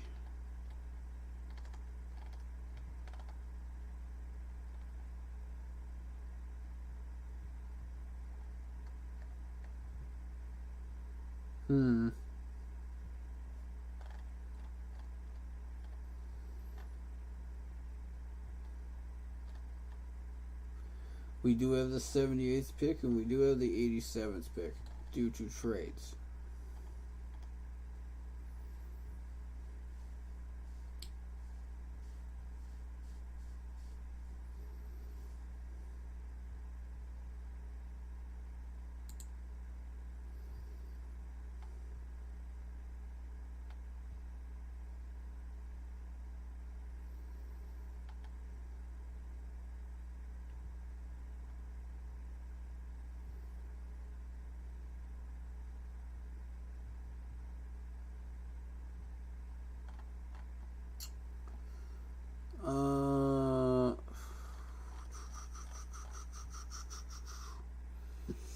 Based on this,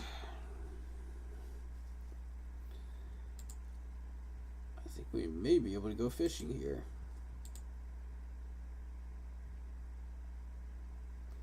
It's a little dangerous with the 85. So we'll have to pick up the Alec Wingstrom with the 78. But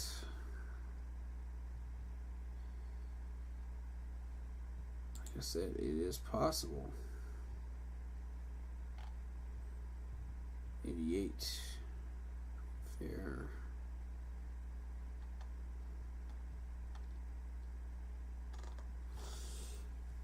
Okay.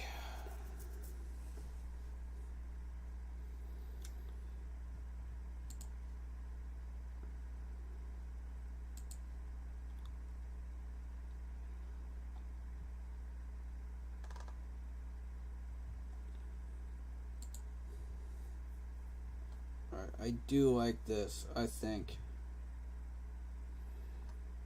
93. If Brian is still available down here at 102, we'll pick him up. I don't think he will be. There's Quay Walker. Okay, so linebacker. Oh.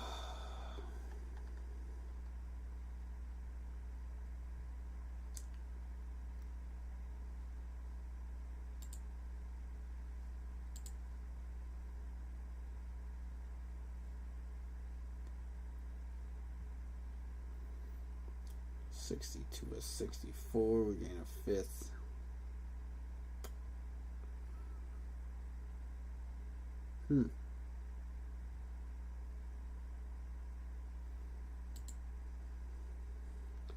Could we maybe ask for that fifth this year instead?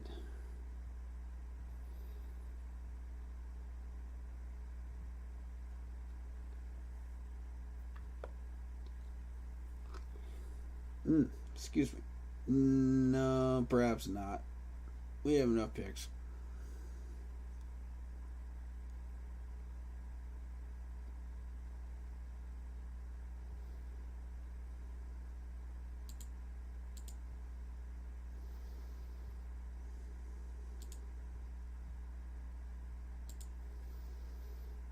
That 64 keeps us within the range.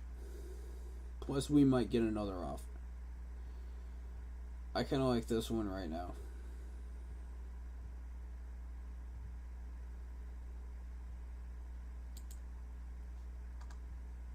I'm going to go ahead and accept that. There goes A. Ingram, Brandon Smith. Okay, 64. Yes, this is what I was hoping for.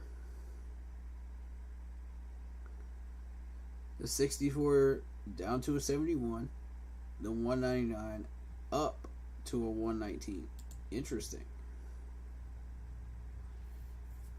64 down to a 68, 4 spots. They improved that 137 to a 107. Ooh. That still puts us in the running.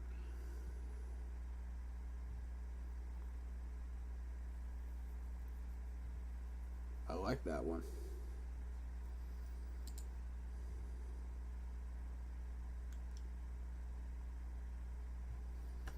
I honestly like both of these.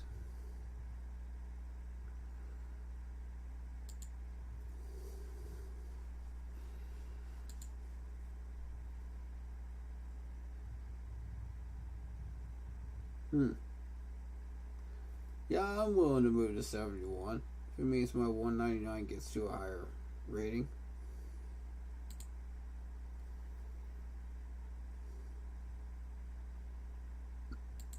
Hmm.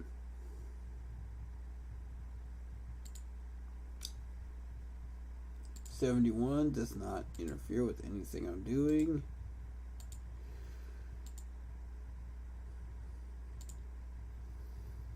Just double check. Oh.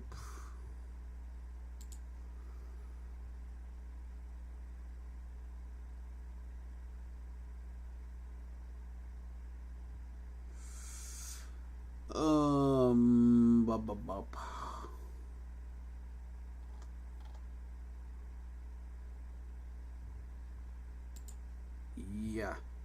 This is not interfering with anything I'm trying to do. Cool. So,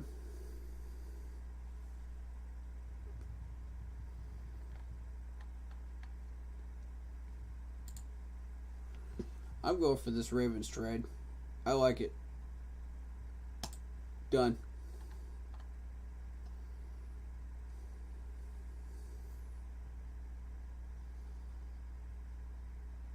I knew I was going to get one more. There it is. Broncos want me to trade down from 71 to 75 and give me a 145. Colts want me to move 2 spots. They want to upgrade my 215 to a 159.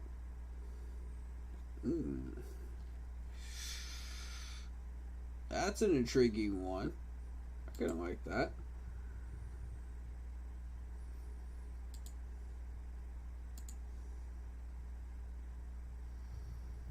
But that's 4 spots and technically a free pick here.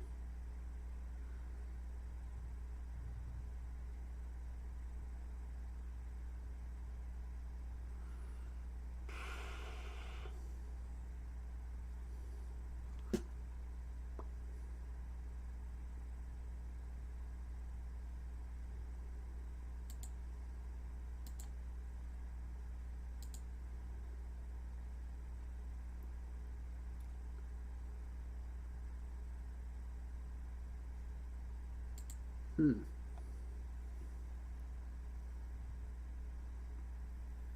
really want this pick.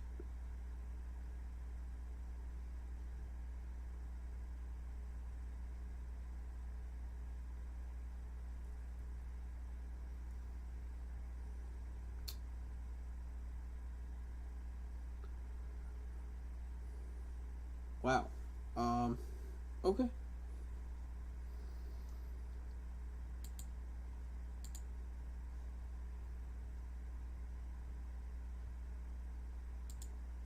That's one of the tougher trade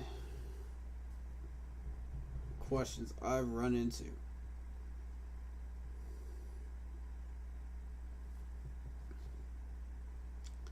We have enough picks. I think upgrading is the best move.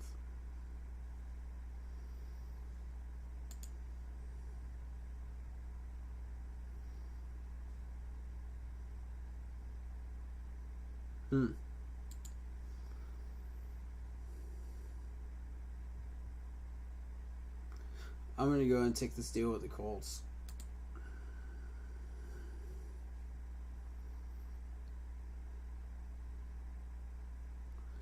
They wanted a wide receiver. All right.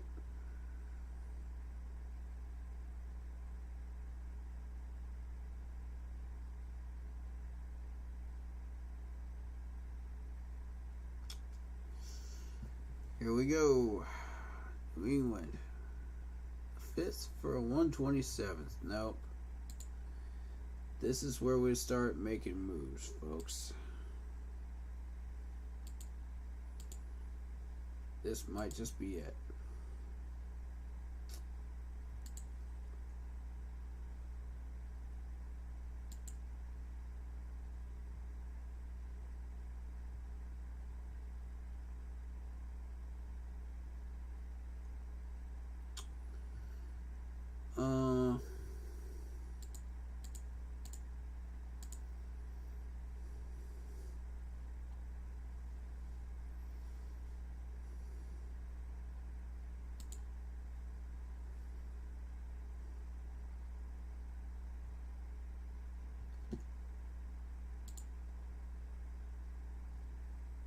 Langstrom versus Piet Fair. Langstrom would go first.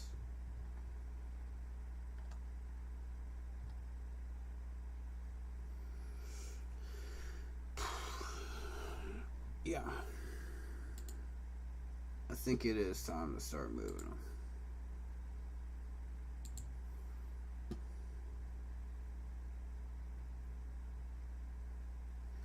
If Alec is the smallest number that we're dealing with,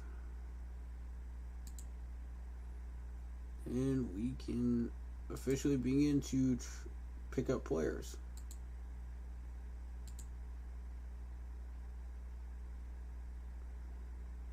Okie dokie.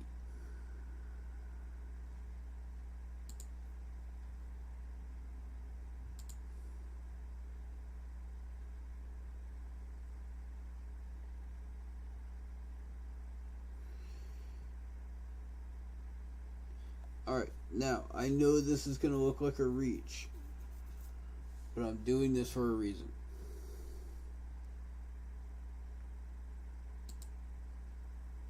Alec Langstrom. Drafted a little earlier than I wanted him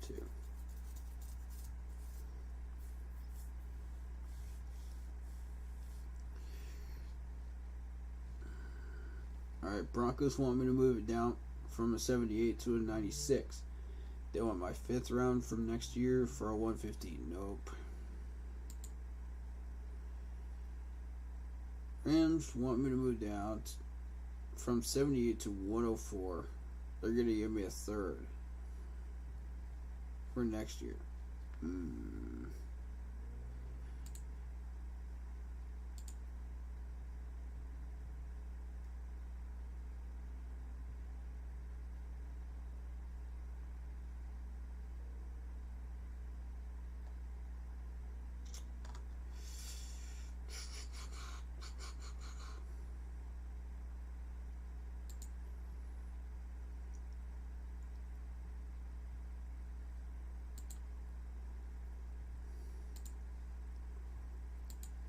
Either one of these situations would I get Piet Fair, so I've got to jump on him.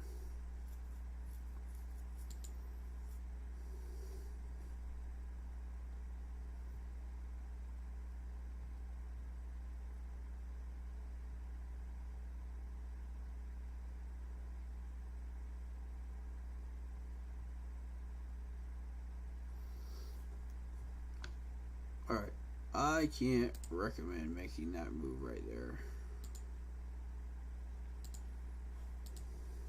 Therefore, next in line would possibly be Marquise Haynes. Even though it's way too early.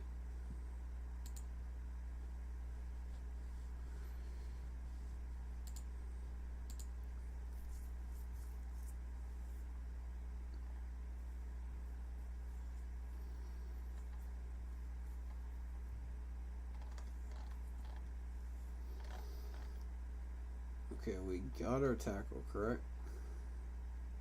Yeah. Got our tackle. Cool. So we don't have to deal with the offensive tackle column anymore. Center is off limits too. Not dealing with those anymore. Alright, so 120 Hayes is probably the lowest thus far. So let's see if we can match it.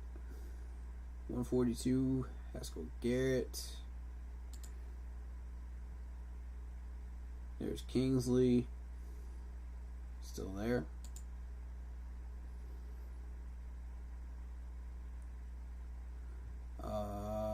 Brian Osama, 93. Okay, 93 tops everything that we're doing right now. So Brian.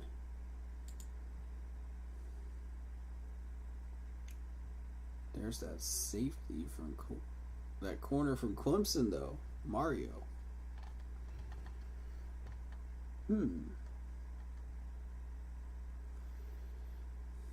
I like it. I say we take a gamble.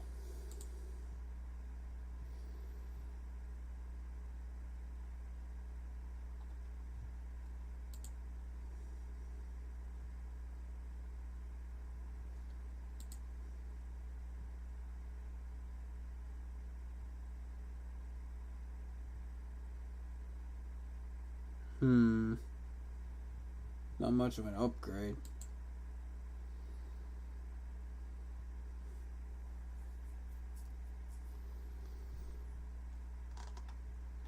Okay. Again at 87. This might look like a tiny reach, but I like it. I'm going for it. Brian at 87. Let's go. Don't mess with my targets. Don't mess with my targets.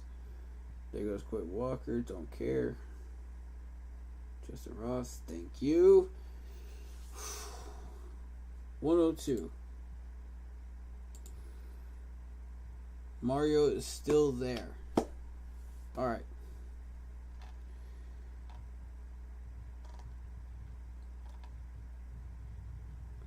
This is our one chance to get him.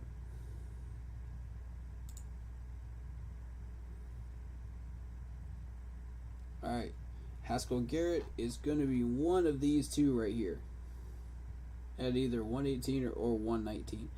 That's where we're going to pick up Haskell Garrett. Now, edge rusher. Tyreek Smith, 181. Probably the other.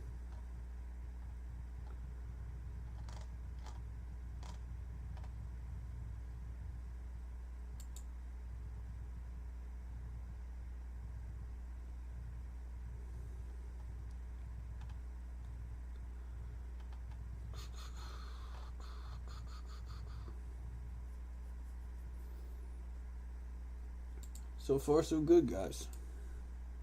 This is what we're looking for. Marquise Hayes, 120.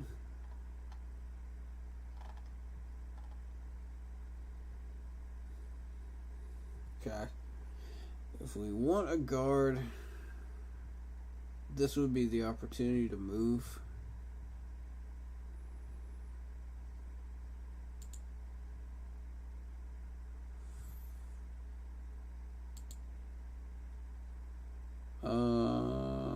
I don't see a scenario that helps us.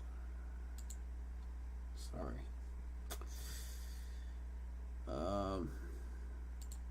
So yeah, that Bears trade offer of the 102 and the 2023 fifth rounder for the 148 and the fourth and fifth rounder for next year. No, not seeing it. Okay, so the fifths cancel out. So you're basically looking at a 102 for a 148 and a fourth next year. Essentially, that's what you're doing with, since you trade out the fifths, right?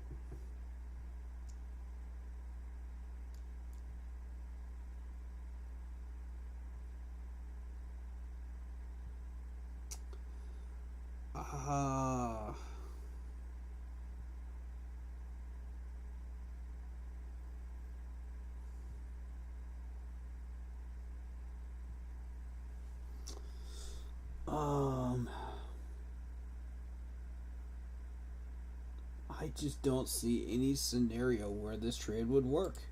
I don't see it in our favor.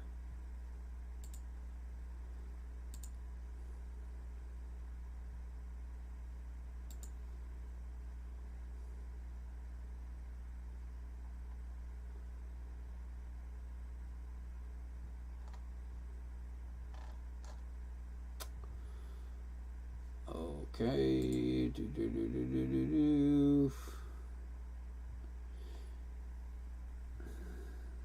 The thing is, our corner room looks real good.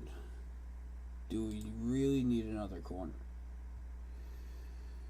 So let's take a look at the corner room. Dante, J.C. Horn, Melvin, who I didn't agree with us re-signing, CJ, Keith Taylor, Troy Pride.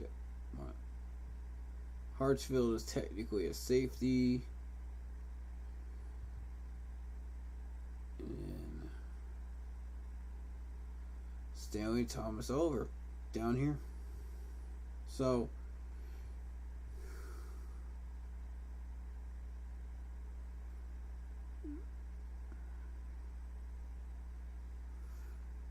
yeah, maybe getting a corner isn't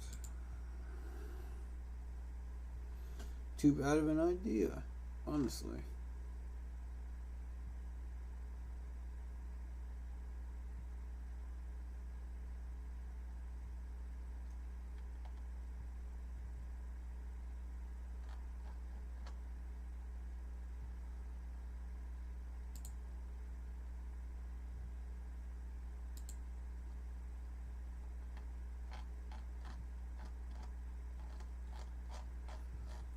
Okay.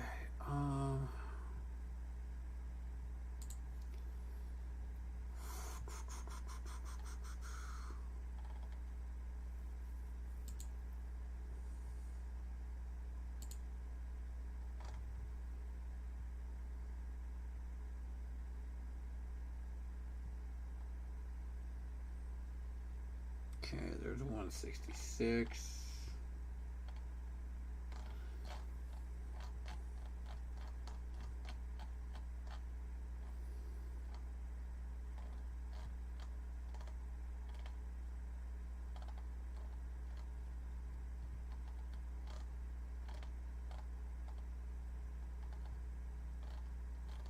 Alright. I think I can justify us going after this corner. It's a stretch, but I think we can justify it.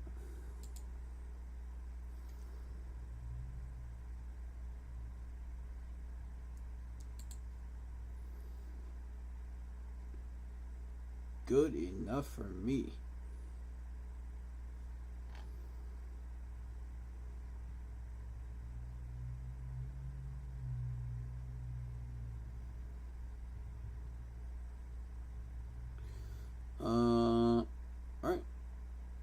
Let's go ahead and grab him.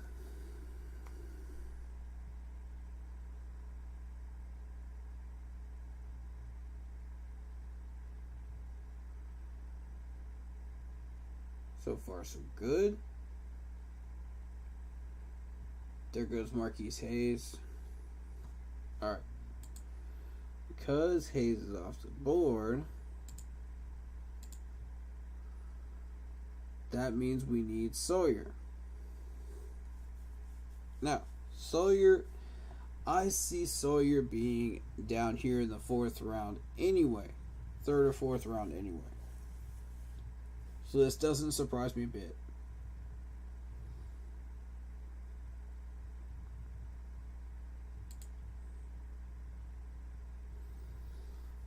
Holy cow.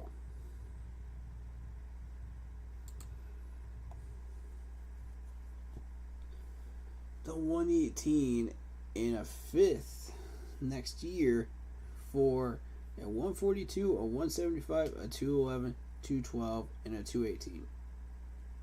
Holy moly.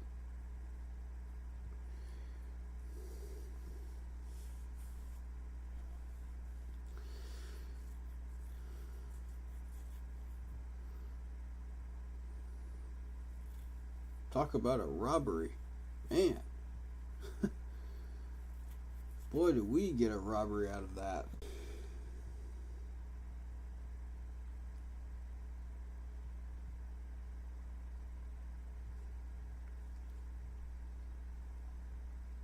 Oh, 142. Now, where is everybody on this list that is still here? All right, 166.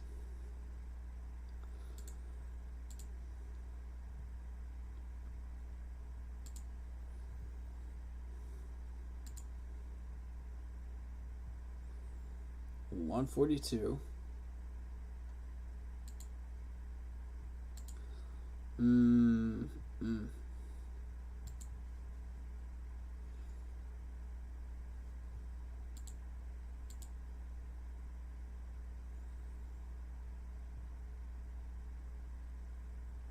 Safety position. I say we leave safety position alone. Let's see if we can't get something in free agency. Edge rusher.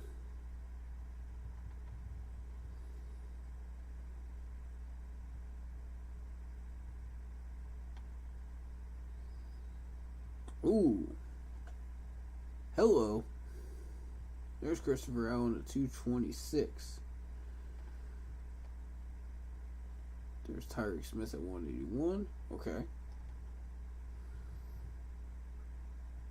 So.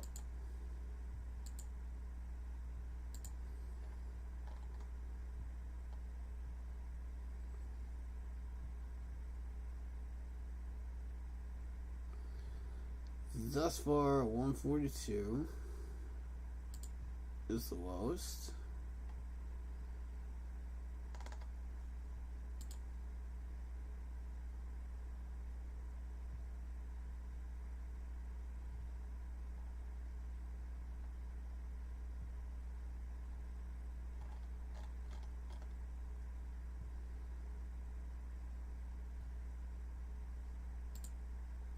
All right. So, alright,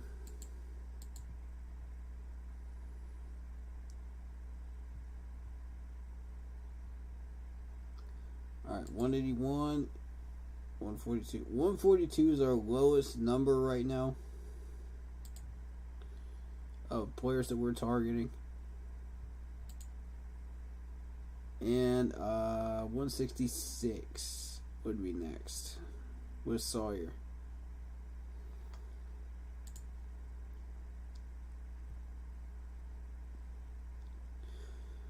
Which I feel like is the next two picks.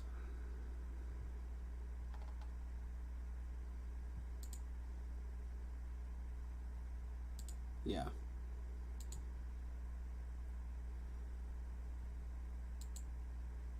Alright. I don't see any reason to disagree with that. So,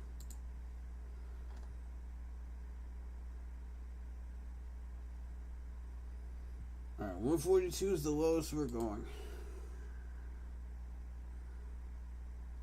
Which just happens to be the one the Rams are wanting to give us.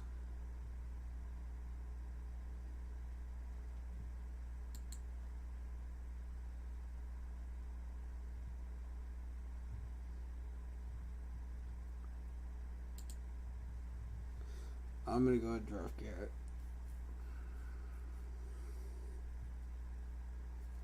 Then I'm going to go ahead and draft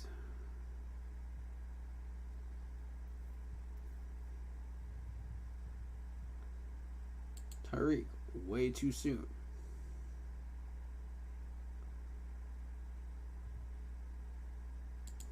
But it's necessary.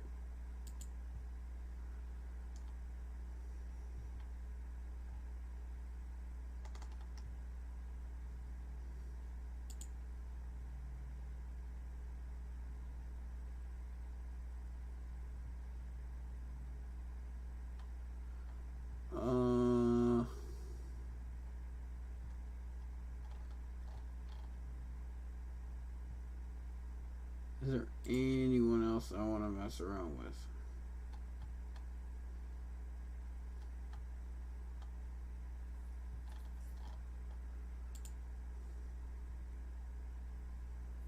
Besides Sawyer. We could get Justin Schaefer too. Really set ourselves up. I think that's a good idea.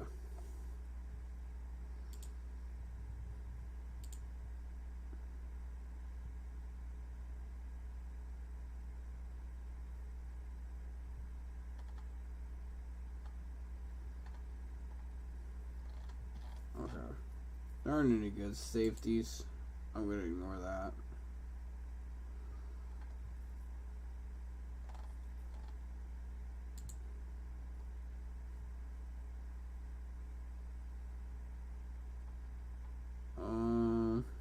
Christopher Allen at 226. You know, once you get all the way down here, it's pretty much a wash from here. Seems easy enough.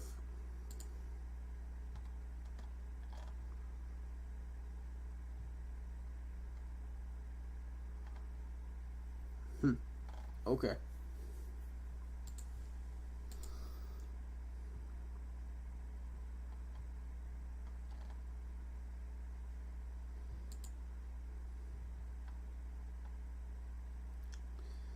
$226.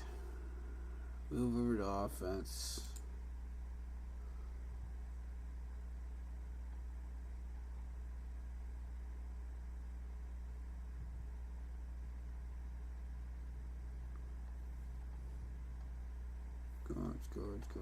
Guards. It is Sawyer at 166. I'm gonna go ahead and grab with Sawyer at 166.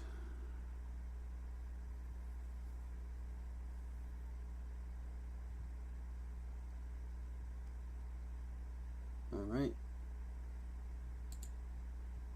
They took everything but what I was targeting, so perfect. Move down to 137. I pick up a 148 and a 186 in this trade with the Bears. So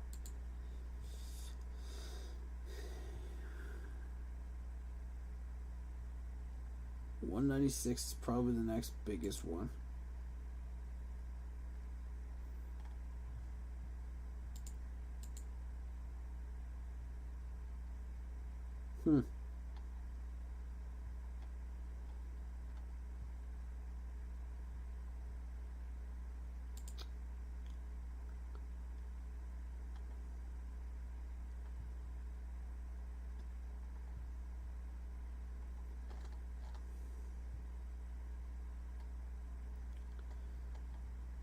Right.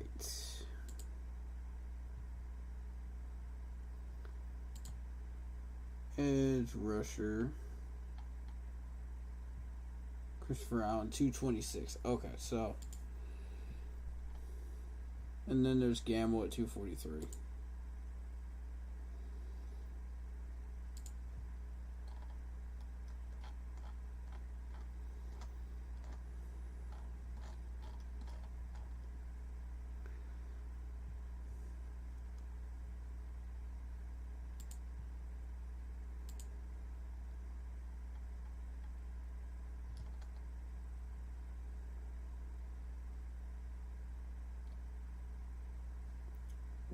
196. This is as low as I'm willing to go. Okay.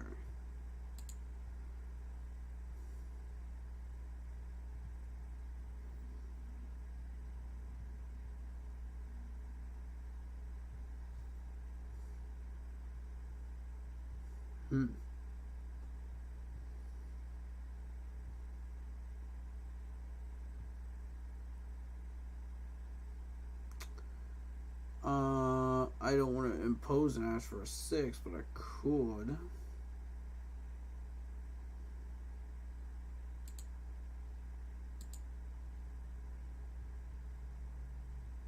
However, that's a really good trade. So,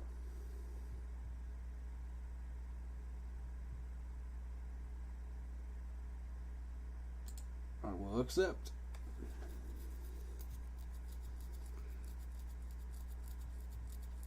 There was just something about that trade offer I just could not walk away from. You know what I mean?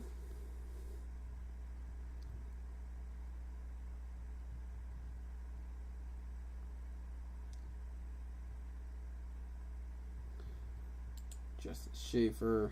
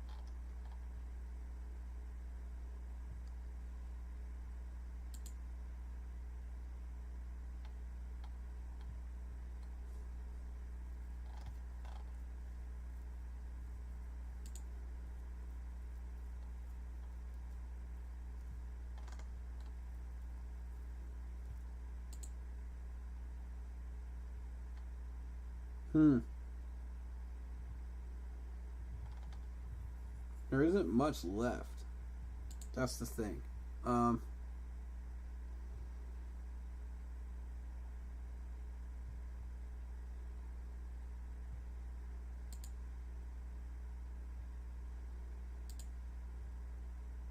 This is where I might look into a wide receiver, possibly.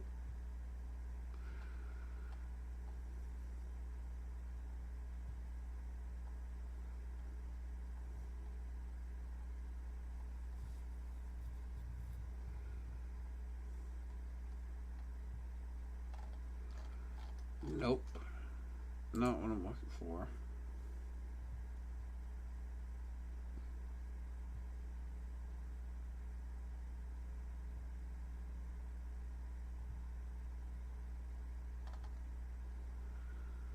Okay.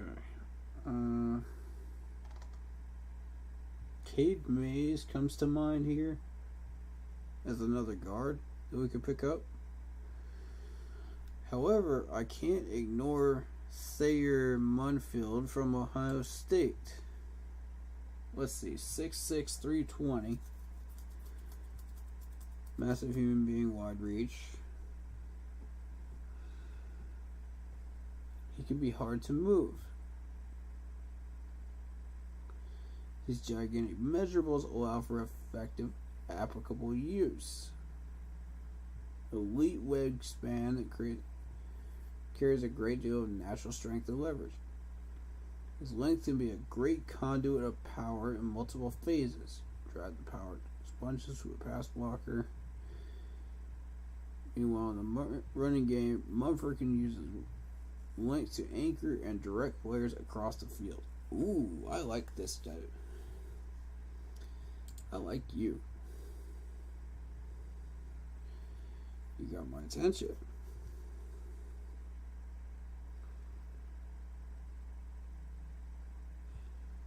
What about Cade Mays?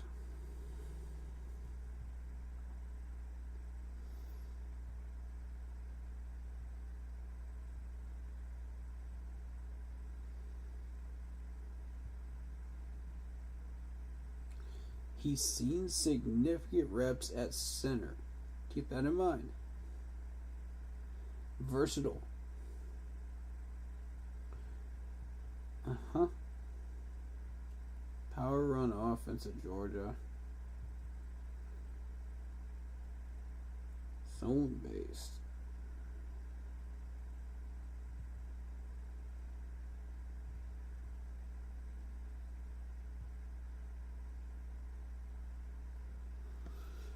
That's interesting, dude. I just don't know that he's the right fit. How about Hines?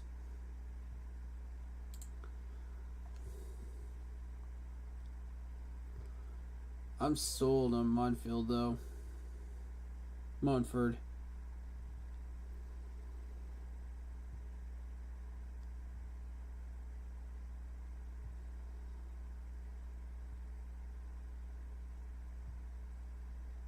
Munford, for sure.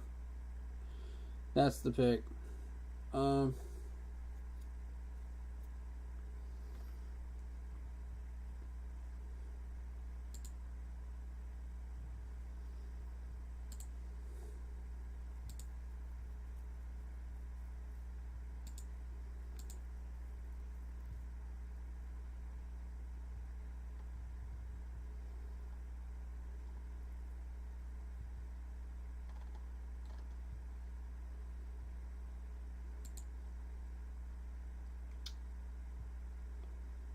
Running back. Yeah.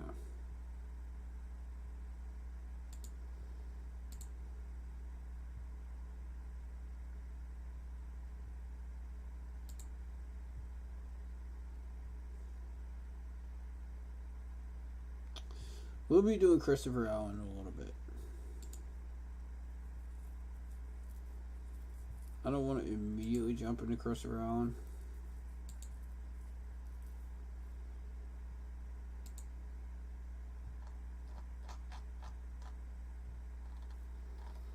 Yeah, see.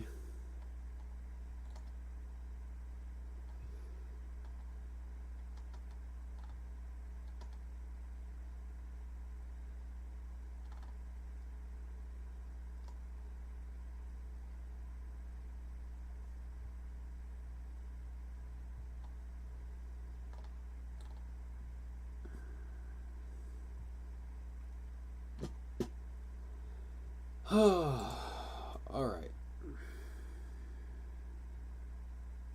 What about Neil Farrell Jr.? No, nothing for him.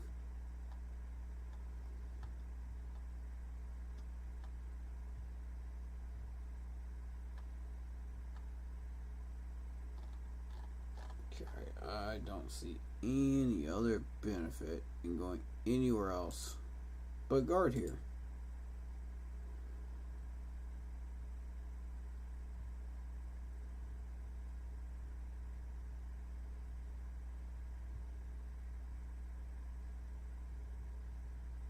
I'm going to go ahead and draft Cade Mays, I think. Yeah, let's go get him.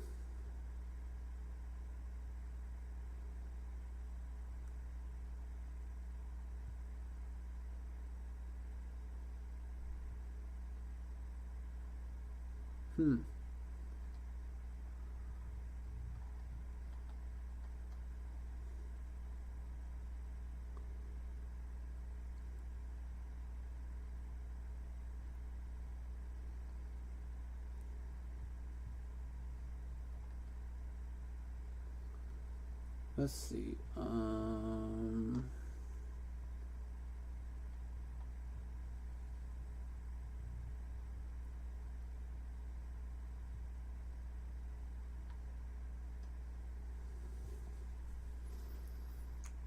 Right.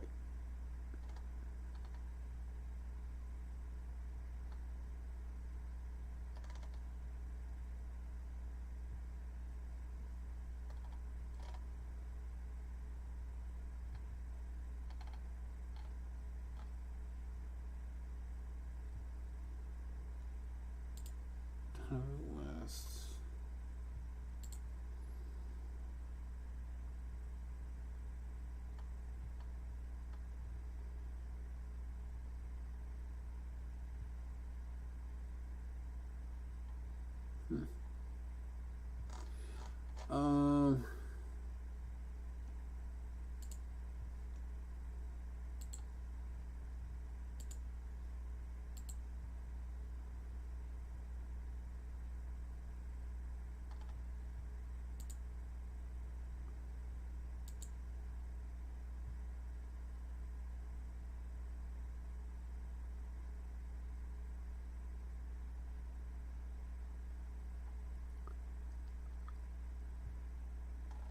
Let's go with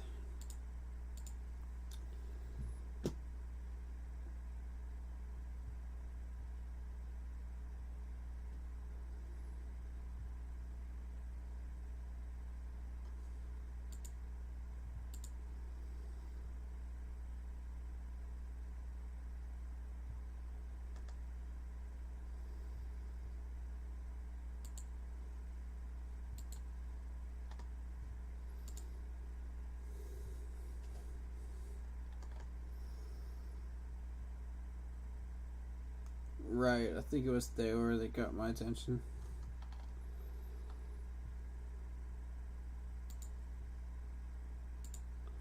Let's go defensive.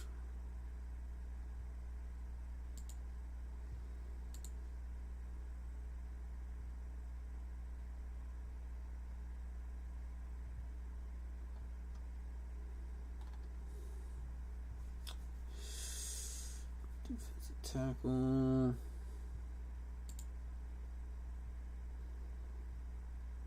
Christopher Allen. This may be a major reach, but we're guaranteed to get who we want. 226. Is there anything else that challenges that?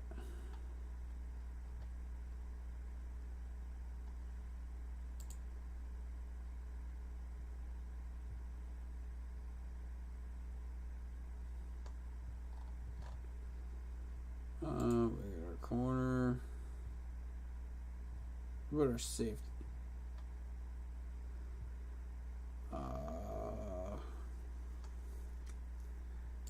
Hey, what? Scott Nelson, no. No info on you. Alright,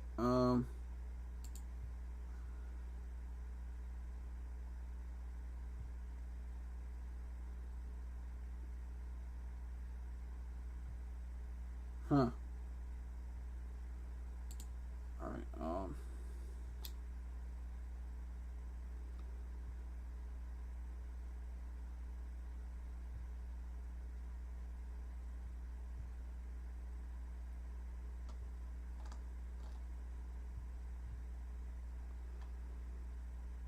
I think Scott Nelson probably is the best choice. We want to look at Wisconsin guys. We want to look at maybe. I don't want another Baylor player.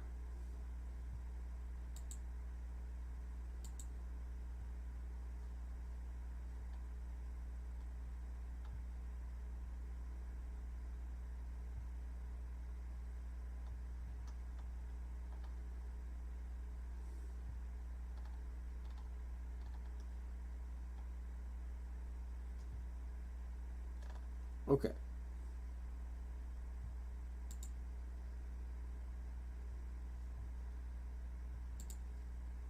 Christopher Allen is the pick. Way too early. Yes, I know.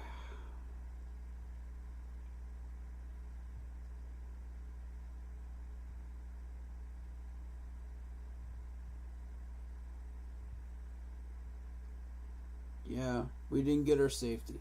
But that's okay. We can find one in free agency.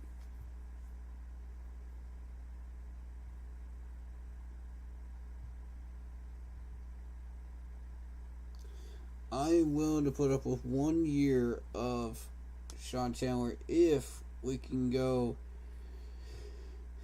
and build depth in the 2023 draft by going quarterback, offensive line, probably another linebacker, safety, and an edge rusher next year as well. That's what I think is the best option for us. Now, I could be wrong, but that's how I feel. Jack Sanborn.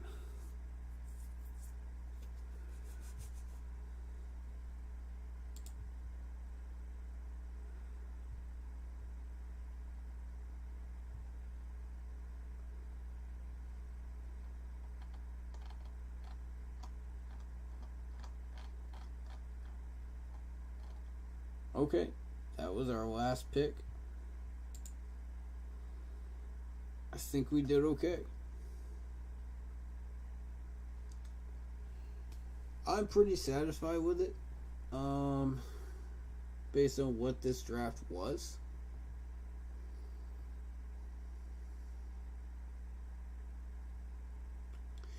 And it was an interesting one, to be fair.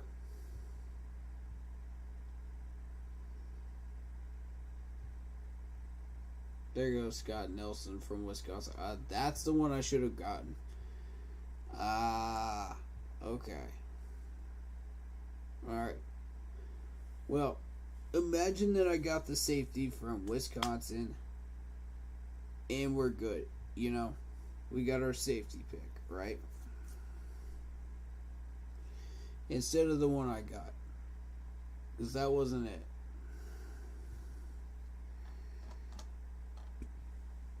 Right, so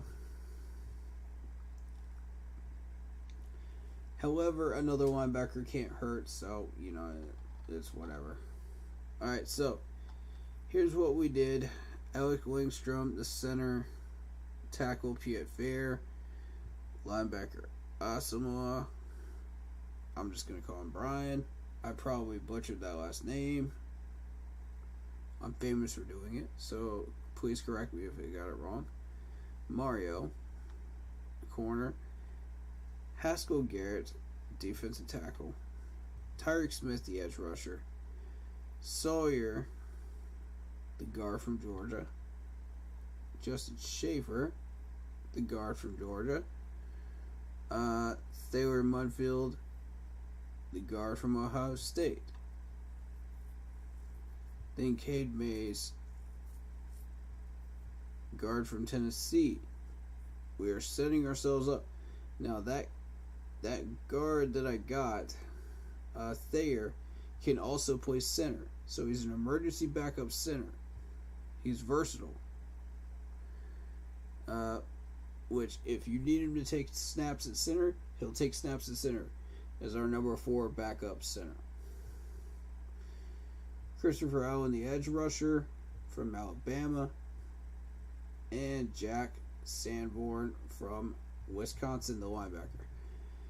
Now, that probably should have been a safety pick at 186. And that would have been the guy from Wisconsin, the safety there, instead. It's late. I'm tired. That's why I got that one kind of confused. But just imagine that I got the other guy. Because I would have, you know, I would have gotten that one correct. So, you know, because he got picked way after what I chose this guy at. So, I would have gotten my man easily.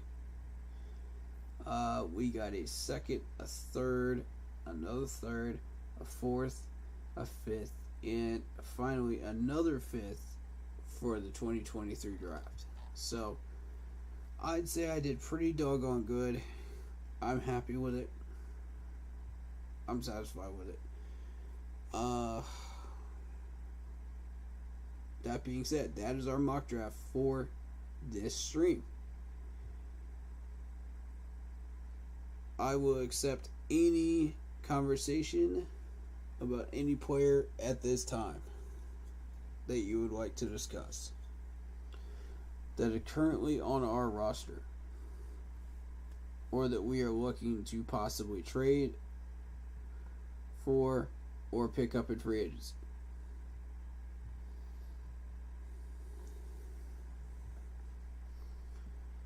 So throw a name in chat if you feel froggy and you want to talk about them.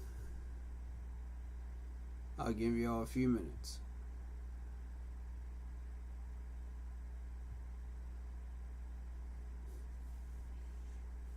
Also, what did you think about this draft? What would you have done differently? Do you like it? Do you not like it? Which picks do you not like? Which picks do you like? And why? You know? Give me some input here. You know? I'd love to hear from you. Also, be sure to like and subscribe on YouTube. Join the page on Facebook if you haven't done so already. And for those on YouTube, keep pounding Facebook group for in-game posts, polls, opinions, and reactions to NFL news. For those on the Facebook page, be sure to check out the YouTube channel Keep Pounding in all caps for videos and also streams. So those videos start cranking out towards, I want to say right after the draft. I'll be throwing a few videos up about the players. I may just do a stream, I don't know, and just cover everybody in that one stream afterwards. I think that's probably what's best. It saves everybody time, and you got all this information in one stream. I think that's probably the way to go here. As for training camp in July, you'll start seeing videos though. That's when you'll want to have that bell selected, is right around the 28th. That way you don't miss my reactions to this draft and any new videos that pop up or streams.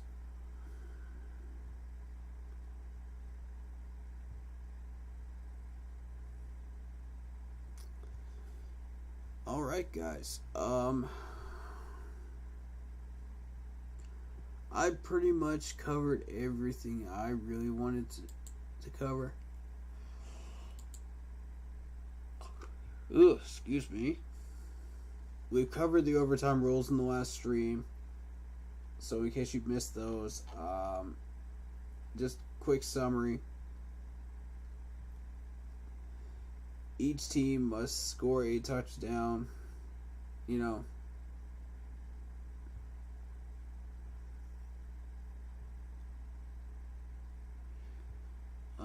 must match the other team's points to extend overtime.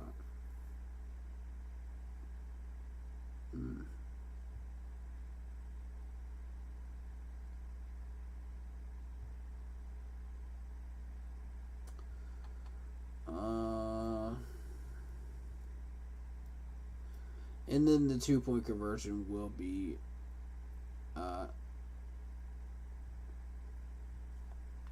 in the mix as far as trying to get these scores as more balanced, I would say, is probably the best phrase I could put that in.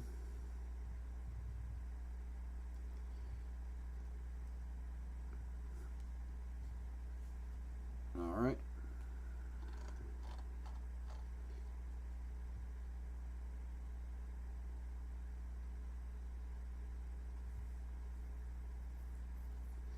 I think that pretty much sums it up, though.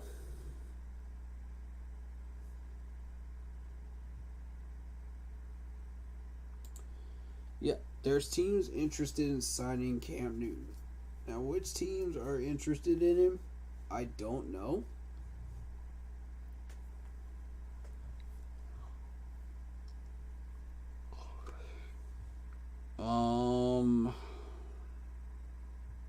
There's a couple of teams that I could see maybe, being in the mix for him.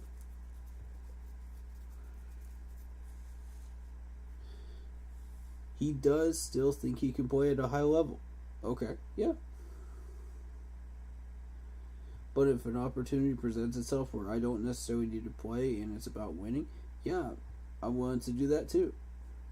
At this point forward, I'm not coming back for no 5-12. I can tell you that now.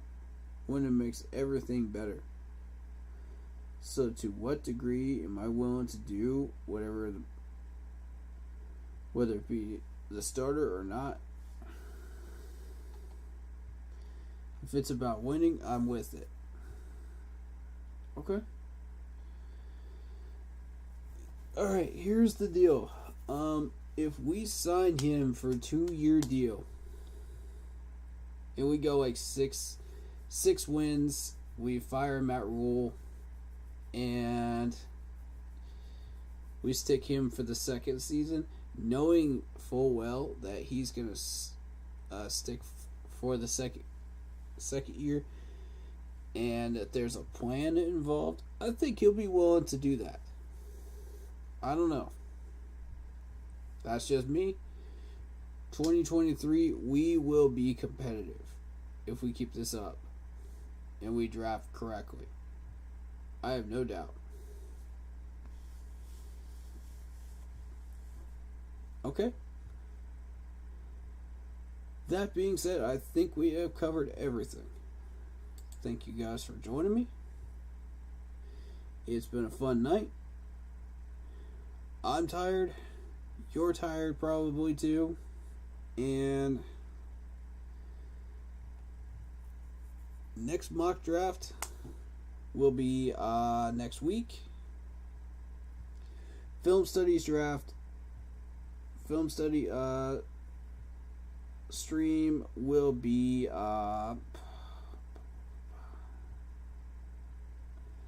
either Monday or Tuesday. I will let you guys know. I'll be posting it on the Keep Pounding Facebook page in the group. So be looking for that announcement. It'll either start at 6 o'clock or 8 o'clock p.m. Eastern Standard Time. That's how I roll. Sometimes I start at 9 just because I'm late and things are going on. So honestly, I would be late for anything at this point. That's just how I am. You guys are used to this by now, right? Come on. Hey, but we fill all of this time with content though, right? We don't waste time. Alright, thank you so much, and we'll see you guys next time.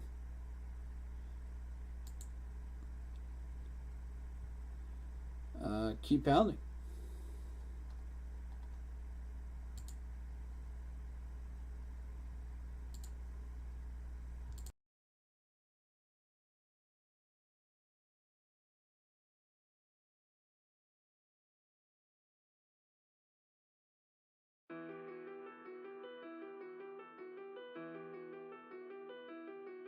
Buddha.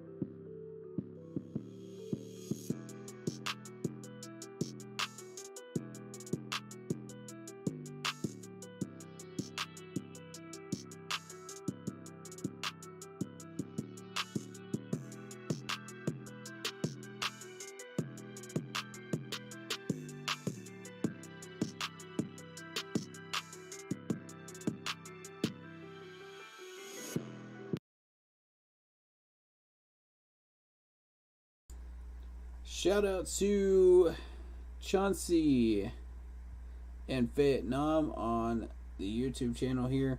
Keep pounding in all caps. Thank you guys for joining me.